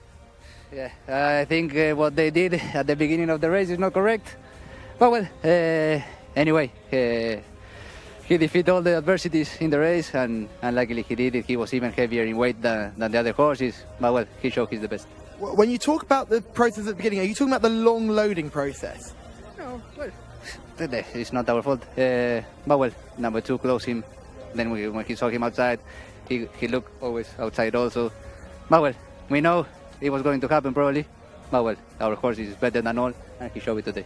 So despite getting squeezed up early and a lot of trouble in running, the boys in the studio will talk about that, he's still gone and won. Where next for him? Is that race in January still the next option? Probably yes. We'll speak. His Highness will have the final decision. But well, in January we know there's the King's Cup, all these big cups. So probably he will have to go there. And he showed plenty of speed. Go ahead. We'll get to the photo. He showed plenty of speed, but again that tail flashing at the end. With that, were you slightly concerned? Yeah, he always does this in all his wins. Go. Make sure you get that photo. Yeah, no, we're going to stick with him here. Great scenes here with this horse, and I'm just slightly concerned about. He mentioned at the beginning. We'll go and talk to the jockey as well, because Alex is going to try and do a runner. We know Alex's game. We'll go and grab Alex straight away here. He's weighed in correctly, I think. Alex, we'll grab a quick word with you here. Alex, at the start, that was very messy at the start, but you came through easily at the end. Well, I know somebody we want to make the pace, you know. So he break, he get to the real side, he just go. I keep my hand until the last 600. That's what we wanted, you know. So he did well today, and congratulations to everyone. And you got the rail as well, which must have been crucial, because as you've come around, the other white stable runner who hadn't started so quickly came on your outside, but had to go 2-3 horses wide. Well, because you know he a speed horse, so if they let him go, he will continue, you know. So he need, I think, somebody with him, but he's more strong than all of them, you know. And you had to show all your strengths at the end to get him home, because he was flashing the tail, looking around, but you got him home in front. Yeah, you know, so I was waiting something for the last 200, so that's why he gave me, you know. Well done. You've got a good horse on your hand, and I think the King's Cup in January might be the next option for him, so hopefully you can keep that ride. Well, I hope so. Yeah. Well done. Thank you, Eddie. Thank you, mate. Sure, he will keep the ride, and Salam Al Khair gives Lucas Gaitan and Athbar Racing Stable a double on the afternoon. It was workmanlike, pretty similar to Ofra Athbar, the debutant earlier, but Salam Al Khair has come through with the quality to fend off the late challenge of one of the Red Stable runners, Medhar. But it's safe to say, Rory, from the start there were clear tactics from the White Stable, which included Montreal breaking from stall 2 next door. Yeah, we'll catch that when we see the full replay. Again, you see on the finish, he does have this habit of flashing his tail, but it doesn't stop him going forwards. No. And it wouldn't be something that particularly bothers me. Some horses do it because they're not keen to exert themselves. Some do it because they don't like... right, you see, he breaks quite well, but the horse from stall 2, Montreal, is rushed up on his outside and gets to the front. He then cuts across the rail, even though the jockey has looked across to check where he is. But in fairness, Alex Moreno was expecting that anyway. Yeah. You know, that was no doubt they'd have talked about that before the race. So he made sure that he didn't get caught up on that and has just sat behind the leader, got himself a little bit of space, and then at his first opportunity, he's got himself into a bit of clear daylight and made sure that he was on the haunches of the leader. Perfect position to be in, and no funny business can happen from here on in. Yeah, not an awful lot happened in the race from that point. Medhar is the horse in the red cap, essentially the first string. They were the same sort of price on paper, but the way this race panned out, the better drawn one, Montreal, was ridden as a spoiler, if you like, Yes. the way the race went. So Medal was the one who sort of moved up, and we expected a good run from Mulazem. As I said, he's been running really well of late. Ran a cracker from a bad draw here last time out, and has carried that form forward into third. But essentially, the best two horses, the two horses we saw in video footage before, Yes. have come to the fore. This is a very, very good horse, Salam Al Khair, and again, we're getting yet another form line that points to Arabian Pleasure. In second, Medal came from that race where he ran really well to finish 2 lengths behind Arabian Pleasure, and he's finished much the same, well, maybe even slightly closer to Salam Al Khair here. So I'm very keen to get a good look at Arabian Pleasure when we see him next. Indeed, Salam Al Khair has won. Really looking forward to perhaps a rematch in the future with Hakit. The White Stable did have 2 runners here today. Mondrial, who faded away tamely, but clearly, as Rory said, was used as more of an ignorance to Salam Al Khair, and it was, in the end, Medha who has run on really well, it's fair to say. He did, yeah.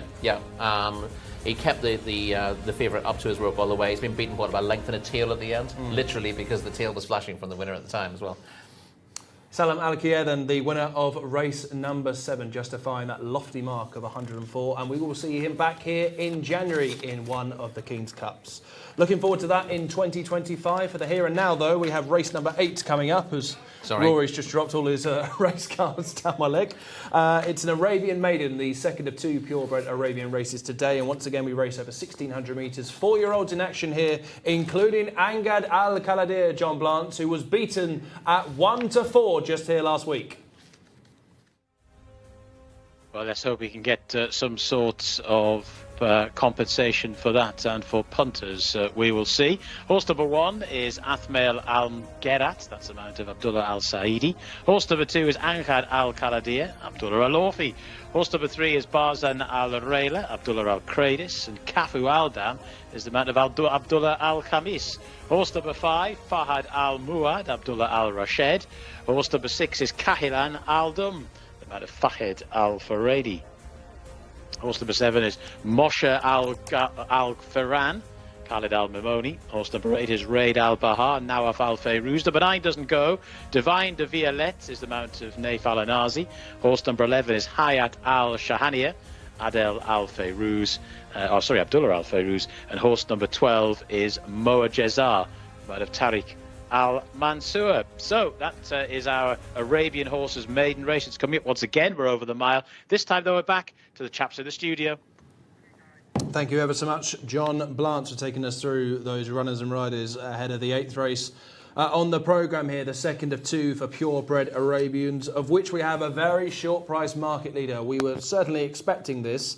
4-9 is a very similar price, similar enough to last week, beaten at 1-4. Angad Al Kaladir might get short of 4-9. Well, look, it's a very hard race to measure again, Rory. It's essentially a cut and paste job from the comments we said here last week. Pretty much. We did have a likely race and potential improver against Angad Al Kaladir last week, and that's what we said about the field. Holds this one on form, holds this one on form, holds this one on form. They're all exposed. There's one horse, well, this one might improve. It's only had a couple of runs. And indeed, that horse did improve to run out quite an impressive winner in the end. So is there a likely race improver in the field? Yes. And I'm hoping you're looking at number 5. Yes, Fahad Al Muawad is our second favourite here. Made his debut in very deep company in the King Abdulaziz Cup for purebred Arabians last year, and showed ability despite finishing out of the frame there. Obviously, doesn't have fitness on side, but we saw that Angad Al Kaladir was very beatable last week. Definitely. And he's the one to take advantage if the favourite is not on his game again. Well, we need to see these runners in the parade ring. I can see that Callum has got eyes on the short price market leader, Angad Al Kaladir.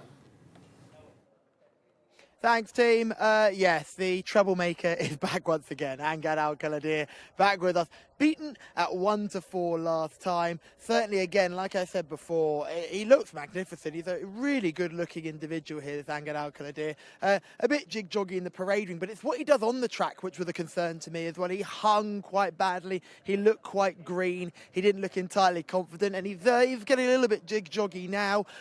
Certainly not too much of a concern for me because he's not getting too warm. But He's one if you want him, but oh, it's a very short price again. Do you want to go back to the well is the question. Let's go back to my next eye catcher. That was horse number 6. Kailam Aldam is the horse we're next going to look at in these blue noseband. Not the favourite. The favourite didn't really blow, the second favourite I should say, didn't really blow me away. That's why I'm not looking at horse number 5. This horse did though. A good looking in the parade ring, a dark liver chestnut that we see. Got a good poverty line on show, built low to the ground, powerful individual. I'd be probably prefer to see this horse in sprints rather than over this trip. But needs must in these purebred Arabian races. Often you can't find the race you're looking for. Second on penultimate start as well. Couldn't land a blow last time out, but Connections will be hoping to find that form again here, and certainly has each way claims. Let's go to the last horse we're going to take a look at. That is horse number 10, and that is certainly the paddock eye catcher for Callum. This is Divine de Violette. We know plenty about this horse, has plenty of experience, but this 4-year-old filly will be looking to do some damage today, and I think she looks like she's ready to put her best foot forward, don't you think? She's walking out incredibly well. She looks fit and ready to do some damage. She's not carrying a lick of condition. She's got enough power in behind, maybe lacking a little bit of a poverty line would be my only fault against her, but she is the paddock pick. It's going to be hard to beat this short price favourite, but horse number 10 is the pick of the yard. Yeah, horse number 10, Divine de Violettes for Callum in the parade ring is the standout. It's a big price, 16 to 1, but to be fair, bar 2, most of these are big prices. Let's remind you of the international markets where Angad Al Khaladir is 9 to 4 on for Abdullah Alorfi. How we'd like to see a winning interview with Abdullah, of course, our favourite with Indeed, Callum but he's learned how to get very short interviews with some of these lads. Get the shukran and the alhamdulillah and the mashallah. Which worked quite nicely, and good horse, yeah. Good jockey. Yeah, I got a smile Thank from you. him last week. Yes. Thank you. So we know we can get something out of it, but yeah, it's always good when Callum meets his bête noire, isn't it? Angad Al Khaladir 9 to 4 on. Fahad Al Muad 130. Best of the rest, Rory, is number 3. Who is Barzan Al Rayli, who was third behind Angad Al Khaladir last week, but does have 13 lengths to find. Yeah, there's no reason why Barzan Al Rayli should be winning this race. A mark of 65 is possibly slightly flattering. Does most of its good running in sort of mid-range, low-grade handicaps, and almost certainly flattered to finish as close as it did last week. The bottom line is that Angad Al Khaladir, for all he caught a little bit of a tartar last week in a big improver, did not run to his form. And if he runs to his form today, he wins. So Angad Al Khaladir is on the far side. Barzan Al Rayli is in the orange and green colours between horses, about to take third. Yeah, and he just runs on to pick up the pieces. That's kind of his run style. But yeah, we wanted to see this coming into the straight because the Angad Al Khaladir misbehaved at the start. Didn't look really in the right mood for racing, and then proved quite hard to stay around the bend. Got to the front and looked like he had the race won, and then got run out of it. We don't really get the full picture from the replay we saw there. He was readily beaten, but he just looked moody beforehand, and particularly at the start. So I want to leave my selection as late as possible, and see if he's on his. I thought he looked in good behaviour in the parade ring. He was jig jockey, but he just seems to be in a better frame of mind than he was last week. That's playful what he's doing at the moment, isn't it? Whereas it was bad-tempered last week, and whether I'm with him depends whether I see that moodiness at the start or not. But I think he may have got over that. Okay, we'll speak about a few others in just a moment. Returning now, though, to Callum Helliwell. Thanks, team. Utter carnage here at the ride-out area where jockeys are getting turned out onto their horses. We had lots of jockeys turn up late. The 7, Moshe Al Ghafan, Khalid Al Mamoni, late. The 3, Barzan Al Rayli, Abdullah Al Kredith, late. The 1, Amtel Al Magarat, is still not got a jockey at this moment in time. I thought we were going to see a jockey coming 3. Oh, we've got a jockey behind me. This is the joys. Mr. Ez on the camera has found him. And now, here we go. This is unbelievable. Abdullah Al Fadi, the young, talented jockey as well, only got the 1 kilo claim. He's running towards us now. Coming through. Oh, he'll be in trouble now. The stewards will be furious. What has gone on here? Come on! Get on board. What has gone on here? Oh, he'll be fined for this. There'll be 100 Riyal fine coming to this young man. And now we've seen the horse within the naughty corner. The jockey didn't turn up. It's been all over the place today. Now let's see if the jockey can get on okay. That's the question. He's on all right. Young lad here, one of the very talented young apprentice jockeys. And they're heading down to the start now. It'll be interesting to see. Yep, he's unhooked. Doesn't need to be ponied down, but they're going to basically razz it down to the start. I guess the only negative with 25-minute gaps is that it's very quick from race to race, and one or two have got caught out here. But good to see Abdullah Al Saidi was showing a good turn of speed down the chute to get aboard. I was wondering with some of the jockeys being late whether there was a stewards' inquiry into the previous race. But it wouldn't necessarily have involved the names mentioned, but one or two may have got involved in that, because the stewards would definitely want to have a look at that. There wasn't any interference as such, but it was clear, you heard from the trainer, that he thought that the horse drawn in stall 2 was used as a little bit of a spoiler. Yes. Sort of came out a little bit wide of stall 2 and then cut across the rails quite sharply. Which they don't like, that's the kind of thing you want to cover off if you're stewards, just to make sure that there was nothing untoward. So that may have been why we had a little bit of a hold up with some jockeys. Let's speak about a few others, Rory. There are 3 at 16-1. 2 of them are debutants, but Callum's eye-catcher in the paddock was number 10, which is Divine de Violetes. Perhaps connections getting her fit for a turf campaign?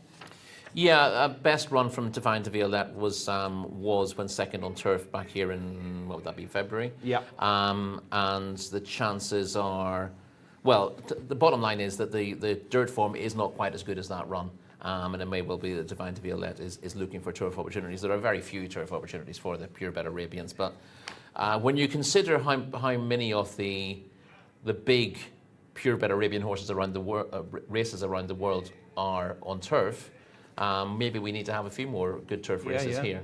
I agree. A quick word on both the Aldahams, numbers 4 and 6 are big prices. Yeah, Cafu Aldaham is number 4, not from 14, largely consistent in his class. This isn't really his class. Well, it is his class, it's a maiden race, but there is a standout in terms of ability in here in Angad Al Khaladia. But Cafu Should be Aldaham, anyway. Was well behind Angad Al Khaladia and Barzan Al Rayla here last time, finishing a long way behind in 6th. He is, when given a realistic task, like in a not to 65 handicap, not to 60 handicap, he tends to run his race, but he's very hard to fancy on that form from last week. You mentioned Cahalan Aldaham as well, didn't you? Number 6. Probably the most exposed of these, having had 21 runs already, has been runner-up on a number of occasions, but still winless after all those races. Hard to see it winning here. On the ratings, has a chance of getting 2nd or 3rd if everything pans out, but Cahalan Aldam is never really that interesting from a win perspective. Okay, well, we've got about 100 seconds until the off. Have you seen enough good behaviour from Angad Al Khaladia to put him up? I've seen nothing of the temper that I thought I saw in Angad Al Khaladia last week, and I'm going to side with it this time at fairly prohibitive odds. Okay, Rory's with Angad Al Khaladia, who I think is the most likely winner, but I am going to take a chance at number 5, Fahad Al Muad, to continue the good form. 130 second choice, and we've got the top 2 in the market completely covered. Callum didn't like that one, a paddock negative, so we'll see how that goes. That's normally a positive for me, then. Well, he's due a negative running Purdy, isn't he? Okay, Angad Al Khaladia for Rory, Fahad Al Muad for me. Callum, do you like either or something else? Firstly, lads, I can hear you, and that hurt. That was emotionally jarring there. I really hurt by that comment, Mark Francis. I thought we were friends, but Divine de Violette is going to be the pick for me. Naif Al-Anazi, in these purebred Arabian races, they need a jockey like Naif to be pushing and scrubbing along from early. So Divine de Violette will be the pick for me. Look good in the parade ring, had to be the paddock eye catcher, but it's going to be hard to be Angad and Khaladia. It's all about you, Blancy, and it's all yours. It's emphatically not all about me, but anyway, they're all going in for this Arabian Horses Maiden race. Yes, a quick backup for Angad Al Khaladia. I was in the chair last week when he dumbfounded everyone by losing at prohibitively short odds. And, well, those that have got on today are potentially looking for a little bit of compensation. We'll see if it's forthcoming. Into gate 1, Abdullah Alofi. Lots of Abdullahs riding in this race. Cahilan Aldam about to go forward, and looks like Cafu Aldam's jockey's just got off there. Abdullah Al Khamis. Horse number 5 is Fahad Al Muad. Last going is Divine de Violette, or Divine de Violette. It could be Divine. I'm going to go with Divine. Anyway, they're ready. 1600 metres, purebred Arabian action. They're off and racing. It was a messy old start.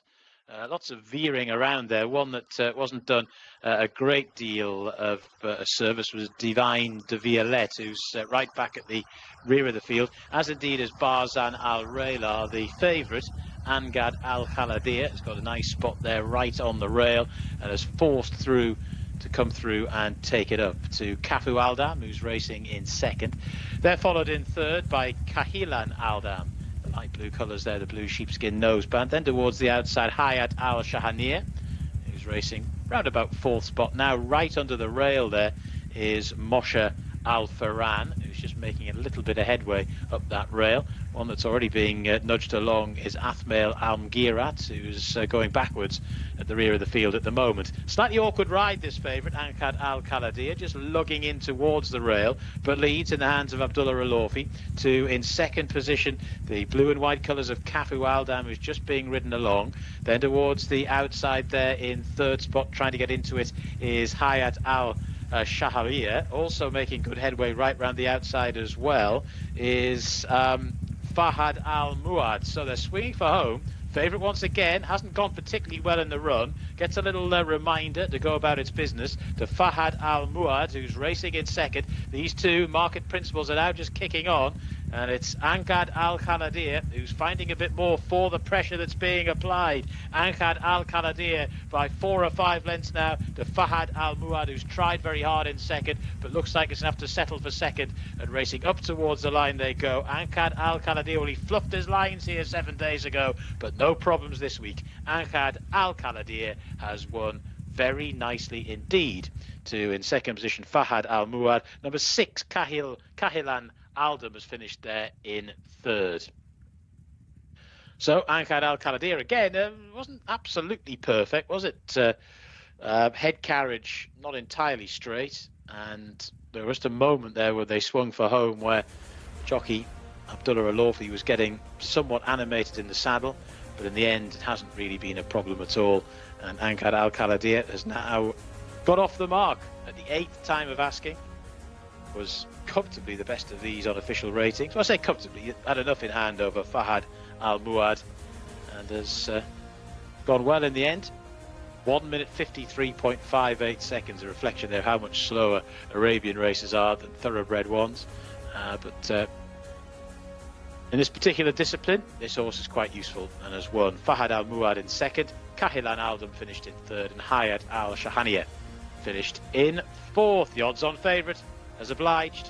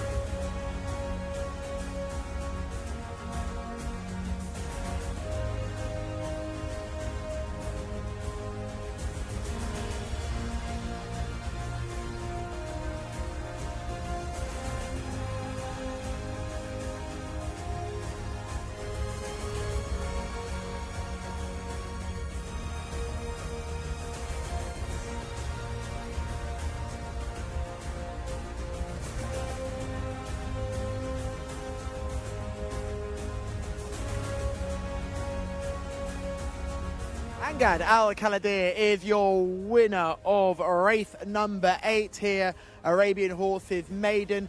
A little bit concerned halfway around this track because you thought maybe he was just hanging all over the place. But Abdullah Al-Orfi with that his absolute best to win. Naif Mutlaq is the trainer leading him in here on our left-hand side. He'll be happy that this horse has won a race, and we'll try and grab him straight away, actually. We'll try and grab him immediately. Naif, much better than last week. Well done. Yeah, thank you so much. I won last week. He didn't. Yeah, he's second. Yeah, that's second race for him. He was much more grown up today, much more mature. Yeah, he's 1 year he's in his race, in the second race for him. And Abdullah Al-Orfi did well. Go. Yeah, thank you. There we go, so there's your winning trainer. A quick word there. We'll also obviously grab our word with Abdullah Al-Orfi, but it's worth having a look at this horse. He's a good-looking individual, but clearly he thinks about it. No, mind your backs, everybody. Remember, the front end bites and the back end kicks, and you just got to make sure you keep out the way. But he's clearly a horse that thinks a lot about what's going on, and you just would be slightly concerned about taking him on in better races. He was able to kind of get in front today and not dominate, but didn't have anyone around him sort of pestering him. In the future, you'd be slightly concerned about whether he is going to be able to handle anything.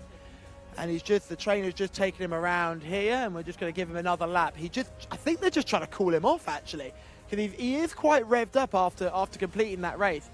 I don't know what's going on now. Have they just taken him away? Well, let's go and follow. Let's follow. We're going to get Abdullah Al-Orfi. We are going to follow him. Let's just follow the horse. I don't know what's going on. Let's follow him here. I'm not sure where he's going to go. Are they going to do another lap? Yeah, they are. I think they're just cooling him off. Boys in the studio don't quite know what's going on, but this horse is clearly a cheeky monkey.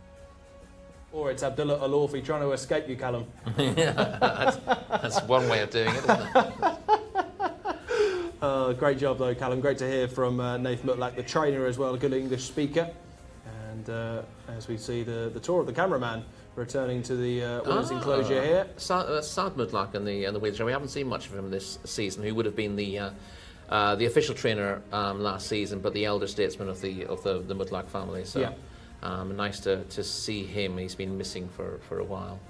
Obviously not particularly. Yeah, the horse looks very uncomfortable, and I think that's why they're walking around. He doesn't look comfortable behind, as you can see. No, they're trying to straighten him up for the photo. I would say he's maybe tied up a little bit there. But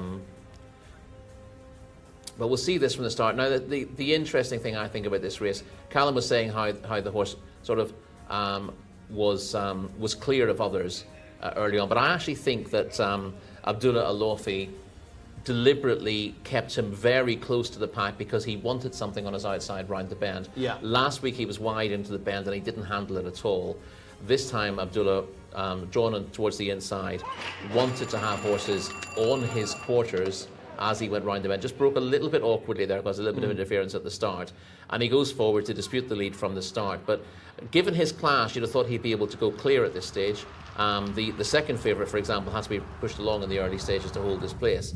So if this horse was a straightforward performer, I think Abdullah Al-Orfi would push him on at this point and win this easily. Just reining it back, isn't it? Yeah, but you can see that he's hanging off the rail at this stage, and he just reins him back in to let the others come close to him. And what he wants is for the horse on his outside, I think it's Cafu Al-Dan, just to help him round the bend, because he didn't handle it last week. And this week, again, you can just see that he's not handling it particularly well. Again, you can see his back end coming out there, and he's hanging away from the rail. And so as a result, we very quickly get two lines of four. You can see one diagonal line of four forming now, and the second one in behind. He just wants those horses around him. Exactly. I mean, ideally, just the horse in second, as long as he knows that's going to be with him, then that helps him. Once he straightens out, then he can ask for an effort. Now, when he does straighten out, it immediately looks like Fahad Al Muwad is going to be a big danger, and that one moves up from midfield to get to within half a length. And at this stage, I think looks likely to win. But actually, when he comes under pressure, you'll see that he hangs into the winner. He also throws his head around a little bit and didn't look particularly keen to go past himself. There you see the head going from side to side. From this point onwards, I think he actually gets a little bit tired. And Angad Al-Khaladir, with race fitness on his side, has come clear to win fairly easily. But as you can see from the early part of the race, it's not straightforward with this horse. we tend to call horses names and say this is, he's ungenuine or he's a monkey or whatever. He's a but pain. I think you can see from his behaviour after the race that there might just be something that makes him a little uncomfortable in his races. Okay, let's get to Callum. Thanks very much, guys. I've been fortunate enough to be joined by Rian van Ralen, who is a trainer from South Africa, who I think is looking to get a gig out here in Saudi Arabia. Yeah, no, it's my first visit here out in Saudi Arabia, and I arrived here last night, and I said to my wife, I'm going to go out and just have a look and see the scene and see how it looks, and I must say I'm very impressed from what I've seen. One of the local trainers here, a friend of mine, brought me to him, and he brought us to the races tonight, and I must say I'm very impressed, and I like it, and the horse in the horse racing in my blood is just making me come alive when I see things like this, and yeah, I'm very privileged to be here, and I think if I could get a gig out here, I'd be willing to ply my trade out here. And whereabouts are you currently based? I'm in Cape Town, but I've moved from Cape Town, so I've moved to Europe. So I'm living in Romania now, where there is horse racing, but it's very at a lower level. And I've got about 40 years of experience with racehorses. And so definitely I would like to come to an area like this, and I think Saudi is going to grow and become world famous, #1 in the world, I think. And you wouldn't be the first sort of Cape Town export to come and ply their trade overseas. We had Dylan Cooner do it in the UK. Would you like to follow his path? He's been so successful since moving overseas. Would you like to hopefully continue what he's done over here in Saudi Arabia? Well, that's the game, the name of the game, and it's also it would be a privilege if I can get a chance and an opportunity to do something here. But I mean, there's also trainers. I don't know if you remember a guy called Chris Snaith. He was out here training for, I think, Al Musa stable, and before that, a guy called Neil Brass. Had also trained very well in Saudi, so I know them personally. I worked for Chris years ago, but yeah, look, our talent is good with like a trainer like Mike de Kock. I'm sure you know about Mike de Kock. I'm personal friends with him as well. I know him well. So he bought a horse from me, funny enough, that we took to Dubai, and he bought it for Sheikh Hamdan, and it's won twice, and at 4 starts it won twice in Dubai. So yeah, our South African boys are hard workers, and I'm of the age now where there's no time for messing around. I want to come here. I love Saudi Arabia. It's my first time here, but I've always had a dream of coming out here. And I'm trying to make my dream come true. And with the grace of God, if anything comes to hand, I'm willing and able. Hopefully we can get you sooner rather than later back to John Blanc for the Runners and Riders for our next contest. Thank you very much, and lovely meeting you. Thank you. Good stuff. Callum interviewing all sorts of personalities down there, and interested to hear from that gentleman there from South Africa. Right, we've got a local bred horses maiden coming up here over the 1800 metres. Horse number 1 is Asam Al Sayel. Mohammed Al Hubail is aboard. Al Kamar Ali Red Al Tuesh is horse number 2. Number 3 is Anjez. That's the man of Fawas Wanas. Number 4 is Bihavs Al Bari. Tariq Al Hassan. Horse number 5 is Abrak Jadela Hamza Saad. Horse number 6 is Azdal Selman Al Rashid.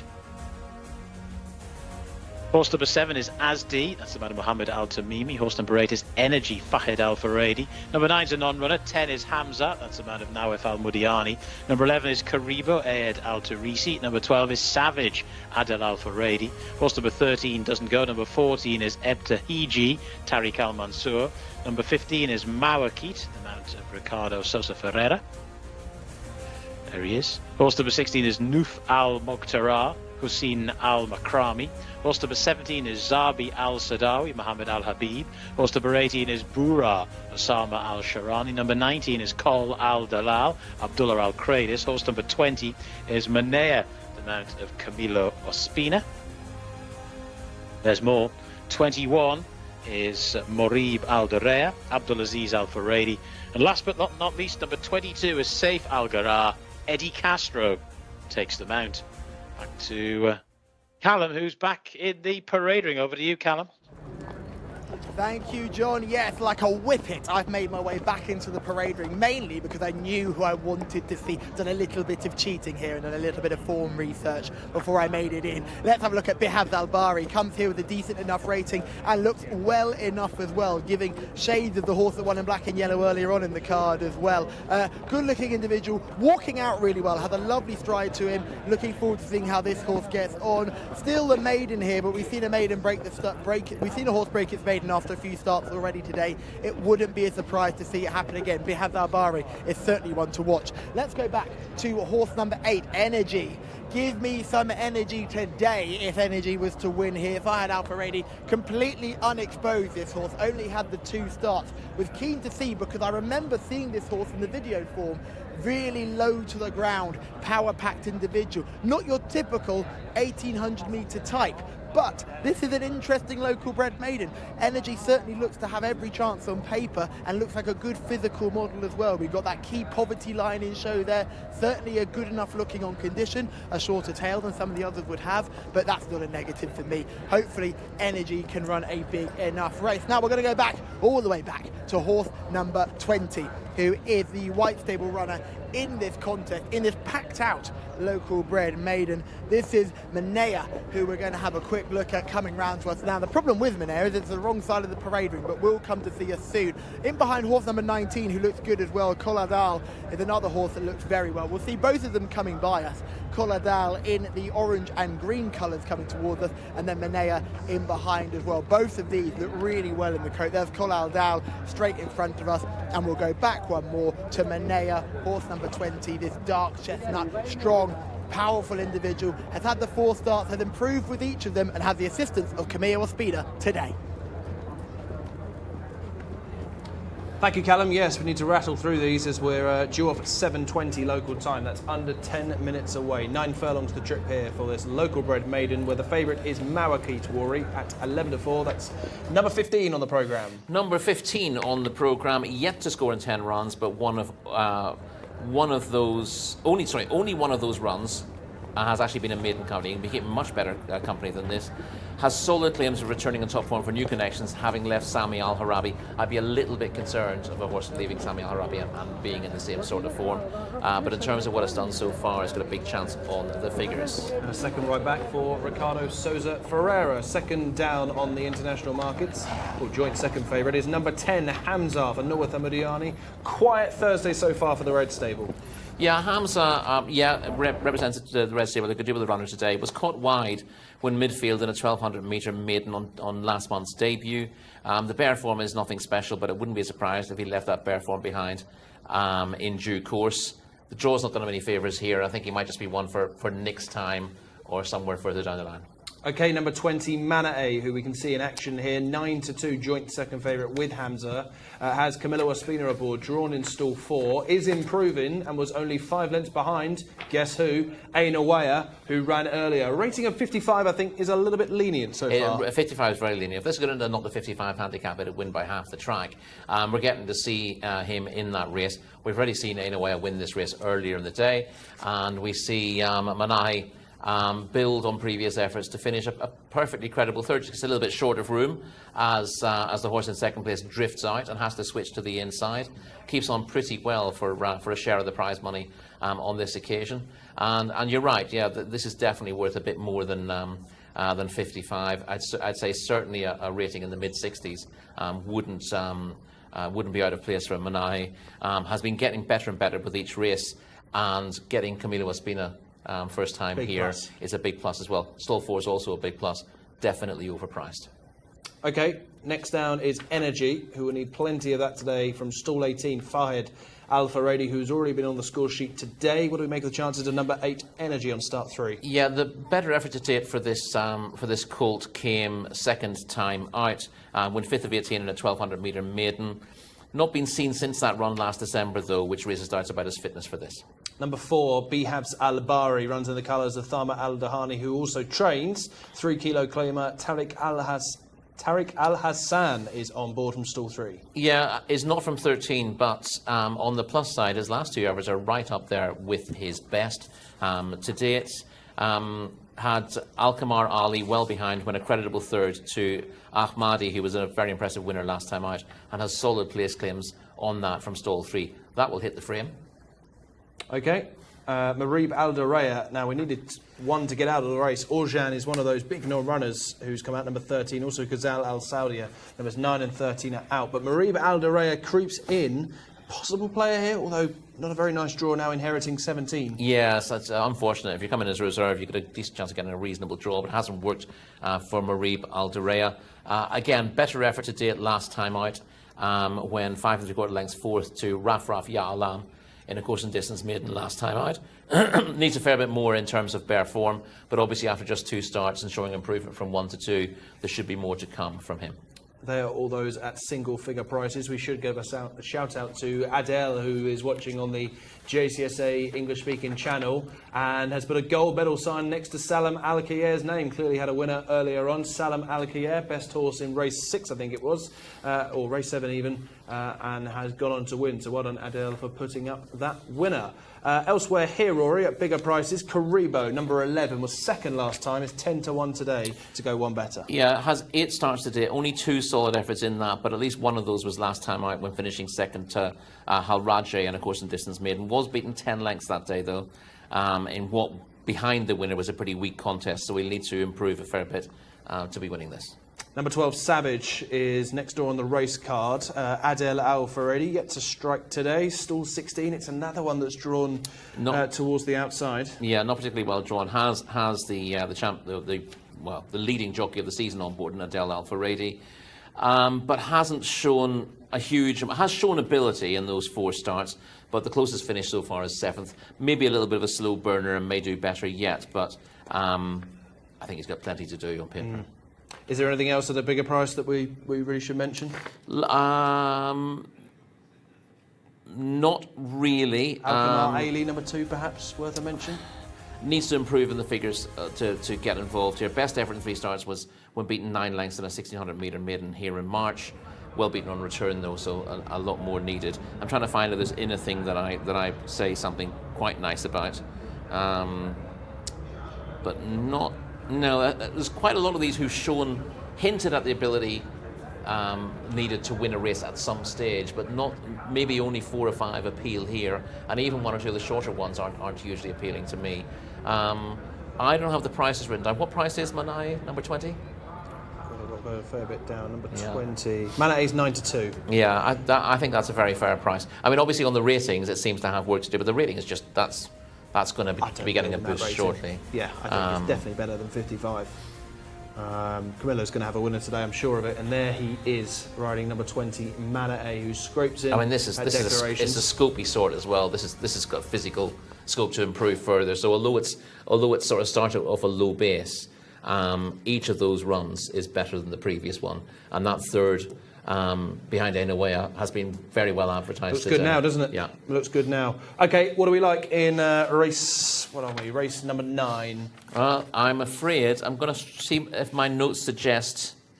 Yeah, no, I'm with Manai, number 20. I thought again, as you did, that his form has been underrated, and he's got a very good stalls position. A couple of negatives about those who are a little bit shorter in the market.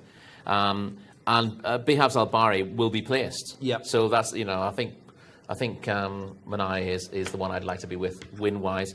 Behavs Al-Bari is kind of a professional loser, but I think will definitely be in the 3 here as well. Yeah, I'm in agreement with you. Manare for me, she's not the most straightforward. I don't think she particularly enjoyed Taif in the summer and was much better on her first start here last time, despite some trouble in running, which we didn't completely see in all of the VT. We did see her chasing Aina Weah, who of course has gone on to win here today. Well drawn again is Mana A. Lots to like in a very poor race, and this looks her best chance to win to date. So it's number 20, Mana A, for myself and Rory Delagi. We're in agreement for once here in race number 9. Callum, what do you like? And you can take the final word.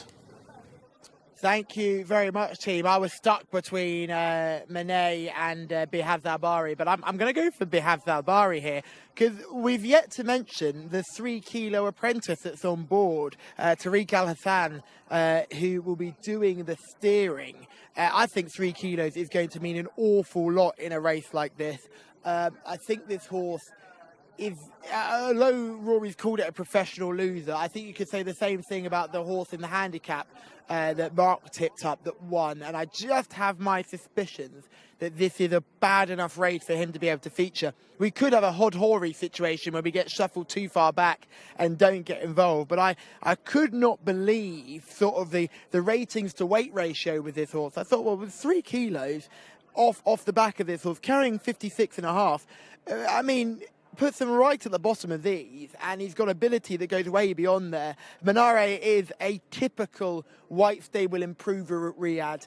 I would be not surprised to see Camillo get his first winner back today. It would be lovely to see Camillo come back with a bang. And remember, Adele hasn't had a winner yet. So that's interesting to see. Adele Alfaredi not amongst the winners. And you could see if Camillo could get one out psychologically, if he could get up on the Thursday, that would mean a lot, I imagine, for the rest of the week. I mean, he's got to have a lot of work to catch up to Adele, but Camillo will be hoping he could have a win. He got very unlucky with the second a couple of races ago. Not unlucky, he'd beaten by the best horse in the race, but he clearly showed he could still ride coming from that wide draw and getting across and giving it every inch in the finish. A real punching finish in that one. So hopefully he could go one place better today. But I'm going to go with Bihaz Albari here. I just think this is a weak enough contest for this sort of horse to get involved. And a 3 kilo apprentice, thank you very much. We love the sound of that. The loading process is beginning. John Blance, who do you like in this tricky little contest? Yeah, it is a tricky little contest. Probably going to go with Mana A as well, just on the basis of the draw. I recall this horse from last season as well. I think 55 is not really a fair reflection of her ability thus far. I think it's a race where the wheat will be sorted from the chaff fairly early on. She's got a good position to go into a nice posse in the contest in gate 4. Mawakit's got gate 7. Hamza, who has a lot of promise about him as well. He's just got that slightly tricky draw to overcome. You can see there the red stable colours in the background, but yeah, it's a big field here. Just confirmation that the 9 and the 13 don't go, and the 23 and the 24 are the reserves not required. Nice shot there through the foliage as they load them up. Asdal to come forward, just broadside to the gate at the moment. In goes the 14, that's Ebta Hiji. Hopefully I won't mangle these names, but these local bred races can take a bit of pronouncing. Feel free to correct me on the YouTube channel if I'm getting something terribly wrong. Tell you what, going in quite quickly here. Anges to move forward. Still waiting for Mana A, the horse that both Rory and Mark, both of whom have been in excellent form today. They like. Does look a little bit of value on the international markets. Asdi to go forward as well. Zahabi Al-Sadawi, the 17 still to go in. And Mana A could well be the last. Will she be the first home? 1,800 metres in front of them. Race 9, locally bred horses. Stand by.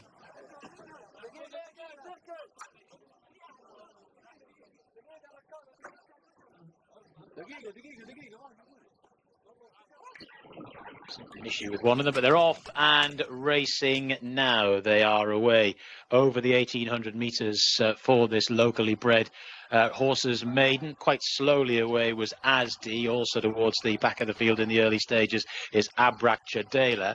As they sort themselves out, though, Manea has made a pretty good start in the green cap there. The sheepskin noseband also up with the pace in the early stages is Nuf Al Moghtara in the grey jacket. Then towards the outer, getting a little bit nearer things, is Mawakit from gate 7. That one is racing in around about 4th spot the maroon jacket. Very wide on the course is Hamza, one of the other international market fancies. Also up at the pace is Saif Al-Gara as they begin to make the turn out of the back straight very shortly. Also there with the pace is Karibo, who wants to push on into a posse as well. So there's quite a few battling for the early supremacy in this contest towards the back of the field at the moment. Bura still is towards the rear, as indeed is Asdi, and another slow starter, Abrak Jadala, as they start to make the turn here, and going very nicely out in front is Mana A, the green cap, but here emerging in second from that wide gate is Hamza. They've now just drawn on from Kariba, who's in third. Then in fourth position, Nuf Al Moghtara. But look at this white stable horse go. Mana A is out in front by about 2.5 lengths. Camilo Ospina out in front, but here towards the outside, Hamza is throwing down another challenge. These two have moved on pretty quickly from Mawakit, who's now moved into third. So the horses that we thought would be finishing prominently are doing just that. And it's Mana A that leads them down on the rail. Hamza hasn't given up, though, in second. The red colours there is trying to gain one more time. Mana A to Hamza. These two have been in a bit of a battle for a while. Inside the final furlong they go. Mana A has now been reeled in by Hamza. And Hamza goes on now for Nawef Al Muriani. And it's Hamza by a length and a half. Racing up towards the line. Hamza has scored. Mana A has finished in second. Tight for third there. Bihabs Al Bahre, who often gets placed, has done so again. I think has just got up there to finish in third with Mawakit in fourth. That was an interesting race. Turning for home, Mana A looked for all the world as though she would lengthen away and win. Hamza had quite a difficult trip to get across from gate 19. Looked to be floundering a bit, and then it was all changed with about a furlong to go, as maybe Mana A peaked a bit too soon, and Hamza had a bit left in the tank and stayed on well. Speaking of staying on well, you've got to say well done to Rory Delargue. You said that Bihabs Al Bahre will be placed, and well, he has been again. Still yet to win, but often goes well and has come from a long way back to finish there in third. And it was Mawakit who's finished in fourth. So the right horses filled the first four places there on ratings. Just a question of Hamza maybe getting a better run round in transit than many thought he might, and has gone on to score there in a time of 1 minute 56.84 seconds. Mana A in second there, beaten 2 lengths. Bihabs Al Bahre was beaten 2 lengths into third, and Mawakit was a further neck back in fourth. That was your 1, 2, 3, 4. Asam Al Sayel was fifth, and Al Kamar Ali finished in sixth. So Hamza the winner, and another race is done and dusted. 3 more still to go.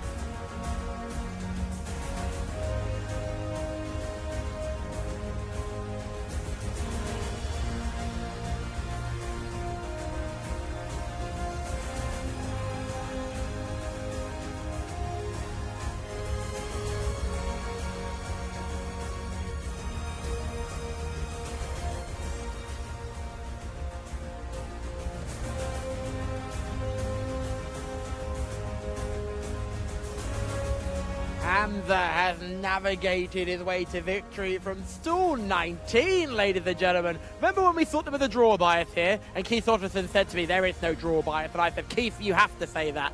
Well, Keith was absolutely right. There is no draw bias here at King Abdulaziz Racecourse, as we see Hamza come from stall 19 to get the head in front in a thrilling ding-dong battle for the white stable, for the red stable, beating the white stable runner Manare into second in an absolute thriller. Great to see everyone involved with this horse. Nawef Muriani doing the steering as well, a very talented young rider who does riding for all the red stable horses, including the ones trained by Jimmy Jerkins. Nawef is going to get off here, and we'll have a quick word with him as he weighs in.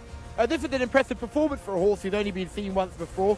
Probably a good win. Manare, if you like that horse, she will win a race in time. There's no doubt about it. I wouldn't be put off too much by the second place performance. If you like Behaz Albari, one day that horse will win a race, but Rory Delagi is right. It's a horse that just likes to do his best work a little bit too late. So this is a horse that is going to step forward from this performance, and with a rating that we don't quite have yet. So it'll be interesting to see what the handicapper does after this start. I imagine we'll get a rating after this race. We won't have to wait for a third option just because of the age of the horse. So looking forward to seeing the future for this one, and looking forward to grabbing a quick word with Nawaf. Nawaf, don't you run away. Now, see what she's done there. Nawaf, congratulations, well done. Thank you, Frank. Thank you. Yeah, our first winner for the Red Stable this weekend, Northa Mudiyani, doesn't fairly often leave here without a winner. Certainly the case here in the capital the last few weeks. And he's got Hamza up here to win going away from Mana A in second place. I'm in total agreement with Callum, really, with Hamza only running twice, or once before, twice now, including to today. And let's see what Callum's made of this.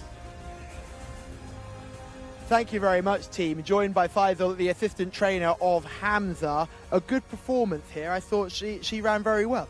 Yes, he is. And first of all, I want to say congratulations for Prince Faisal bin Khalid, and for my uncle, Sheikh Saad, and for my father and his team. Great performance, and we are looking forward for what is next. Yes, he's only had the one start before. He's clearly come on from that, and to do it from stall 19 as well, very impressive. He's a huge horse, like what you see now, and he need a time to take all his well perform, and yes, that it is. Is he likely to stay at this distance, go further, come shorter? What would be the plan? I think he can go further.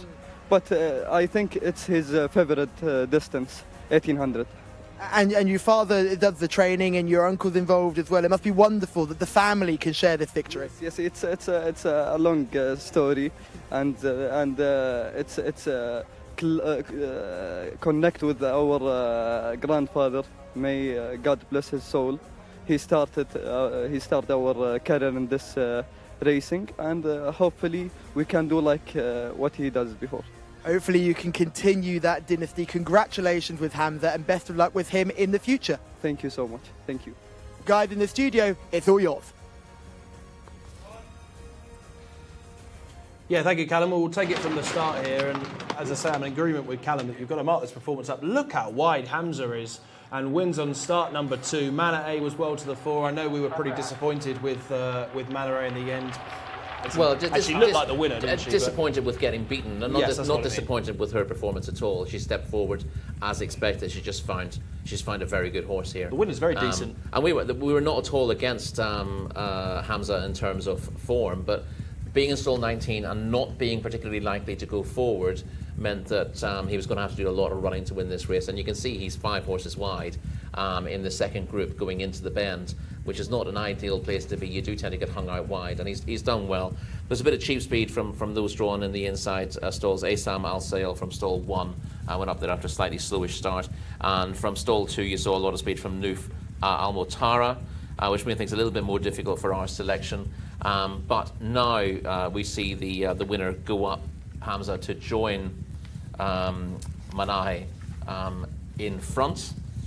And it was going to be a bit of a match between the pair of them from this point onwards. We were hopeful watching it that the filly would find it a little bit more. Now, she's been raced over shorter until her return. She showed improved form, stepping up to a mile for the first time in that race won by Inawea last time out. She was stepping up another furlong in distance here. But what would you do with her next? Well, a mile or this trip, or she hasn't been done for stamina here. She's kept pulling clear of the third, and the winner is just a superior horse at this stage. Has caught the eye on debut, caught wide, and I thought with another wide draw maybe it'll be next time before we see exactly what Hamza could do. But Hamza managed to get across reasonably well and use that big stride to come clear in the straight. But there's The second has done nothing wrong. And is better than 55. That's much better than 55, and will be going up at least a stone on the ratings next week for this. Indeed, I should say. Hopefully we see a win from Mana A in the not too distant future. But as Rory said, I think the winner is very good indeed. Could it be a Red Stable double? They've got the very skinny favourite in the next race. This is a Fillies Open. Due off at 7:45, of course, a revised time here. Once again, we race over 9 furlongs. Mazuna at the top of the list, Blancy. Very much so, yes, and is a 4-9 favourite in the international markets at the moment. Generally speaking, Mazuna for Adil Al Furedi. That's horse number 1. 2 is Najabat Alays, Abdullah Alofi. Number 3 is a non-runner. 4, Flame of Freedom, Fawas Wanas. 5 is Jazio, Abdullah Al Saidi. Horse number 6 is out. Number 7, Tequila Mockingbird, Mohammed Al Nebzi. Horse number 8 is Wardat Always, Naif Al Anazi. Palm Universe, Mohammed Al Nasser is horse number 9. 10, Expeditious, Mohammed Al Hubail. 11 is Selina Diana, Osama Al Sharani aboard. Number 12 is Pack Ice, Mohammed Al Daham. Number 13 is Kamra Al Mohammedia, Fahid Al Faredi. And number 14 is Sokut Khalid Al Mamoni. And there's more. Salfar is 15 and the last in the list in the hands of Ahmed Al Shra. So there we go, 1800 metres once more. This time a Fillies Open. Here's Callum. Thank you very much, John. Let's have a look at this absolute good thing. This is Mazuna. I don't often say horses look like they're going to win, but Mazuna absolutely looks like she's going to win. I saw her coming down without any tack on before the off. Just look at her. She is gleaming in this evening warmth, and she's certainly a very, very good-looking individual. She's striding out perfectly. She's built entirely correctly. Short back, high back end, short, powerful neck, strong shoulder. She eats the ground as she walks around the parade ring. She's pulling the arms out, the two gentlemen that are leading her up. She is the paddock pick for sure. Let's go back one to Najbat Alays. This is another big girl. She catches the eye as well. She really feels the eye as she walks around here. Slightly different build than what we've seen before. Just going to be very careful here we don't go the wrong way because she is coming round. And we're just going to get another shot of the other side of her here, make sure my cameraman stays nice and safe.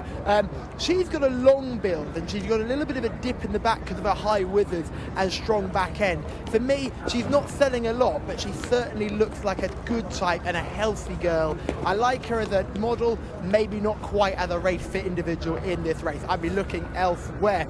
Let's go back to horse number 8. Naif Al Anazi is aboard Wardat Always. This is the horse in the grey colours. I just thought she was really shining up well. She's walking around here with lots of confidence. She's a little bit keen, but we've certainly seen horses curl up into a ball ready to go on race day. She's chowing down on that bit, no problem at all. She's not carrying too much condition. She's already race fit. Naif Al Anazi is on board looking to have his first winner of the week, and they jump up fine. She's handled everything well. She's clearly ready to put her best foot forward. She might run well at a bit of a price on the international market. Let's go back to horse number 13, unlucky for some, Kamra Al Mohammedia. This is the other horse we're going to take a good look at. Trying to just find out where she's gone. There she is. She's the chestnut just coming down the straightaway now. She's coming towards us now, Mustafa. Let's get a good look at her. And she walks out nicely. She's got a gorgeous head on her. She's a really attractive individual. Beautiful head, beautiful ears. She's keen enough to get going, has been a bit jig-joggy and has got a bit warm just behind the saddle. That would be a slight concern, and a little bit warm between her legs as well. But she's certainly with the horse that caught my eye the most in this parade ring. She's a real good looker. She's got a beautiful kind eye. She's not got that strength of neck that we see in Mizuna, but she's got that beautiful top line that we saw in the previous horse. So hopefully she will run a big race as well. But lads, I can't go anywhere apart from horse number 1. Yeah, spot on, Callum, and well found in the market. I think, Rory, this is the good thing of the day. You've already seen her win here this season. Yeah, I think she's got a massive chance, and we're going to see her in action now. Mazuna, who's around the 1 to 2, 4 to 9 favourite. Has a very good strike rate, 7 wins from 22 starts to date, and looked as good as ever when beating Alia, the two of them clear on her return to action 2 weeks ago in a 2,000 metre open. Alia's rated 100, so how do you rate this performance? They're well clear of the others. It boiled down to a match, and she's put Alia away to win nicely. So the rating from Mazuna is 103. That's based on her previous efforts last season, but she's clearly run to her mark in winning on her return here over 2,000 metres. And importantly, she's seen it out pretty well, she has, which is handy now. Today she's drawn in 14. Yes, and that's her draw is not ideal, but I do think that there are two reasonably short prices. I'm going to put reasons up why I think they might be underpriced, and then you can see that Mazuna seems to have a big gap over the others. So she's got the class, she's got the recent winning form. She doesn't have the draw, but I think her big class advantage will enable her to get a good position from that. 13 looking was Callan's paddock pick, is looking a bit of a handful at the start there. That's Kamra Al-Hamadiyah. But yeah, the second and third in here, Flame of 2 and 4.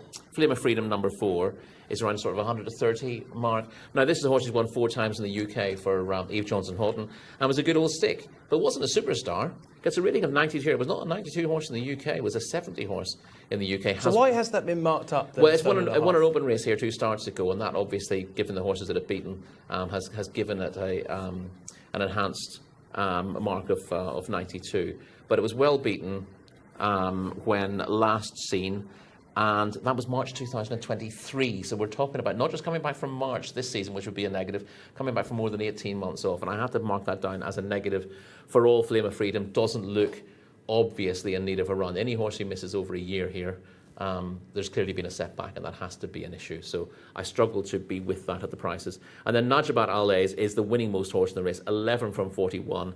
Most recent win last season came in a cup race. Gaith Al-Gate's been in winning form today. All positives. The only thing about Najabat Al-Aez is that she tends to need a couple of runs to reach full fitness. So she's been off since the tail end of the season here this year, but in the spring. And given what she did last season, she is going to need a couple of runs to get back to her best form. On her best form, she could spring a bit of a surprise. She's got a stone to find on the form she's shown last year. She's probably not quite the force she was 2 seasons ago, but she did win a minor cup competition last year. But I just wonder about her fitness. So that's 2 of them with fitness concerns who are second and third in the market. And then behind the favourite, it's 20-1. So the next one, who's rated 70 odd. Yeah, Pack Ice is one of those at that sort of price, 16-1 now. Mohammed Al Dahan, number 12 on the programme for Tharma Al Dahani. Yeah, it'd be great if we could have got a word with Tharma beforehand, because I'm sure he'd be reasonably keen. Pack Ice is quite an interesting horse on paper. Only raced 3 times in the UK, ran for Ollie Pairs. So slightly unusual stable to pick one up from, but he did win at Chelmsford, so he's got form on an all-weather surface. He was well beaten behind Mazuna last time out there on his debut. Now, Thamar Al-Dahani's horses do tend to need their first run here and then come on markedly for it. So I could see Pack Ice coming on for that run. And would be very interesting if you thought it was going to show the form that it did in the UK. And given it was only had the 3 runs for a small stable, you'd think that there should be improvement in Pack Ice. So he might be one of the interesting ones, despite the fact that he's got a lot of ground to find with Mazuna from last time out. But again, we're looking for who's going to come second to Mazuna, not who can beat Mazuna. Well, could it be Kamra Al-Mohammadiyah then, who was just playing up on the exit to the parade ring? Was a course and distance winner 3 starts back? Yeah, that was a course and distance maiden here in February. 2 runs in time have been fairly poor, but on physique, much more of a Riyadh horse. So I can see Kamra Al-Mohammadiyah coming back to form here. And that's the other one that I would consider for forecast purposes. Okay. I assume then that you're with Mazuna. Yeah, just impossible to get away from it. Listen, I may be wrong about both Flame of Freedom and Najabat Al-Aez, but I'd be surprised if either of them was fit enough to run to their best form first time out, and even that might not be good enough to win. If you were putting up a forecast, what would you have second? I would probably take a chance on Pack Ice, even with that poor run last time out. But Kamra Al-Mohammadiyah would be the other one that I would. I would go Kamra Al-Mohammadiyah if we were putting up a forecast. But we're both in agreement here, Callum, that Mazuna is going to be very, very tough to beat. Yeah, team Mazuna is going to be hard to beat and will be the selection for me as well. She just looks a different class in this race. Salma Al-Dahani obviously used to train this individual as well. She's since moved stables. She still retains all her ability. She was gifted to the Prince. I'm surprised we've seen her out so quickly again, but this looks like a really good option for her. And so far, if I'm not incorrect here, I think all the good things have come in. So she has to come in now, basically, doesn't she? I mean, this is the one. This is the good thing of the day, I would say. I had my doubts about the Gaitin pair and how they both might get themselves unstuck. I cannot find any faults with Mezuna, which means that she's probably the one to get beaten now after I've said all of that. But hopefully she can get her head in front. I did like the Al Mohammedia horse, the Camera Al Mohammedia. This is horse number 13 on your race cards. Got a little bit warm down in the parade ring and then got a bit worked up at the start. It wasn't too much of a negative. I think she was just dead keen to get on with things, which is ironically quite a lot the case with a lot of these Al Mohammedia types. They're all off the same sort of pedigree lines, and they all seem to run right on their nerves. So that would be a bit of a concern that she might have done a little bit too much too soon. Pack Ice, a rare paddock negative for a Salma Al Dahani horse. To me, did not do anything in the parade ring for my eyes. A winner on penultimate start, couldn't land a blow last time, but certainly a horse with a bit of a paddock negative for me. I'm all about Mezuna here. The triple kiss of death is on. John Blanc, call her home. Thanks, Callum. Yeah, thanks, Callum. Going to be tough to beat Mezuna, certainly, and the draw's slightly tricky, but she looks to have so much in hand here that she could be drawn out in the car park and still not have any problems. Camera Al Mohammedia goes in. Horse number 14 is Sokut, and then Najabat Alays will be the last. Installed, 1,800 metres in front of them once more for the previous race. And they're off and racing. Rather slow beginning there from Camera Al Mohammedia. Just seemed to leap out of the stalls there and is a good 3 or 4 lengths at least behind the leader as they make their way through the early stages. Good speed from Pack Ice. This one just pulling a little bit hard, but has got to the front. The favourites in the international markets, Mezuna, is making very nice headway. The red colours there as we look at them. Also there is Salandanaya in the yellow jacket with the spots on sleeves. Right up the inside rail pushing forward is Calm Universe in the light blue. Another one that's taking quite a hold towards the outside is Sokut in the blue colours. Right at the rear of the field at the moment is Jcsa, and also towards the back is another slow starter, Wardat Always. Flame of Freedom still towards the rear of the field as well. So they're heading on down towards the turn out of the back straight very shortly, and the lead continues to be with Pack Ice in the hands of Mohammed Al Daham, out in front to the tune of a couple of lengths. I'm just being nudged along, Mezuna in second. Adel Al-Faredi getting a little bit more animated in the saddle. Followed in third by Sokut in the blue colours. Up the inside now is Najabat Alays, who gets a little bit closer.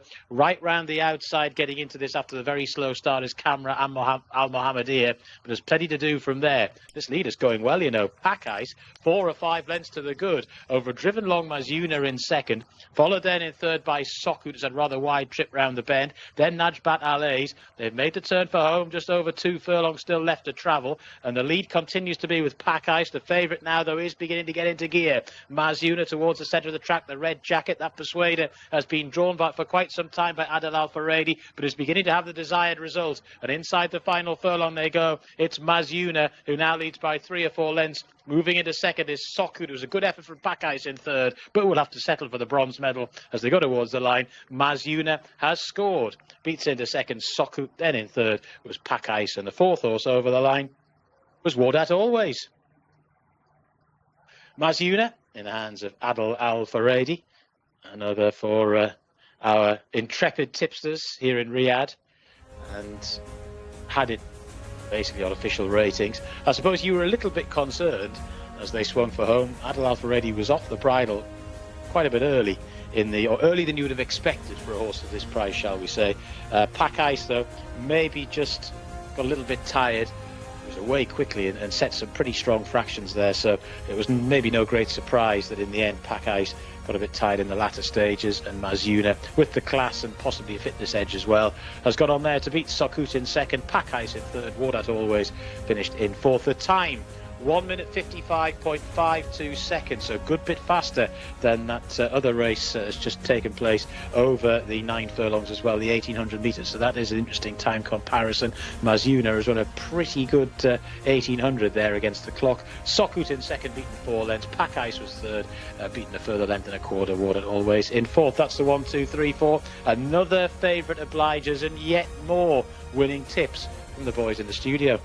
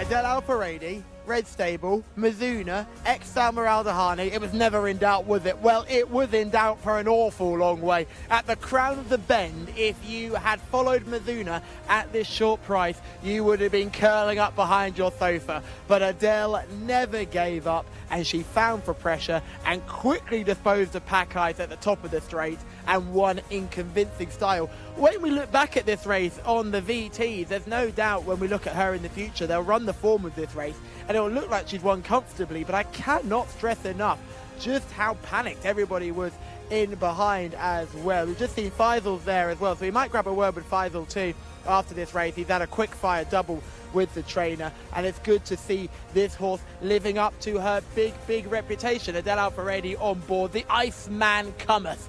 You thought anybody else would have been in panic stations there, but Adele never panicked, cool as you like in the saddle. Doesn't speak too much English, but always takes the time to say a few words, so we're very grateful to Adele for that. And he certainly is the jockey to follow here in Saudi Arabia. And we'll grab a quick word with him. He's weighed in perfectly. That's all worked out perfectly. And we will grab him very quickly. He's just going to run through words with connections here, which is good. They're probably talking about what on earth happened halfway around the bend there. And was she in trouble from a long way out? But hopefully we'll find out. And there's a man full of confidence there. We'll just grab him quickly. Adele, well done. Shukran, Habibi, shukran. Thank you.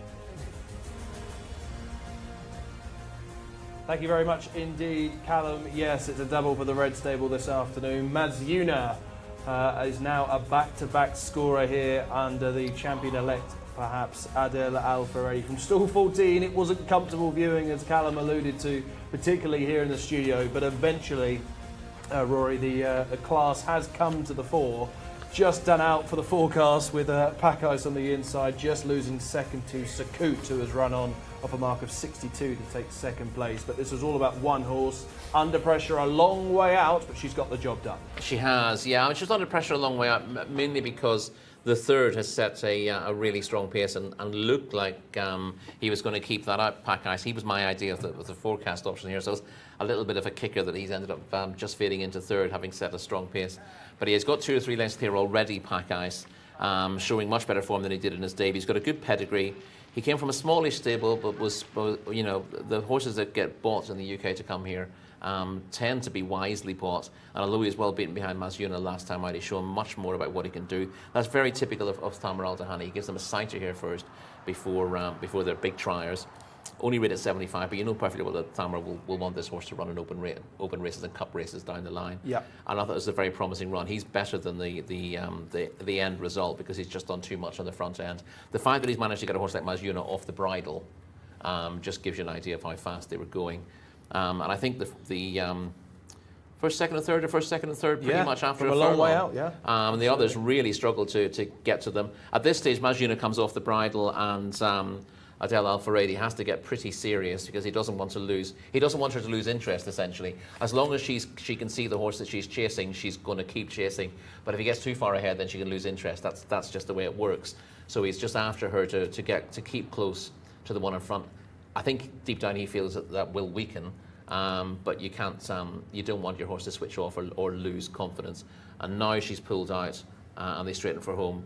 The writing's on the wall. She's going to get there, and it's just a case of for those who are with Pack Ice whether it's going to hold on to second place. But weakening fairly quickly at this point and gets picked up late in the day by Sakut for that position, and then way behind them, Wardat always stays on for fourth. But not an awful lot changed in the race, other than the body language of Adele Al-Faredi and a couple of points. You were spot on about Mazuna. You were also spot on about numbers 2 and 4, who are short enough in the market, the international markets. Najbat Alez has run on for, I think, 6th place, but I never saw Flame of Freedom at all. No, Flame of Freedom was towards the rear throughout. As I said, that 18-month absence before running poorly here last month was a bit of a concern. That run, if you were looking at it positively, say, well, the run that it had after the long break might have put it spot on, but as I said, I thought the 92 rating was a little bit dubious on its lifetime form, and Flame of Freedom hasn't run much of a race. Najbat Alez will win races this season. She's an older mare, and older mares can be hard to get fit, and she's shown stuffiness in the past, so she'll come on for the run, but it'll probably be 2 runs time before you see her capable of winning a race like this. She'll still probably just be in need of it next time. Callum's had a word with Thamar Al Dahani. He felt that Mohammed Al Daham went too fast too soon. What are your thoughts? Well, yes, that's exactly what we thought looking at it. Pack Ice stays further. I mean, he won, as I said, he won over around 2,000 metres in the UK. It's a massive gulf in the But the bottom line, ratings, even if you stay a little bit further, if you go that fast, you're not going to see your race out. This is a horse to keep an eye on, Pack Ice. I agree. Pack Ice, perhaps one for the future. Mazuna for the here and now. A double in the afternoon. For the Red Stable, Adil Al-Faredi now on the score sheet. We've only got 2 more races left to go. We drop back into maiden grade for the penultimate race of the day. This is race number 11. Once again, over 9 furlongs. It's back to the commentary box and to John Blantz. Many thanks, Mark. Yes, we've got another race over the 1,800 metres as well, and it's a big field. Al Warak is the first that we can mention here. Horse number 1, Mohammed Al Tamimi, is aboard. Horse number 2 is Al Motayab, Khalid Al Mimoni. 3 is Al Nazak, Mohammed Al Nasser. 4 is Al Rahi, Ahmed Al Shra. 5 is Askari, Mohammed Al Hubail. Horse number 6 is Bebe, Rayan Al Toesh. 7 is Cute Boy, Abdulaziz Al-Faredi. 8 is Fahad, Fawaz Wanas. 9 is Al-Abjar, Alexis Moreno. Horse number 10 is Galbraith, Abdullah Al-Mutib. Ali Al-Mutib. Horse number 11 is Great Cat Mao, Abdullah Al-Fayruz. Horse number 12 doesn't go. Number 13, Kingdom of Dreams, is the man of Abdullah Al-Kradis. 14, Night Moon, Abdullah Al-Orfi. Number 15 is Moradan, Camilo Ospina. 16 is Muntanathe, Mohammed Al-Daham. 17 is Sabir Al-Maidan, Abdullah Al-Saidi. Horse number 19 is Tribute, Sultan Al-Mimoni. Horse number 20 is Blue Oud for Osama Al-Sharani. Horse number 21 is Fayard, Ricardo Sosa Ferreira. Horse number 22 is Shahalil, Nawef Al-Mudiani. Straight from me in the commentary box to the lads in the studio. Thank you very much indeed, Blancy. Yes, the runners are just filtering through to the parade ring proper ahead of the 11th race on the programme. Now due off at 8:10, so we're running 20 minutes behind time, but great job by the team throughout here at King Abdulaziz Racecourse to rush through the afternoon's action, 25-minute gaps to get us through to the end of the programme. So we come to race 11, a maiden over 9 furlongs, 4-year-olds only here, so we've seen plenty of these in action, including the market leader, which is Great Cat Mal at 11-4. Number 11 on the programme is 11-4 at the top of the international market. Al Abjar, I know Rory wants to mention that one, is the second pick at 4-1. Al Rahi is a runner for Jimmy Jerkins, 5-1. Moradan 7s for the White Stable and Camilla Ospina, and 10-1 and bigger the remainder. Let's tackle those, as is the common trend here in the studio, Rory, those at the top of the international markets. Starting with Great Cat Mal, who is number 11, only just touched off here last time, unlucky not to win, stall 16 here today. Yes, I won't read my notes out because I've written the notes for the wrong horse there, which makes me go, oops, because I've sent that to someone earlier on, mentioning that it's a horse that's got the inside draw but is not good enough to win from it, which is not the comment that applies to him, because he's not particularly well drawn and stall 16 Great Cat Mal. He is the best horse in the race on the figures, and the son of American Pharaoh was right back to form with second last time out, looking unlucky not to win. And I thought, without knowing anything about the draw, he would be the pick. But stall 16 is not easy, and he's not a horse who's like got a stone in hand. No. He's got a rating of 69, which he's running to at the moment. But there are plenty of others at bigger prices who've got similar ratings. Galbraith, who's next to him on the card, has been running respectably of late. He's rated 66 and has been rated higher. He's a 12-1 shot. So I think Great Cat Mal is probably short enough with the combination of balance of form and stall's position in mind. Yeah, I'll help you out with the comments. Was the best effort to date, really, last time, finishing second by a neck over course and distance. Abdullah Al Farouz on board that day, Abdullah Al Farouz aboard here. That was in maiden company, so more or less the same sort of grade here. We can talk through the rest in just a moment. Meanwhile, it's back to our man in the paddock, Callum Helliwell. Thank you very much, Mark Francis. Let's have a look at a couple of these, starting with horse number 2, Al Matayeb, who I thought looked really well in the parade ring. A fit, red-hot fit individual here. Look at the hind quarters, all power, all muscle, no condition on this one. Strong shoulder as well, marching out with certainly a purpose. Has run well the last time out, finished in the money last time. Hopefully can go a few places better today. I really like horse number 2. Let's go back to horse number 4, Al Rahi, who is going for the Red Stable and Jimmy Jerkins. This team looking for a third winner on the spin. Almost as good. They're almost in the same amount of form as Mark Francis. Let's have a look at Alari. I quite like this horse. I thought this horse looked really well, typical of the stable, really well in the coat, marching out strongly, short back. Good back end as well. Hopefully will run a big race as well. Pretty unexposed in comparison to a lot of these with only the 5 starts. Hoping this horse can run a decent contest today. I thought as much about the walk, maybe not the most positive thing in the world, really causing a bit of a queue in behind it. It's all getting a bit stacked up in behind, but horse number 4, Alari, certainly makes the shortlist. Let's go back to horse number 11, Great Cat Mal. Before you boys even announced this horse as favourite, I was really taken with Great Cat Mal. Really just blown away by the size of this horse, but how well put together it is as well. You'd be hoping that this 4-year-old gelding can get the head in front on this occasion, break the maiden after 11 starts, but just a really taking individual. Sort of walked in the parade ring and immediately jumped off the, not off the page, but off the path to me, really. In one of the picks of the yard, certainly a good mover, a very good looking individual, clearly in good form as well. If you liked it on paper, you'll like it even more in the flesh, lads. Great Cat Mal, I'm very keen.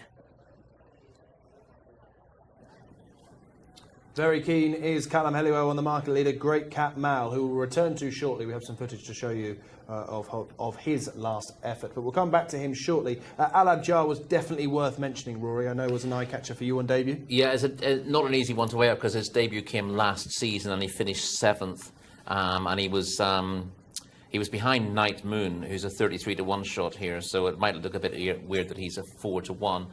But he caught the eye. He's quite a flashy sort, wears yellow colours with green sleeves, and he made quite a big move into that race from a difficult position and kept on to shape better than the result and finishing 7th, which was sort of a midfield effort. But I thought this would definitely improve. Obviously, he didn't run again last season, didn't have an opportunity to, and comes here without a run. But interestingly, Alex Moreno was on board him that day. It would have been an unusual jockey booking for that yard, and is on him again here. So clearly, he felt he was promising enough there. So he's the unexposed horse who could be anything. And most of these, they've been racing against each other. Most of them are quite tightly grouped. So I actually think that Al Abjar would be certainly one of the more interesting runners, given that he could end up being a lot better than these with the benefit of his debut experience. Obviously, the lack of a recent run and a drawn stall 15 are negatives, but Alex Moreno keeping the ride is a bit of a flashing light for him. So I would definitely keep him on side. There's one at a bigger price I really want to get your thoughts on. This is number 3, Al Nazak. Mohammed Al Nasser with 2 wins today already. Can he make it a third aboard number 3? Best effort here last time, but it's hard to know really which Al Nazak is going to turn up. Yes, well, he caught my eye last time out. He split Night Moon and Fahad on his penultimate start. Again, there's 2 races in which a bunch of these horses ran in, and then he ran better when second to Juju. Over 1,200 last time out. The winner was quite impressive that day. Yeah. I think we were with Juju, and again, a load of these were behind. That was over 1,200 metres, and this is 1,800. But I thought Al Nazak actually looked like a horse he wanted further on that occasion. Yeah. Whether he wants this much further is a slight question mark. But he shaped like more of a stayer than a sprinter. He was well drawn then, but he's well drawn now as well. I think he runs well. Callum, back to you. Thank you very much, team. Yes, just grabbed a word with the owner of Great Cat Mao. Didn't want to speak to us before the race, was willing to speak to us afterwards, but they're very confident. The team connected with Great Cat Mao, horse number 11, very, very confident ahead of this one. A paddock pick, a form pick, and the owners are confident. So certainly plenty of ticks in the boxes for Great Cat Mao. Take a look at it now. Great Cat Mao right at the top of the market. Just about to appear on screen. Abdullah Al Farouz has got a stiff task today from stall 16, but here he is finishing second, currently racing in second. Yeah, and the winner is in front. The winner is Senwan, who was quite impressive here, but Great Cat Mao runs on really well to finish within a neck. The interesting thing about this race is we see several others who are in this race. Tribute finishes 4th, he's in here again. Night Moon will be 5th, and in the grey colours, you'll see Al Nazak in 6th, grey with a black cap. So the question is, are any of those able to turn this form around? It doesn't really look like it on paper. He just hang across the rail, but then straightens himself out and runs on strongly to be beaten the neck, and will appreciate the slightly stiffer test here. But not miles clear of a few who are in behind him, and not particularly helped by the draw here. So you can give chances to Tribute. Night Moon's harder to fancy on the ratings, but he wasn't that far behind either. He was beaten about 5 lengths by Great Cat Mao that day in 5th, and Al Nazak was just a neck behind Night Moon on that occasion, and then ended up turning the table with Night Moon and Tribute and 1 or 2 others in the race won by Juju last week. Also behind Juju was Al Rahi, who came 3rd that day. Only has a length to find on Al Nazak, and is a much shorter price. Yes, I mean obviously on the penultimate form he's got a decent chance, and 1 or 2 of these would have excuses for running over 1,200 metres behind Juju last time out, and will be happier at this trip. So we'll see if we'll see the form turned on its head from one of those 2 races, because again, they've been finishing in different positions in both of those races, several of these horses. So this will be a test to see how strong each of those form lines is. We're about to arrive to post time, and we're yet to speak about the white stable runner, who is Moradan, number 15, drawn in stall 2. Has not shown much so far. Can the white stable get the best out of him? Yeah, well, offered something to work on when 5th to Walad Al Dawahi here on debut last December. Probably needed a run on his return in time, which wasn't quite so good. Won't need to improve an awful lot to figure in a week event, but it's worth pointing out that the races that he's been in so far haven't been particularly strong. So I give him a sort of a guarded positive, given that he represents a very good breeding, very strong stable, and a top jockey. But I think in terms of the form, if he was just an ordinary horse with those form figures, I wouldn't be massively keen on him. But you'd like to think there's more to come for a horse with his pedigree, and he's bred to improve with age as well. It's selection time ahead of the penultimate race here in Riyadh. You can see the floodlights lighting up King Abdulaziz racecourse and darkness in the distance. I get the feeling here, Rory, you quite like the chances of Al Abjar, number 9. Yeah, I do. I quite like Al Nazak from an each-way perspective, but again, we're not getting any points for getting horses in the frame. Well, but I do want to mention it as well. I'll have Al Nazak. That's very kind of and you, can and I will happily cheer you home, quite frankly. I'm going to go for Al Abjar. He doesn't have a great draw in stall 15, but a lot of these are very closely matched on form, and although his debut effort also matches him with some of these, he's open to tons of improvement on just his second start, and I don't think if he was badly in need of the run, they'd have managed to book Alex Moreno for him. So I'm going to take that as a positive and hope that he's forward for this and that he will improve enough to win. Alex Moreno looking for a double here today. Rory likes the chances of Al Abjar, who is 4-1 second favourite. I can't get away from Al Nazak. I think 16-1 is too big about number 3. Mohamed Al Nasser, a 3-kilo claimer, looking for a 3-timer this afternoon. Callum Helliwell, what do we like in race 11? Gentlemen, are we crazy? Great Cat Mao is just sitting there with no one selecting the Great Cat Mao. That will be my play in this race. Just a quick trip to Pedigree Corner. Great Cat Mao is by American Pharaoh. American Pharaohs are typically quite small, relatively pathetic looking individual. They've got bags of talent. He definitely knows how to throw a good horse. But this one is a big, strong type, and I've been intrigued to see how he gets on. The only concern I would have is American Pharaoh is not doing great on the dirt. And it's not just horses like City of Troy. There's other runners as well that have not done particularly well on the dirt, both in the US and over here. And like Mezuna with Sioux Nation, who seem to be thriving out here. But Great Cat Mount is going to be the play for me. I could not take my eye off this horse when he came into the parade ring.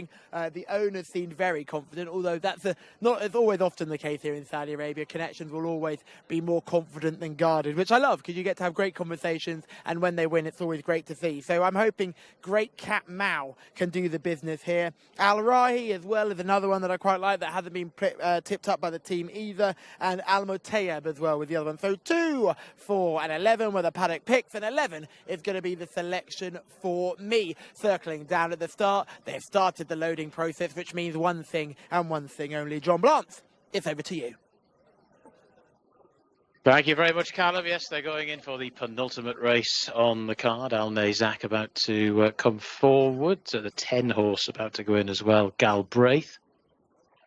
There's still quite a few of them to load up, but that won't be enough to stop them. They'll be going in pretty quickly. Shahalil is number 22. Horse number 9 is Al Abjar, one of the fancy runners in the race. Alexis Moreno is aboard, and there is 15 Moradan for Camilo Ospina, still to register a success on his comeback here to Riyadh. And of course, we look forward to Camilo's presence over the next weeks and months as we, begin the build-up to all the big races on Saudi Cup night in February. But it'll be on us quicker than you think.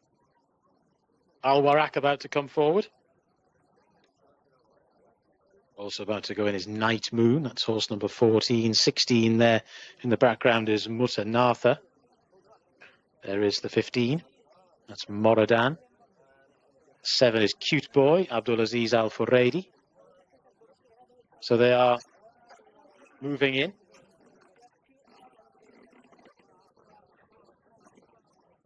Blue and yellow colours there in the background of Cute Boy. Big white face for the 22 Shahalil. Red stable colours of Al Rahi, also quite prominent in the international markets. The horse by American Pharaoh that Callum was referencing, as indeed is Great Cat Mao.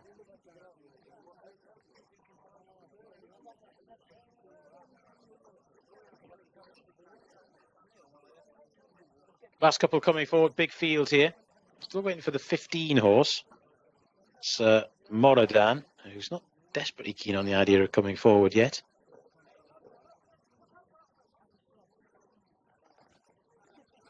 Confirmation as well that the horse who drew Gate 1, Saudi Magic, is out. So effectively, Moradan now in stall 1.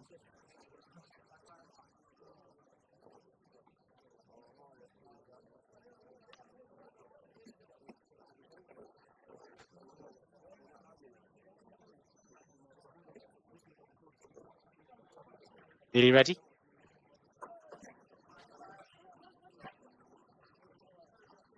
Going to flag up there for a very brief period of time. Actually, Shahalil, the reserves, taken stall 1 and not Moradan. Still got a good draw, though. Get the old blindfold off, that would be a help as well. quite gone in yet, Moradan. Or Camille going out. Being backed out. And didn't seem to be a massive issue with this horse, but that one's out. So too Al Rahi.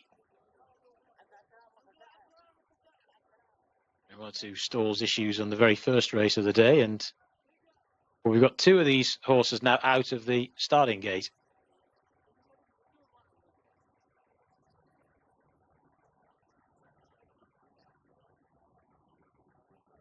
So we're waiting for these two to come in.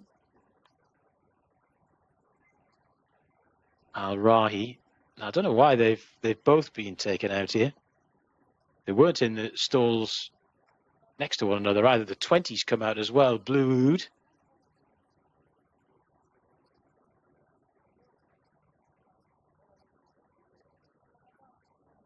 Are we having quite a few of them taken out this scenario? I'm not entirely sure what's going on here. There doesn't seem to be any logic as to the horses that have been taken out. It's not like there's been a little sort of a schmozzle with two or three horses all drawn next to one another. So Blue Oud goes back in, stall 18. Al Rahi in the red colours to move in. And Moradan to come forward as well. 1800 metres once more. Moradan's not in yet.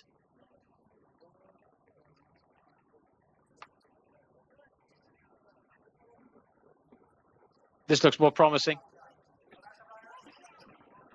Off and racing and a little bit slowly away as well, Moradan, as they make their way through the early part of the race. Good early speed shown by Shah Halil right down on the inside rail. Very slow start from Kingdom of Dreams. That one is almost tailed off in the early exchanges as they sort themselves out in the early part of this 1800-metre race. Mutanather is also prominent, as indeed is Bebe in the green and yellow colours. The green saddlecloth there, the 5-horse Ascari is also up with the pace there, the black and white colours. Bit of a gap back then to in 5th position. That's Galbraith in the hands of Ali Al-Mutib. They're quite well strung out here. One that's trapped very wide on the track is Tribute. Towards the back of the field at the moment, Al-Motab.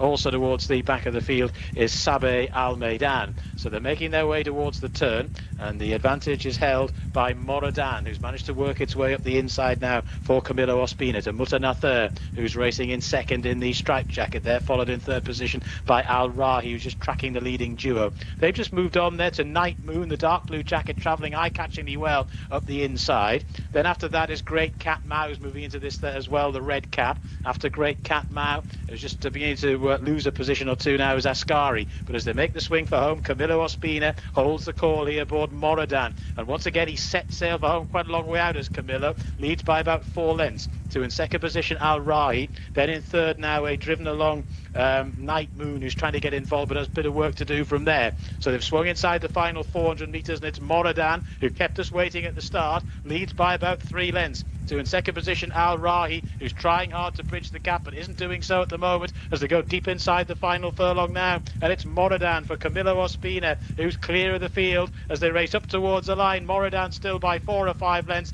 They aren't getting to this one now, and it's a welcome back to Riyadh for Camilo Ospina. He gets his first win on the board today. To in 2nd position, Al Rahi. Al Nazak has stayed on well to finish in 3rd, and it was tight for 4th. Yeah, he's back. Camilo Ospina, if you were following Saudi racing, of course, in our historic first year broadcasting in English, you'd have known that he was prolific in terms of his wins to rides ratio. As Rory said at the top of the show, a double for Ospina, a treble for Ospina was fairly regular sort of thing, and he's had a fairly slow reintroduction to Saudi racing today, and 1 or 2 slightly chastening defeats. But Moradan, who took a while to load up and was actually a little bit slowly away but managed to get into a nice position around about mid-race, has gone on to score there in a time of 1 minute 56.04 seconds. Actually not the slowest of the 3 1800 metre races today either. That's potentially quite a good effort from Moradin. Al Rahi was second, beaten 4 lengths into that spot, was always within shouting distance, but never really able to get close to Moradin in the end. Al Nazak finished in third, and Tribute was fourth. So 15, 4, 3, and 19. Camilo Ospina, after having been away for a while, is back now in Saudi, a place that he knows so well. He's ridden so well here for such a long time, and he's got a good run at things now to try and rack up the winners. He'll do well to catch Adel Al Furedi, but plenty of punters enjoy getting stuck into Ospina mounts, and there'll be plenty more where that came from as far as winners are concerned. Camilo Ospina aboard Moradin wins race number 11.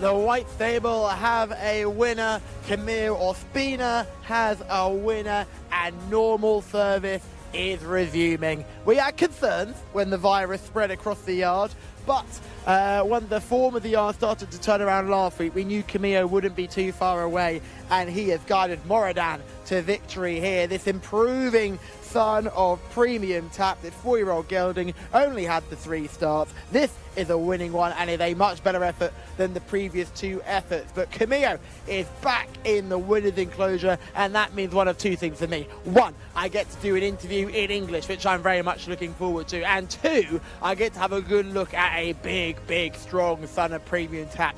Something that I know myself and my old colleague Shamila used to love to do, because they are big, imposing creatures, and they are very good looking. So let's have a good old look at Moradin, who has landed this penultimate contest on the card. Big, strong walking type, wasn't the biggest eye catcher in the parade ring, still looks like he's holding on to his winter coat just a little bit, but has done enough to win. And Camilo Ospina in the saddle has done well as well. We're going to make sure we've got the full setup to promote the White Stable, and well done to everybody involved with this runner. Never really looked in doubt once Camilo jumped out, came out of stall 2, never really left the rail, dominated the race, kicked for home early. Al Rahi was closing, but not closing quickly enough. Camilo Ospina is back in the winner's enclosure, and he's going to attack this big son of premium tap. Probably not the best looking son of premium tap you'll ever see. You can already see, he's got a bit of an oil, he's not got the greatest of top lines, but he's certainly a good looking individual. Camilo's already come over to me smiling, which is a rarity nowadays, because most jockeys, when they see me about to interview them after they weigh in, look utterly terrified. Camilo is not one of those riders. So good to see this man getting his flowers. He's got to take off the number cloth. It's been that long since he's ridden a winner, he'd forgotten the rules. But it's all good here. The number cloth has come off. He's going to weigh in correctly, perfectly there. That's 58 kilos. He's done the job. He's just catching up with everybody as well. He's got so much clutter to pick up. Hopefully someone's going to come and help him. Camilo Ospina back with a winner. Well done. Oh, thanks, guys. You know, this is a long time for me, because I ride in whole time, but this is the line, I mistake, and I try to correct my mistake. And I just say thank you very much to the Prince Mita, he always is my support, and the manager Talal bin Sharain. Those people, is my father is in Saudi Arabia, and I just want to say him, Your Highness, I stay here until you decide Camilo go. This is my life, my life here is in Saudi Arabia. I just want to keep in until the Prince Mita decide, Camilo, you finish, and I live in very happy. That's all. Well, we spoke to Talal last week, and he was so excited for you to come back. And I think the team has really missed you since you've not been here. And it must feel great to reward that faith that they've shown in you with a winner on your first day back. Yeah, no, I feel that people in Saudi Arabia, all time, Camilo, when you come back, I want to see you to ride. I just want to say to all people, thank you very much. Thank you for trust me, for believing me. You know, I try to do my best job and thanks God, my horses is very good horses. You know, I ride very good horses. Thank you to the Prince Mita for giving me support and Camilo is back. You know, and I try to do my best job and we'll see. And you talk about people believing in you. Did you ever lack any belief in yourself? Yeah. No, you know, when you have horses, you can do anything, you know. When you have very good horses in your hands, just try to give him very good ride and the horse is making everything alone, you know. And I just feel good, you know, when I ride the horses. Some people say Camilo is very good jockey. Some people say Camilo is not good jockey, but I feel no bad jockey and no champion jockey. It's medium. That is not true. You are a champion jockey, and this win clearly means so much to you. We can see it in your eyes. We can see it in your face. It's so important, this winner. No, thank you very much. You know, that race is very important because I come back from my suspension, but I'm very happy to come to winner and start again. And we'll see in the future. You know, we have very good horses, and I will try to do the best job. Well, thank you very much for taking the time to talk to us. Well done. Thank you very much. Lovely to hear from Camilo Ospina, and it's news to us, Rory, that he's come back from a suspension. I can't imagine that it's been an easy time for him, seeing a few white stable horses running below par. Of course, he would have liked to have been on those and perhaps improved their performances. And we're seeing him to his best here on Moradin, who wins for the first time on start number 3. So many white stable horses have the same profile, unexposed, by premium tap. And it's clearly meant a lot to Camilo today. Yes, you could see that. He was getting emotional in that interview, and he's been away for a while. Obviously, an enforced absence. And we didn't know exactly what happened. Obviously, we weren't involved with all that happened in the time, but great to see him back in winning ways. Let's get back to Callum. Thank you very much, team. Yes, I've just been asking around to find out some information regarding Camilo's suspension. It was a totting up whip ban that he's been facing, so that's the reason we haven't seen him. And that's the reason why I think he was so emotional about this win today, because he's actually been through a fair amount of adversity, and clearly people didn't know that he was being banned for this whip ban, because he's had so many people asking, when are you coming back, when are you coming back, and he's chosen to keep that information to himself, because I think he's really hurt with himself for his own actions there, and I think he felt that Prince Matib might not retain him after this ban. And what's clearly been shown is Prince Mitab and Talal Al-Shrim and everybody involved in the white stable really wanted him back, and to repay that faith for the victory is clearly very emotional for a man who we often call the Iceman. It was some cracks in the ice there, and it was a real emotional moment for him, so great to see Camilo back with a winner. Yeah, it really is. Rory, we're going to take this through from the start of the race, but I guess the big topic here is the winning rider, who got a really good tune out of Moradin. And, you know, he's kept that story to himself about the ban, and he's back here with a bang. Yeah, and clearly that's had an effect on him, because, you know, he is a jockey who's particularly proud of the way he rides, and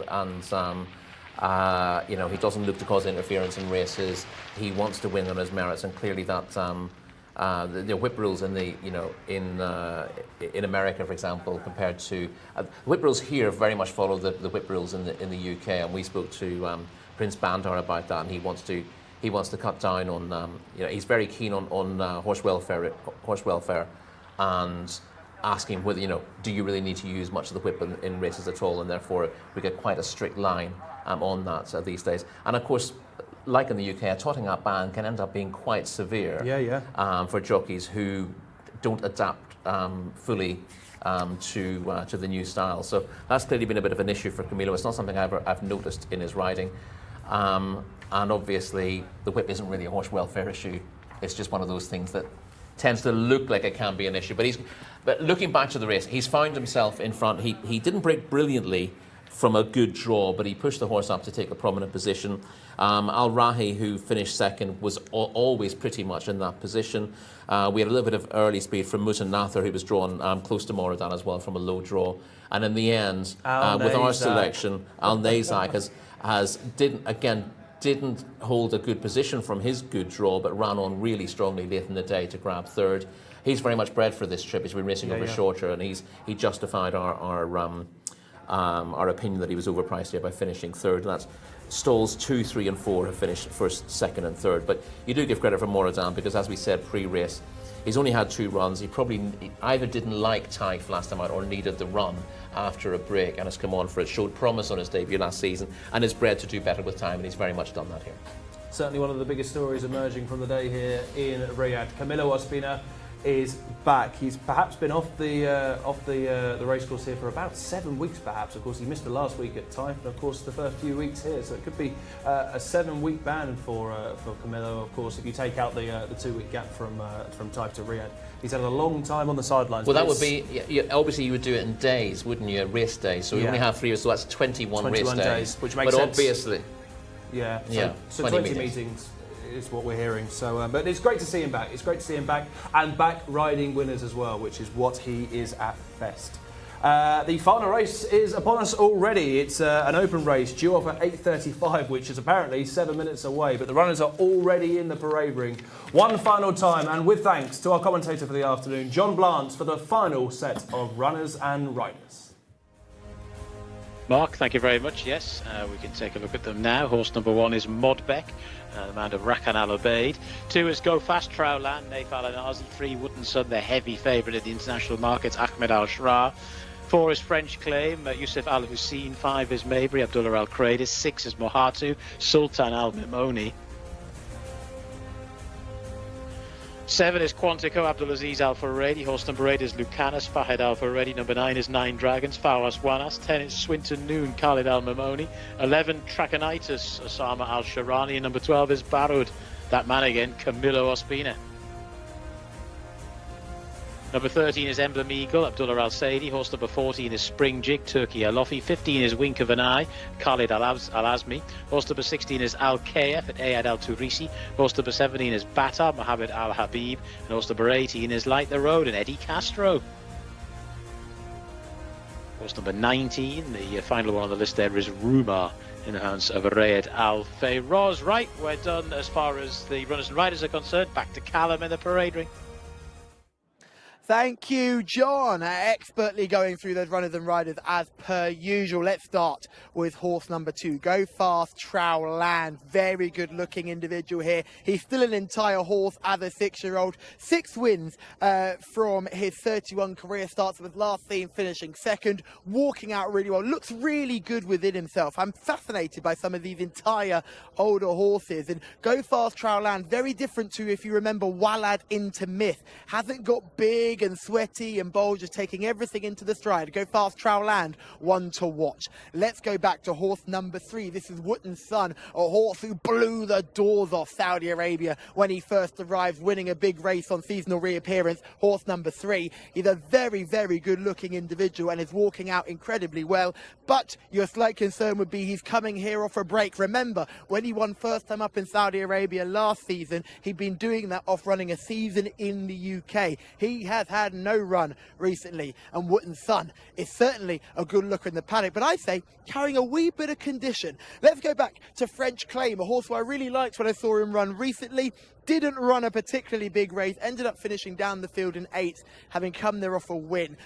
Still looks good enough in the parade ring today. Nicolas Bachelard's horses aren't particularly running to the best of their form. I don't think he's a stable star for this team, and maybe this might be a trip too far. Let's pull back one more. This is a horse I'm really keen on. This is Maybury. We talk about horses that are showing some signs of fitness. This horse looks in really good nick. Strong type individual, carrying some condition. There's no surprise there, but that wouldn't put me off these red stable runners.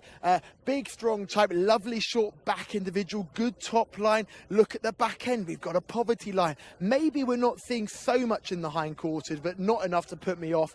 Walking out well enough, and Maybury will certainly make the shortlist, especially if he can go one place better than last time. Now, we will stop going through them number by number, and we'll wait until horse number 15 here, which is Wink of an Eye, who who is coming round in the green stable colours. And looking forward to seeing this horse. Wink of an Eye caught the eye last time with a good second place effort, having been unplaced in his previous few starts. This is Wink of an Eye coming round here. Now, nothing puts me off Wink of an Eye at all in this process. Walking out well. Look at the neck. Look how short and powerful the neck is on Wink of an Eye. This is a horse that's certainly very, very well put together. Looking forward to seeing how this son of Dabawi gets on in this contest. Second last time, can he go one place better? Still got a bit of a belly on though, lads. It's a fascinating contest and I'm yet to find a real paddock eye catcher. Well, we'll leave you to cast your eye over the rest, Callum. Meanwhile, let's update you with the international markets. Wootton Sun for the Red Stable, looking to close the card here with 3 winners. 1 to 2 favourite here. Ahmed Al Sharar is on board. Possible to oppose today, given the layoff, Rory? If he returns in the same fettle as we're about to see, surely he wins. Yes, and he obviously won first time out last season. The slight difference here is that last season he'd been running well in the UK through the summer. Yeah. He won one of the big handicaps at Haydock, the Old Borough Cup, perhaps, and then came here, obviously straight into a local Group 1 in his first start, and he was quite a big price for that race, but caused a little bit of a shock. Immediately showed his form here. We talked about horses needing time to acclimatise, and we thought he might. He was 25 to 1 or 28 to 1 on this occasion, and obviously carrying the second or third colours of the Red Stable. But he battled on really well. We know he stays a mile and 6 from his time in the UK, but he immediately transferred that, which is fairly unusual here. To win this local Group 1 on his first start. He was then back in the custodian of the 2 Holy Mosques on a subsequent run, and he ran very well there too, to not be beaten that far, not quite to the same level as he ran to on his debut, but he gets a rating of 105 for his runs in those races last year, and he's got a massive chance on the figures. He's actually the highest rated horse we see today with a rating of 105. Yes. But we have made the point that horses coming off a break here can be vulnerable, and while he won first time out in Saudi Arabia last year, as we said, that was off the back of a UK preparation. So, and that was a local Group 1, wasn't it? It was, yeah. So it's impossible to knock the form. It's just a case of whether we think it's going to be in the same form starting out here. Often ex-UK horses in their second season here, that's when you want to look for them, but he's an unusual one, and they actually hit the mark straight away. So it might be a slight negative that he's had a break and is coming here. You know, it was almost his British form that ran him into that race. So that's a slight question mark, but he's an outstanding favourite otherwise in terms of his overall form. Both the form he showed in the UK would be good enough to go close here. He's not got the best domestic form. French Claim, number 4, was third in the Irish Derby in his time and ran very well in good races in Ireland 2023 as well. And he's got winning form here 2 starts ago. He was disappointing in a 2400 metre cup competition last time behind a very, very good horse in Jack Red Clyde. He was beaten a long way there, which is disappointing given we know he stays the trip. So that's the worry with French Claim, but his back class is there as well, so he's an interesting contender against Wootton Sun. We need to speak about Wink of an Eye. There's a very notable breeder about number 15. Yes, Wink of an Eye, bred by the Queen. Not the only horse on today's card, I think, unless I've skipped ahead to tomorrow's already. Bred by the Queen, but Wink of an Eye was unsurprisingly trained by William Haggis as most of the Queen's horses in recent years, where obviously we're referring to the late Queen here. This one landed a 4-timer in 2021 and was a very progressive handicapper, but has gone missing a little bit. Was second in a 2,400 metre handicap on his latest start here, but that was 20 months ago, and he does need to show that his old ability remains. If it does, he's an interesting player as well, but I'm always worried with any horse with that kind of layoff. We touched on one in our previous open race who was well beaten. Yeah, agreed. Wink of an Eye, who placed in handicap company last time out. A few others we should discuss. I know you mentioned number 2, Go Fast Trowland, was short enough at 8 to 1. Yeah, he's a horse who's had a higher rating in the past. It's taken him a little time to come down. He did bounce back to form last time out over this trip, went second to Derevo, but Derevo won that very easily. So it was almost Derevo first, the rest nowhere. So he's got place claims if he can back that up, but his overall record is patchy. He doesn't hold his form for very long at Go Fast Trow Land. And all his winning form until that, well, all his winning form is at 7 furlongs and a mile. And this trip looked to be too far for him before, but obviously he showed placed form last time out. But as I said, 10 lengths behind Derevo means you're not running to quite the level that the likes of a Wood and Son and French Claim have been. Maybury as well for the Red Stable, looking to keep up their good form later on. Of course, second choice, I guess, here. Split Thakati and Pretty Flag last time, and both of those are in action tomorrow. Yeah, didn't pull up any trees in Taif, Maybury, but I don't think that's really his track, and did bounce back to form with that second to Pretty Flag in a non-winners of 4 over course and distance last month. A fair bit more needed to win that, but that's a repetition of that would be good enough to hit the frame here. Again, awkward draw on stall 14 to bear in mind. We should discuss Camilo Ospina's ride here. He rides number 12, Baroud, a 12-to-1 player here. Yeah, hasn't been at his best in recent starts, Baroud, so comes here off the back of form figures of 0.79. Needs to leave those behind, but does, if you go back far enough, and you don't have to go back that far, he's got some fairly useful form over this course and distance, and indeed over the longer trip last season. So if he can bounce back to that, he would be a player for places, not really a win player unless the favourite blows out. And he's well drawn in stall 2, and you can see Camilo getting a good position on him. He's got a bad win record. He's won from 34 in his career, but I think he's capable of getting placed here if everything goes his way. A very quick word on number 1, Modbeck for Rakan Al Abeid. 6 wins in the career. Of course, the theme last week was horses that had D in their form guide went on to win. And I can see a 1 followed by a D recently. Yes, indeed. He ran in that Avoid race a couple of starts ago. His best form is given a real stamina test. So a mile and a half or 2,400 metres in Taif is where he shows his best form. He won 3 handicaps this summer, but he started off, in a 0 to 65 and has worked his way up the grades a little bit. He didn't really carry that form back here last time out. He was a fair 4th in an Open, but he's beaten 11 3/4 lengths, and I think this is probably just too tough for him. OK, well, the runners are making their way down to the 2,000-metre start here. 10 furlongs to the trip for the final time today. Open grade is the feature here. Or the name in the title. Of course, it's been a really good day, particularly for a Thursday. So we are about to come to race 12.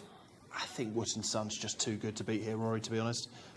Best horse in the race. It's just whether he can get back from that layoff. I wouldn't want to be getting too stuck in at the He's price. impossible to oppose.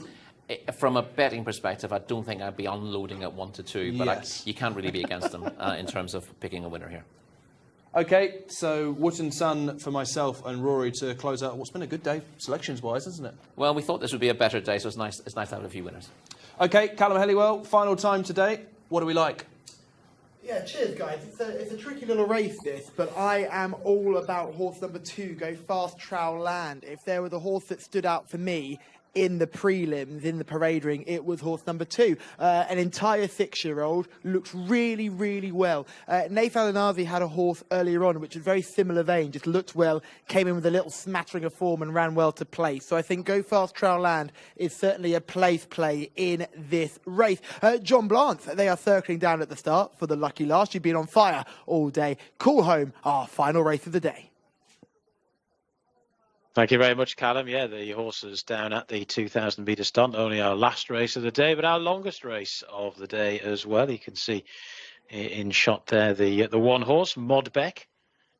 Rakan Al Abeid rides this one. There in the background is the 5 Maybury in the white distinguishing cap. Of course, 2 red stable runners in this particular spot, Maybury, but very much the more favoured one is Wood and Son, who is officially rated 105, puts him comfortably ahead of basically all of these. Now we've seen 1 or 2 short season horses with plenty in hand on the official ratings not win, but today it's been a bit more logical, and well, Wood and Son would probably be a fitting end to a day where quite a few shorties have managed to get the job done.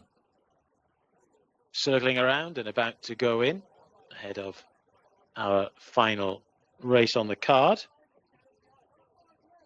So number 8 goes forward, Lucanas into stall 17. That's Mohatu.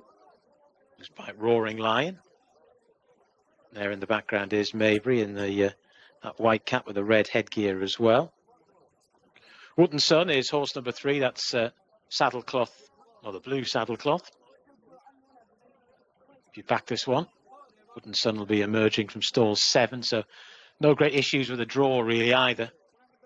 Could take a lot of beating unless is not fully wound up for today.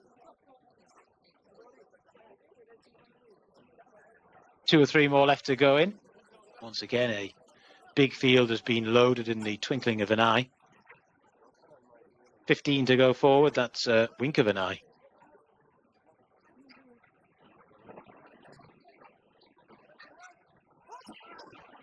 They're ready and away they go. They are racing for our final race of the day. Good start from Modbeck, a little bit wide on the track. Go Fast Trowland has gone fast from the gates and leads in the early stages. Certainly put a marker down.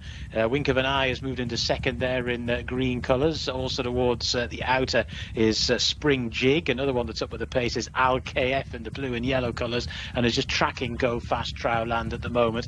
They're followed by Lucanas, who's racing in mid-division. The light coloured jacket there, the yellow headgear, just tracking across from a wider draw. Also prominent is Swinton Noon, one of the outsiders in around about mid-division at the moment. Right at the rear of the field is Rumar, that's your back marker. Another back marker is Light the Road. Another one with not too many behind it is Batar. So they're making their way towards the end of the back straight, and the leader Go Fast Trowland for Naif Alanazi leads by about 3 lengths.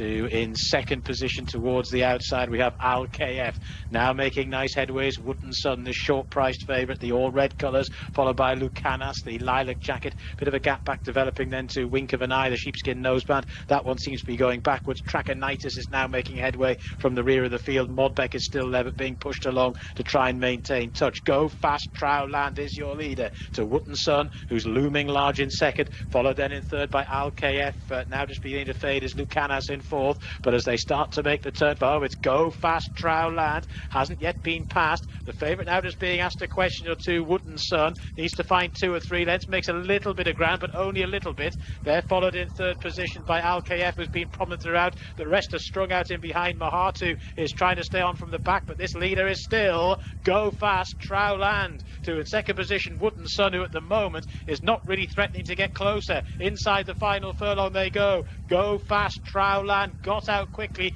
and as yet has not been caught, just gravitating a bit towards the centre of the track. Another crack from the hot favourite in second, Wootton Sun, but it's Go Fast Trowland who's going to hang on. Go Fast Trowland has beaten Wootton Sun. It was tight for third. That was probably Al KF. All done for the last race. Back to the boys in the studio. Yes, thanks very much indeed for your hard work today, John Blance, who's called home 12 races successfully, including Go Fast Trowland, who was a winner for you in the last, Callum. Much needed as well. We needed one, didn't we? We were getting a little bit detached from you two, absolutely flying all day today. So, yeah, grateful to get a third winner of the day, thank goodness. But, of course, one story has dominated the programme here today, and that only came about half an hour ago. Of course, the White Stable very much back to form in the last week or so, but Camilo Ospina has been missing here for the last 15 meetings, the last 3 at Taif and the first 12 here at Riyadh. A word on this, Rory, to start with. Moradin was his success in race number 11, and clearly we've seen the best of him today.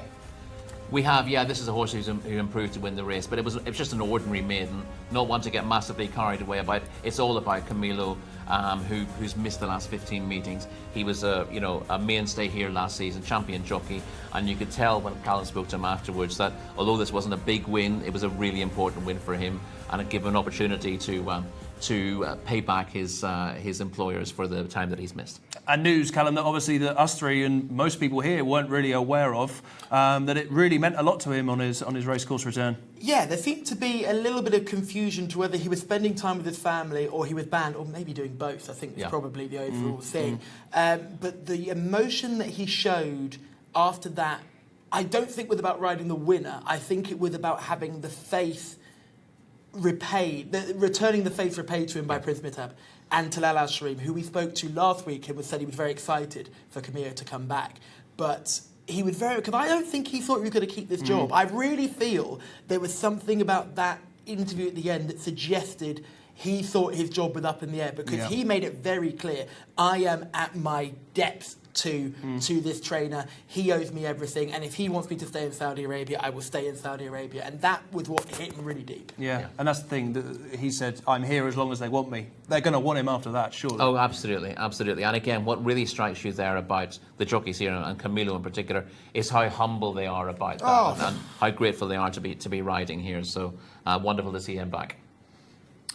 Camilo Ospina, who is chasing Adel Al Faradi at the top of the Jockeys Championship. He's got a long, long way to bridge, but he is one man that is certainly capable of. It's been a really good fun day. Very quickly, Salam Al Khair, I guess the best performance on the track? Yeah, 1-2 for the team as well. We brought up that white stable runner for second as well. So we did the same that we did in that race that we've done in this final race. So cracking day overall. It really has been. Thanks to Callum, thanks to Rory, and of course John Blance doing stellar work in the commentary box. We'll be back here, of course, tomorrow here at King Abdulaziz Racecourse on the JCSA English-speaking channel, hopefully with more winners. We'll see you then.